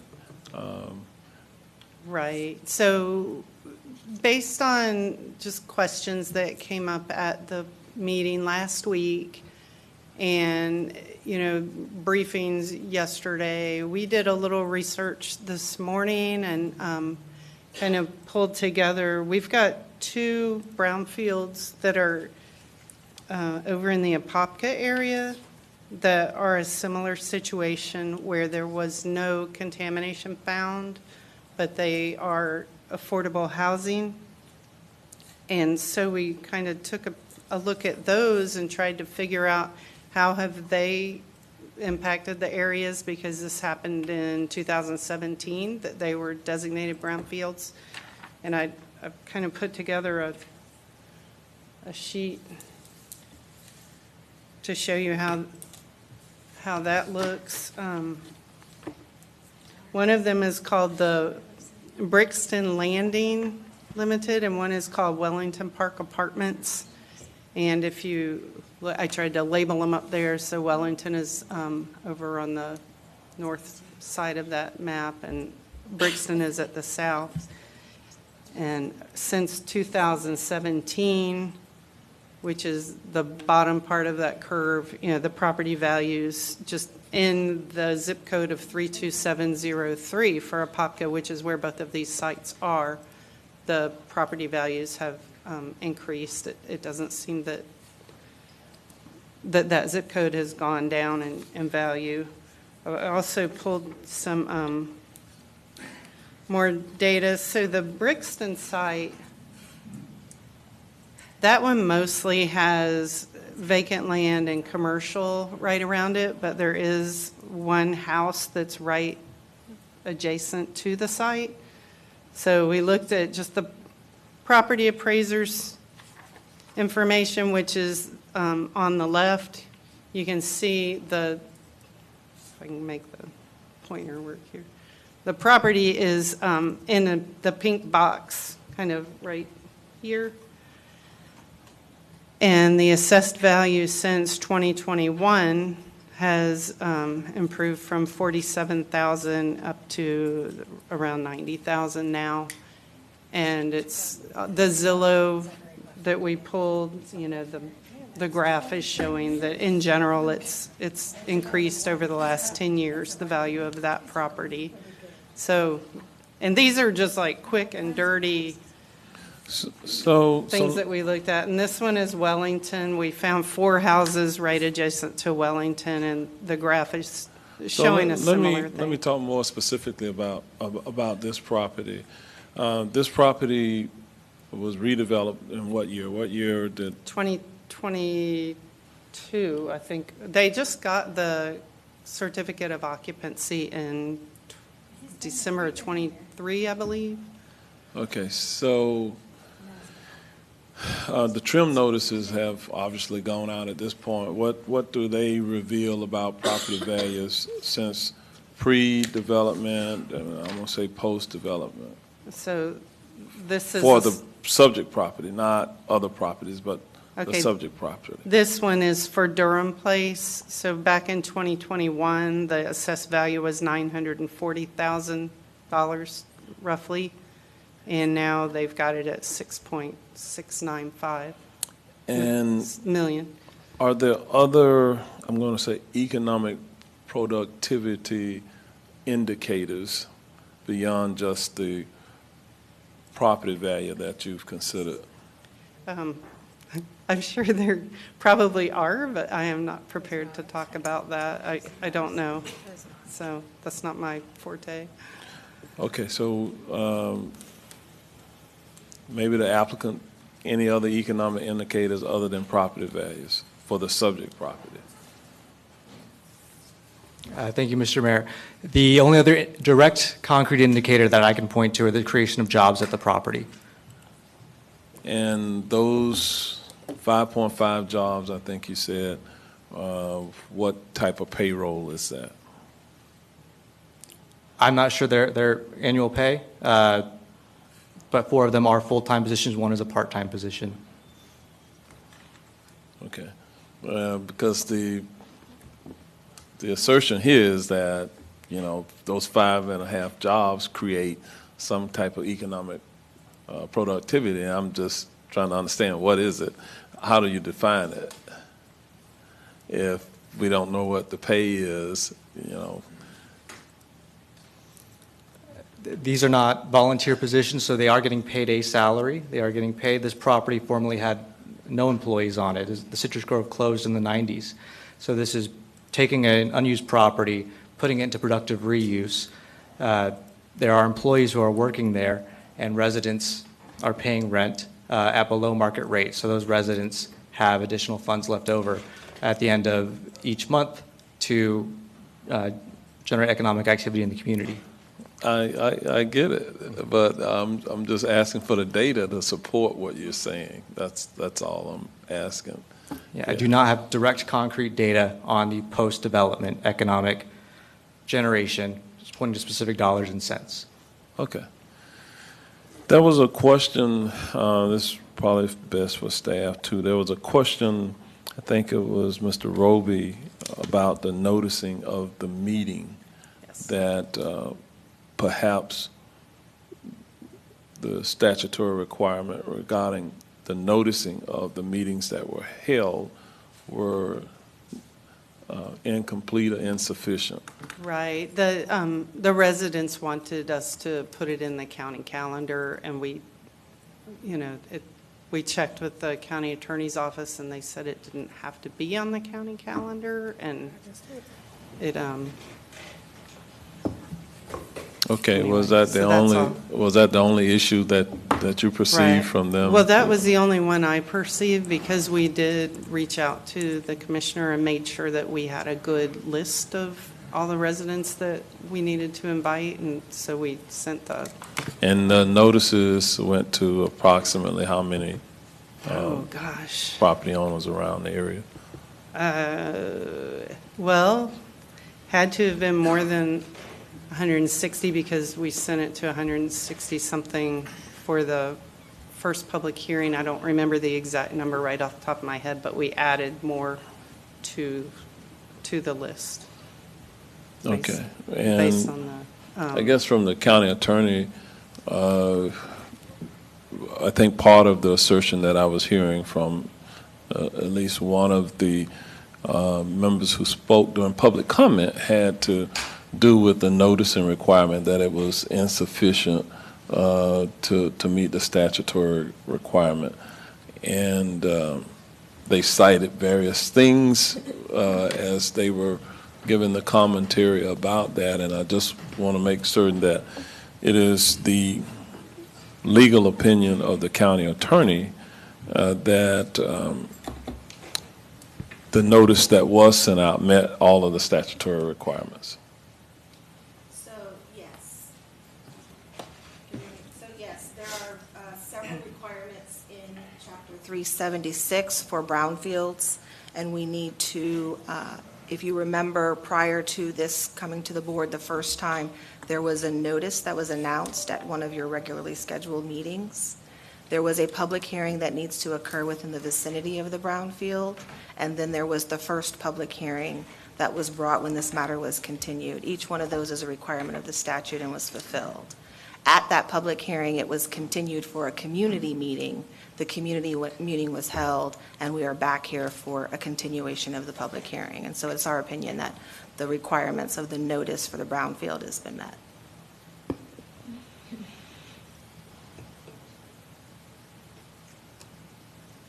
Okay, those are the only questions I have since I started asking questions.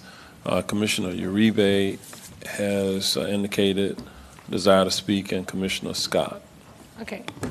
If I could ask county attorneys, why wasn't it just put on the county calendar? I mean, we here voted to continue it for a community meeting.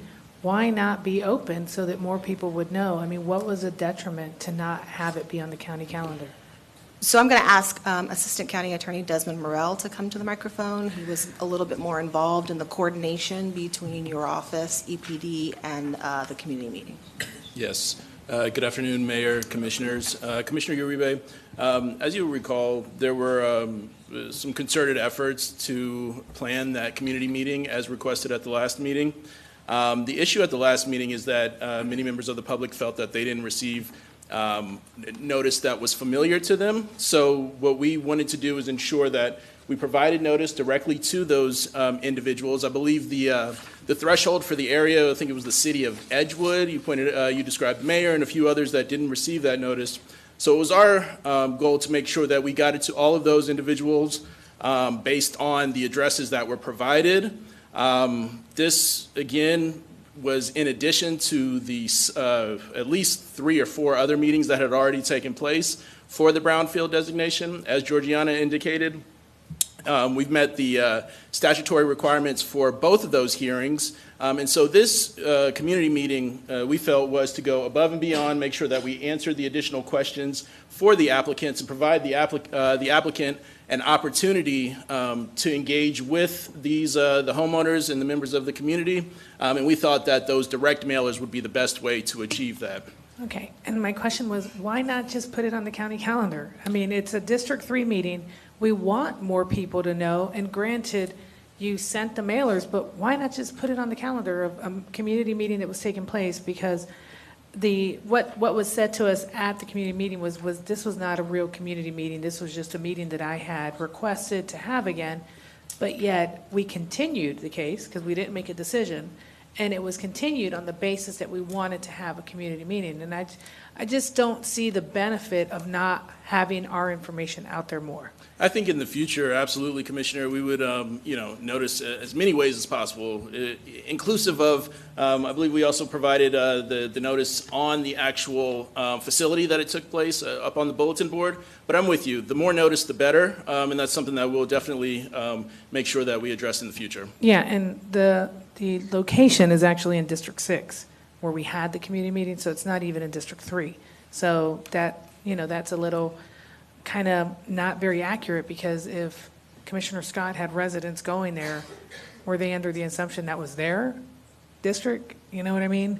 It is way outside of our district. So it just seems like there's no loss at having it out there more. But thank you. I do have a question. One of the things that is concerning to me is the first environmental study was done in November of 2021, before the development. Why not just go and remedy the land before you brought in dump trailers of dirt? I mean, you knew what was in there. Why not you could have given a benefit to this community and improved the land quality that sits between two lakes that feed into a chain of lakes. And to me, it's a little disappointing to know you did the study, it cost you 10 grand. You went ahead and developed, you brought in truckload and truckload and truckload of dirt. And then after it's all said and done, you have a building and you're open for business.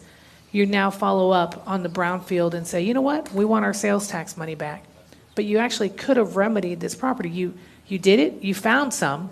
Granted, the federal level of arsenic that you found was below what was required for you to do something, but you actually could have improved the land, which would have in fact improved the quality of the land and the runoff into the lakes. But on the opposite, you guys had the testing, you knew what the results were, and then you just brought, 200, 300 truckloads of dirt to impact that community. So it's a little disappointing, because when there could have been a remedy to actually improve the land, you guys didn't. And then secondly, when you talked about we had that discussion at the public meeting about these other locations who were contaminated. So of course, when you clear the land and you prove to us that the values went up because you actually cleared and cleaned the land that was contaminated, you didn't do that here. So you actually allowed that to compact there and not improve that quality of land. But it seems like now it's just an economic benefit, because there isn't actually anything being done to help this community or help that area. Thank you, Commissioner Uribe. With respect to your first question, why did the applicant not remove that pre-existing soil? That was a business decision by the applicant. As the property owner developer, that's the decision the applicant made, to leave soil that did not need to be addressed under Florida's cleanup rule in place and bring in imported fill to raise the grade of the site. And with respect to your second question, those other sites, they do remain contaminated. Those property values are during or prior to remediation, during remediation. Neither of those sites, as I'm aware of, have received their closure order from the state yet. They remain contaminated, yet those property value, or the market value as reported by the county property appraiser, has continued to increase. Which we want to make it clear, it's golf course property, market rate. So let's be very, very clear, it is not apples and apples, it's apples and oranges. What else I wanted to bring up here, that was really tailing, because now you said the developer decided financially it wasn't worth cleaning up the land, so you proceeded forward, but now you guys are moving forward to benefit off of this.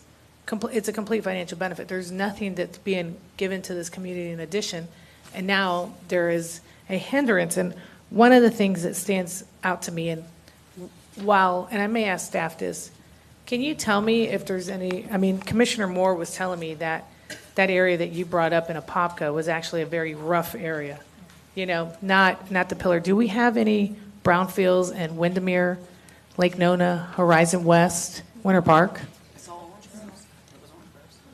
I think there was one in Dr. Phillips, and that's the only one I can think of. So do we have any brownfields in those areas? I believe there's one in Dr. Phillips area, but that's the only one I can think of.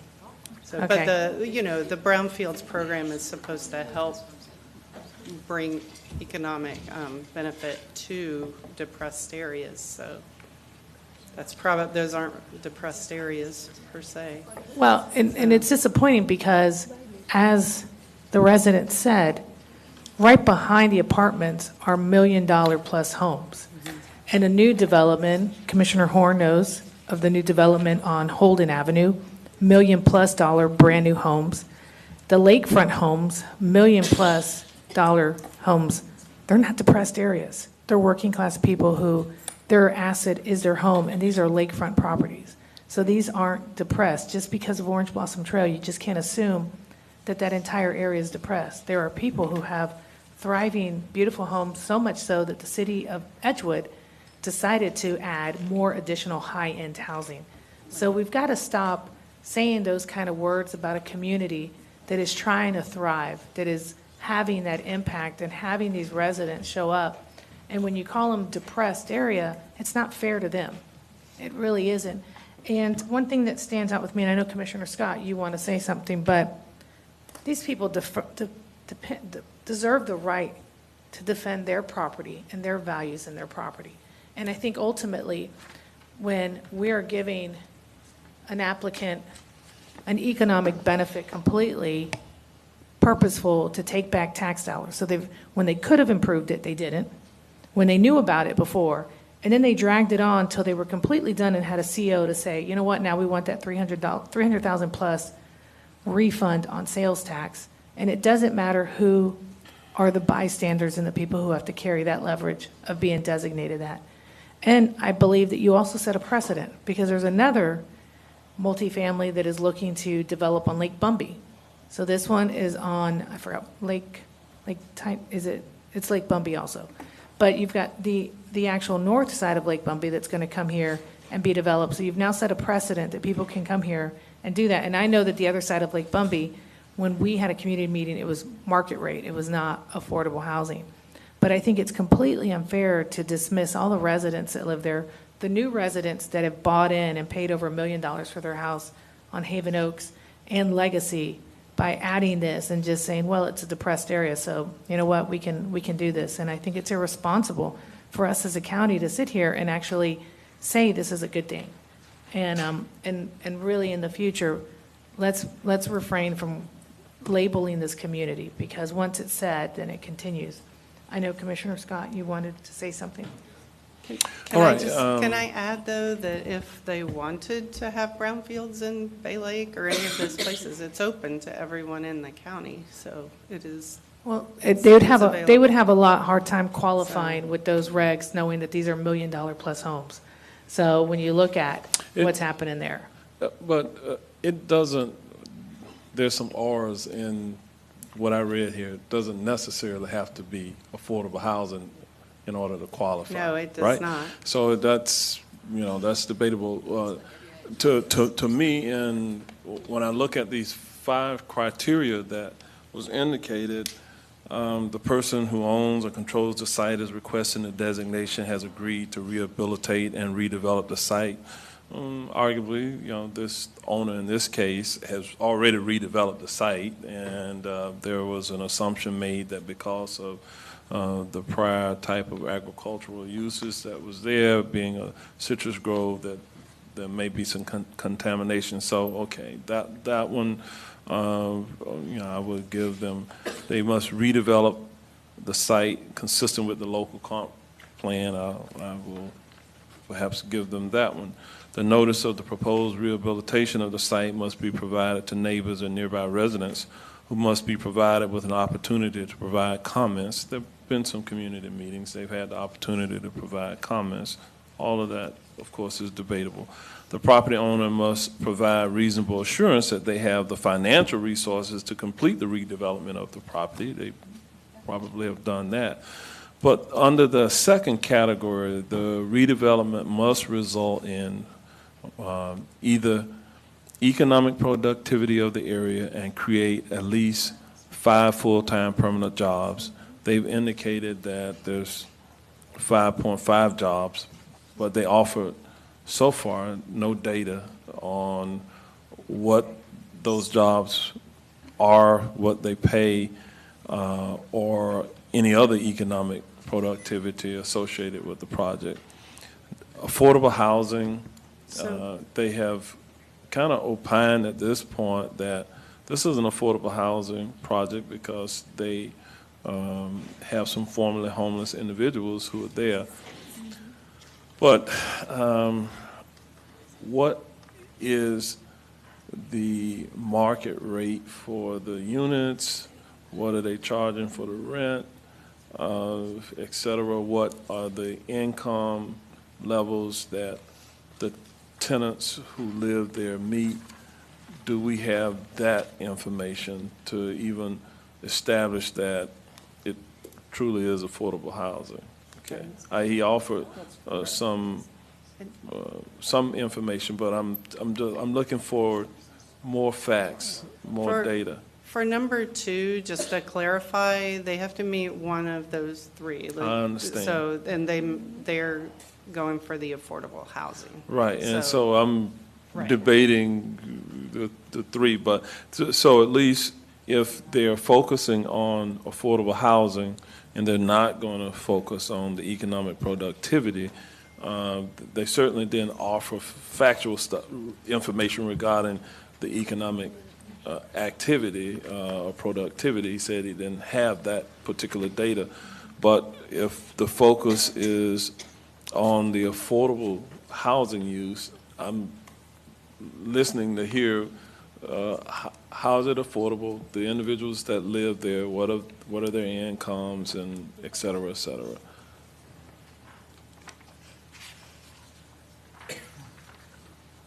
Yes, thank you, Mr. Mayor. So I have with me the multifamily affordable housing developers agreement for impact fee exemption between Durham Place Limited and the county.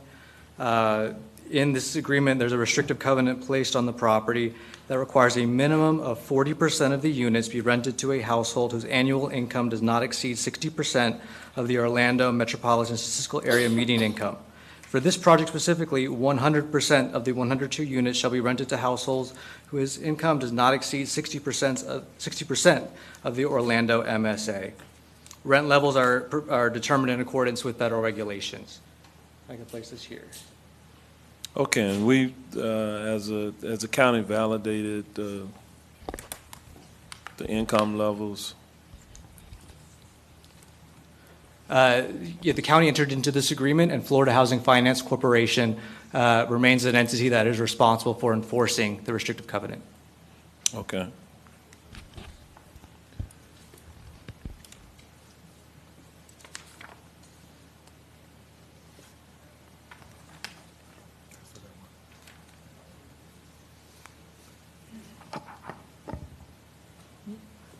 May I ask a follow-up question? I'm just letting them make certain that he's answered the question at this point. I believe so, yes, yeah. This agreement, I believe, in addition to documentation provided with the application that confirms this is an affordable housing development, Florida Housing Finance Corporation has determined it as such, and as evidenced by this impact fee exemption, the Orange County School Board agrees and has provided that impact fee exemption. Okay. All right. I'm going to go to Commissioner Scott. I'll come back to you, Commissioner Uribe. Commissioner Scott. So I got a few questions, but before I get to mine, Mayor asked how much is the rent? You talked about like the ranges. How much is the rent or the range? Yeah, I can only say right now that it's below market rate. It is determined by formula set by the Florida Housing Finance Corporation. Okay, thank you. So I'm on your website. I'm trying to make sure. So Wendover Management is the company. Is that affiliated with Wendover Partners, or is it 2 separate entities with similar names? They are affiliated. Wendover is the developer. Okay, all right. So, Mayor, I have answers for you, but I'm going to get to those in a second. Can you tell me what the capacity is right now, and if you were granted this exception today, would you be able to expand that capacity? The capacity for the development? In terms of how many people you're able to house? No, the development is 102 units, and that is how it is. If the development were to be expanded, and supposing with the sales tax refund, That's always possible, but it would go through the county development approval channels and go through Florida Housing Finance Corporation for allocation of additional funding. So you're speaking about affordable housing, so if you're able to get an approval today, this won't result in any additional units or anything like that? I can't say that it certainly will, and certainly not immediately. Those funds can be allocated by the property owner however they wish. They may use those for services for the residents or for other developments in the county. And if you've been the lead person on this project, or? On the environmental side. Okay, all right. All right, so Mayor, to answer your question from earlier, as you know, I've worked with families and stuff like that, and I got some information. So the case manager makes $22 an hour. The assistant manager makes $17 an hour. Maintenance make anywhere from $17 to $22 an hour, and the rent ranges anywhere from $1,000 to $1,300. They get about 3 hours per paycheck for personal leave, which amounts to 78 hours a year or 9 days per year of paid time off. The health benefits are offered to the employees, but they are not offered in what would be affordable from the folks that I've talked to, and I don't want to share that person because they, but I just, can you, I'm trying, I get your argument. You know, it's like sometimes what you put out is not what people receive. I'm really trying to understand one or the other or both. How is it that this project will benefit, you know, from affordable housing or economic or both? Because, I mean, I get the argument. It's not a home run for me, if that makes sense. And for me, housing and economic kind of go hand in hand.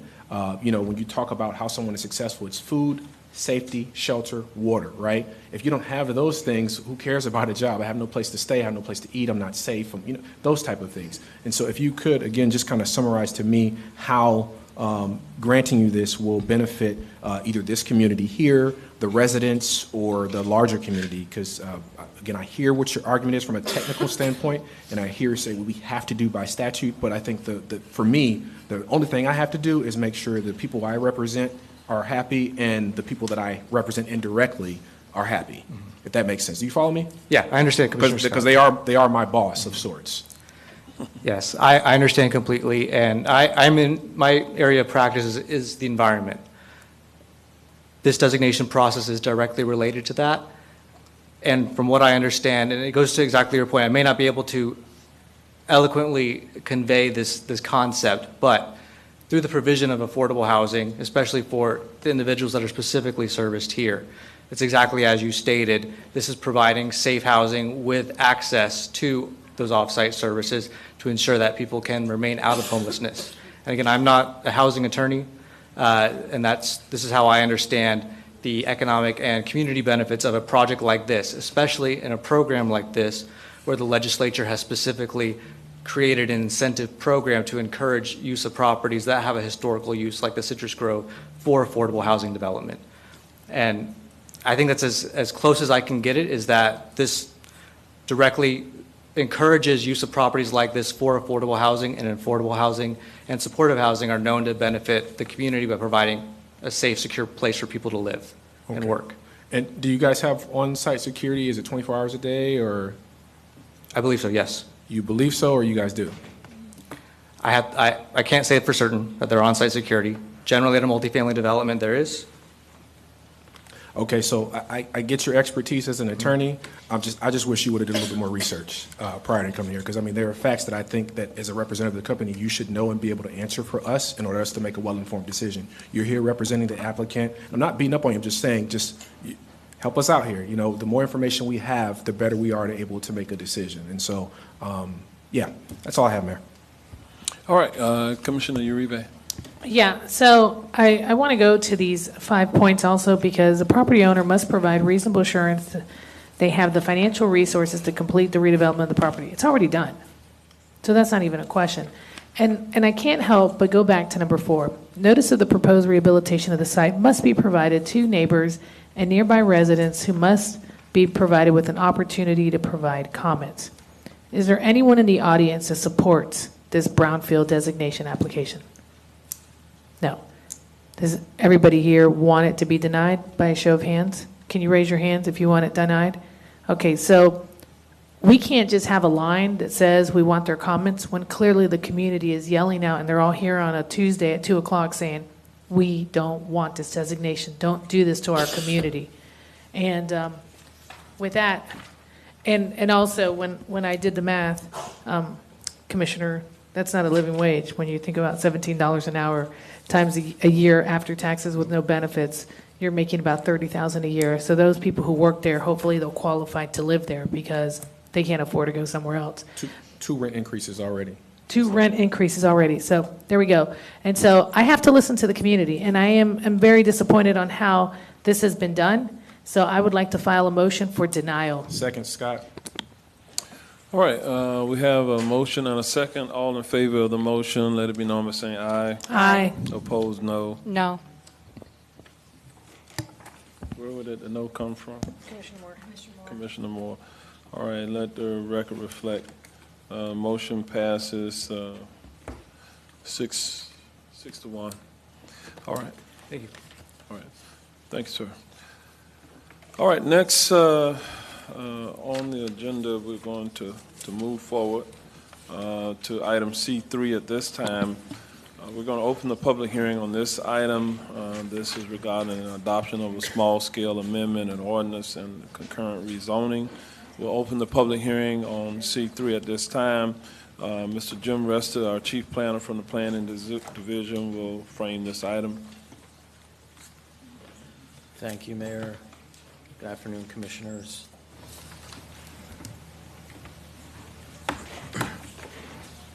So this item before you, C3, is at 533 North Forsyth Road, generally west of Goldenrod Road, north of State Route 408 and south of East Colonial. It's approximately 4.35 acres. And the existing use is vacant residential.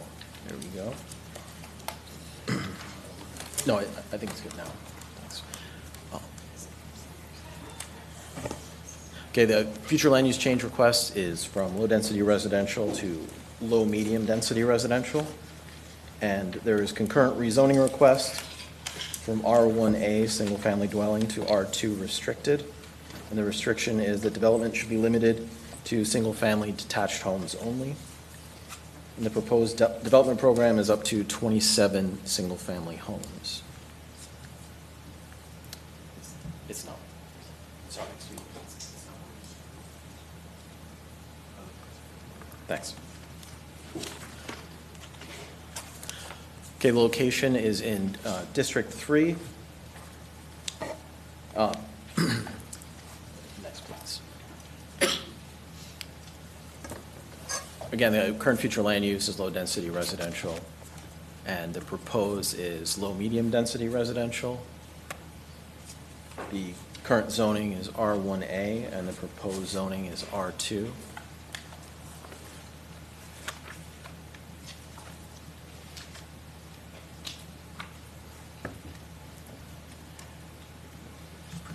Got it, thanks. And this is looking north from the subject property, looking east, and then looking south, and looking west into the property. There's an aerial view of the property itself. To the north and west is detached single family, the same to the east, and to the south is a church, and also detached single family. Community meeting was held July 18th at Forsyth Woods Elementary. There were 16 people in attendance. The general concerns were around townhome development in general, concern for property values, and incompatibility.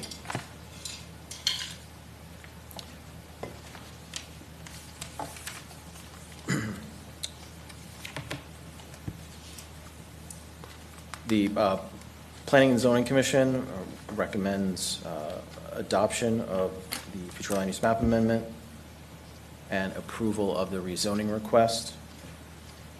Staff recommends that you make a finding that the information contained in the the request requires 2 motions, one for the future land use map amendment and one for the related rezoning. Staff's recommendation is to make a finding of consistency with the comprehensive plan and recommend adoption of the requested small-scale low-medium density residential future land use map amendment and approve the requested R2 restricted zoning. And staff and the applicant are available for any questions.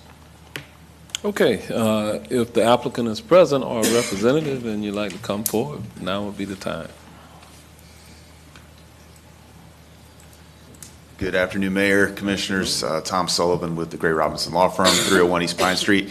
On behalf of the property owner, just wanted to say we agree with staff's recommendation. He covered it. It started out as a townhome project. We got some pushback at the neighborhood meeting and kind of reached a compromise with going to, I think it was originally 40 townhomes. Now it's down to 27 single family. And it seemed like that was a good resolution to move forward. So happy to answer any other questions that you might have. All right, stand by then, Mr. Sullivan, for a moment. Do we have members of the public present who wish to be heard on this item? No speakers for this item, Mayor. All right, then we'll close the public hearing. We'll go to the district commissioner. Commissioner Uribe, would you like to offer a potential motion? Yes, but I have a question. I did get some correspondence from constituents who were concerned, who had not learned about the new adjustment to the single-family detached. So, and it's, if we could go back to the photo, I think it'll be much more, consistent with what that community is. I did have a question for staff. By approving this, we do have the 27 homes locked in as part of the condition for the approval, correct? Yeah. Okay, okay, I mean, I saw, I just wanted to confirm. Well, it Okay. says up to 27. Okay, so if you do 26, they might be happy. No. Okay. We already lost 13 now. I know. So, no, because it was a good meeting. Yeah, There were I agree. concerns, and kind of like us, what we just had, people's values are these homes around it, and they're just trying to maintain that. So with that, I want to file a motion for approval.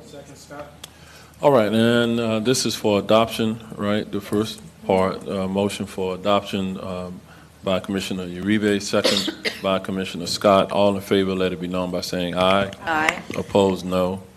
Thank you very much. Motion passes and is unanimous. And now, a motion for the ordinance. A motion for approval? All right, a motion by Commissioner Uribe, second by Commissioner Scott. All in favor, let it be known by saying aye. Aye. Opposed, no. Motion passes, and it is unanimous. All right, thank you all. We're going to move to the next item, and this is item D4, I believe. This includes the item that was pulled from this morning, D4, that will be going with F4 for this afternoon. And so with that, we're going to ask Mr. Jim Rester to come back and frame this item as well. Thank you, Mr. Mayor. This item is 3501 Quadrangle Boulevard. It is 3.62 acres in District 5. The existing use is a parking lot. The request is to change the future land use from office to high-density residential student housing. Concurrently, there is a change determination, CDR 2309-293, that would create a new Tract 17D from Tract 17C, and it would convert unused PD office entitlements of 105,108 square feet of office space to 640 student housing beds. And there are additionally three waivers that are requested from the code: a parking reduction in Tract 17C and D, and then building height up to 85 feet in lieu of 40 feet. Again, the proposed development program is for 640 student housing beds. The site is in District 5. The current future land use is office. The proposed is student housing. The current zoning is PD, and the proposed would remain PD. This is on the site looking north, looking west. This is to the south and to the east. It's an aerial view of the property. Community meeting was held on April 29th at Riverdale Elementary School. 3 residents were in attendance. 2 had general concerns about the proliferation of off-campus student housing, nothing specific to this project in and of itself. And 1 person spoke in support for this project and for more housing in general. This request also requires two motions, one for the future land use map amendment and one for the related change determination. Staff's recommendation is to make a finding of consistency with the comprehensive plan and recommend adoption of the requested PD commercial high-density residential future land use.